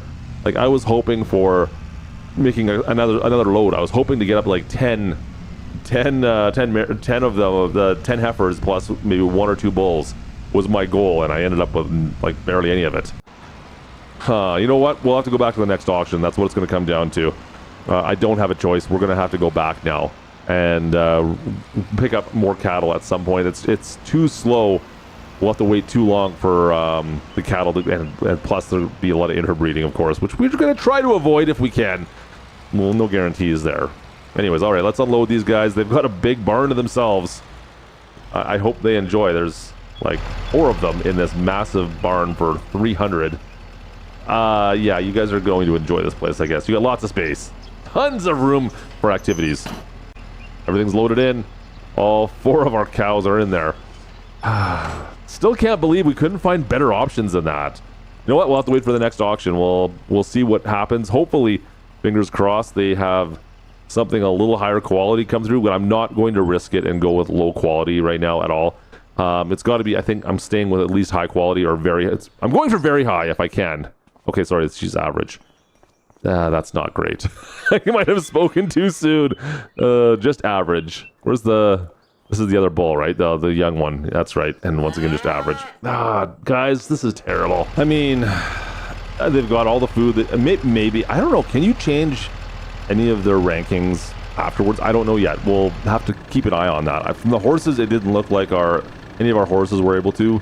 So I'm going to do my best. I picked up this Vermeer bale shredder here. We'll put some bedding down for them as well. We have straw bales, of course, so I'll be able to do that with this thing at least. Hopefully I can do that. It's a round bale shredder. Hopefully I can do square bales with it as well. He said it said it should work. It's not ideal, but it should work. I mean, the forks are definitely meant for, well, they're definitely meant for a round bale. Can I just back this up and, is there any chance I can pick this up with this thing? I'm gonna guess probably not. Yeah. Oh yeah, let's put it back. Let's just put it back. I don't need that bale. Guys, I don't need the bale. Who cares? Yeah, just push it back into the shop. Yeah. All right, well, you know what? We'll figure another way. I've got another solution. Let me pull another bale out. And we'll use the forks off the Kubota. And yeah, we'll put that in the bale shredder this way instead. Then I don't have to worry about pushing them in. Once again, round bale shredder, square bale. The square bale goes in the round hole. If you guys know what the video I'm talking about, well, you know what I'm talking about. Let's put that in there. That looks good. Easy, put it down. There we go. Oh, okay, yeah, see, it's fine. Cool, let's take this over and shred these bales up. I'm sure it's fine. Yeah, there's no reason why that won't work, right? I think we're cooking. And straw going. Oh, let's back it up a little bit. Just back it up a touch. There we go. Straw going in. Cool. All right, so we'll make living accommodations the best we possibly can for our 4 cattle for now, and do our best to see if we can maximize what we can from these guys. Like I said, I'm going to need to. I have the money. I can buy more. It's just not really what I was planning on. I wanted to do it all in one fell swoop if I could, right? Unfortunately, that's maybe it's better off that I can't. Yeah, you got to buy different generations. We'll see. Maybe come May what's available for us, and we'll have to go back and go to the auction and make some more purchases. But those 4 cows were a little bit hurting. I'm a little disappointed in the options we had. There we go. Get the rest of the straw out of here. Perfect. We'll be looking at the horses once again. We'll be back at the auction house soon enough anyways, because I think it's time that we started getting rid of some of the stallions as well. Yeah, we're going to be... The amount of animals we're going to be dealing with very soon, I think, is going to really tax my time, guys. It's going to start making things go a little more work to be done every month than what we've been dealing with so far. Horses have been relatively, well, stress-free, but now I got the cattle to deal with. So that's going to do it for this personal year. I still have not passed that test. That's still on my mind. Don't worry. I'm going to find a way. Maybe I'm just going to avoid showing you guys because of my failure status. I don't know.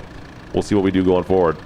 Cattle will be coming in soon as well, so hopefully you guys enjoyed this. Of course, drop a like. If you're new to the channel and you want to see more of this, of course, don't forget to subscribe. The Judith Plains playlist is down, linked down in the description if you want to see this whole what's been going on so far in this series. But yeah, that's going to be it. If you want to see the next video, I'll make sure I put the card here at the end. If the new video is live, you can click on that and just go to the next one in the series. We'll see you guys in the next one. This is Klutch. Over and out.